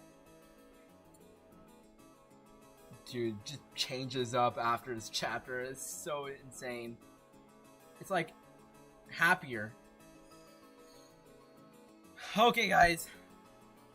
Well, I think we gotta end the stream now. But guys, we literally just beat 2 chapters in 1 stream. We are currently at... We're about to hit 8 hours on the stream. Can you believe that?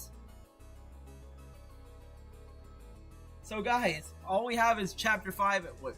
Chapter 5 and 6? I think. We don't have many chapters left. You know, who knows? I don't know if I'm gonna stream 2 chapters in one stream again, but we'll see. I'm definitely looking forward to the rest of this. And honestly, freaking Supernova. Supernova is actually kicking my ass. This is gonna take me a while to beat. I can feel it. This truly could be the song that'll actually break me. Like the one I'll actually struggle on. But yeah, guys, I will stream. I'm not sure when, honestly. Give me some time. I'll come up with maybe tomorrow, maybe Monday. We'll see. But anyway, guys, if you like this stream, please leave a like. If you want to, oh yeah, if you haven't already, subscribe as well. If you want to see more streams in the future, you want to get notified as quick as possible, please hit the notification bell. But guys, we are finally done. Alright guys, without further ado, have a good one. Stay safe if you're in Fayetteville, Arkansas and you're experiencing bad weather. I know some of y'all are. But yeah, without further ado, see you guys later.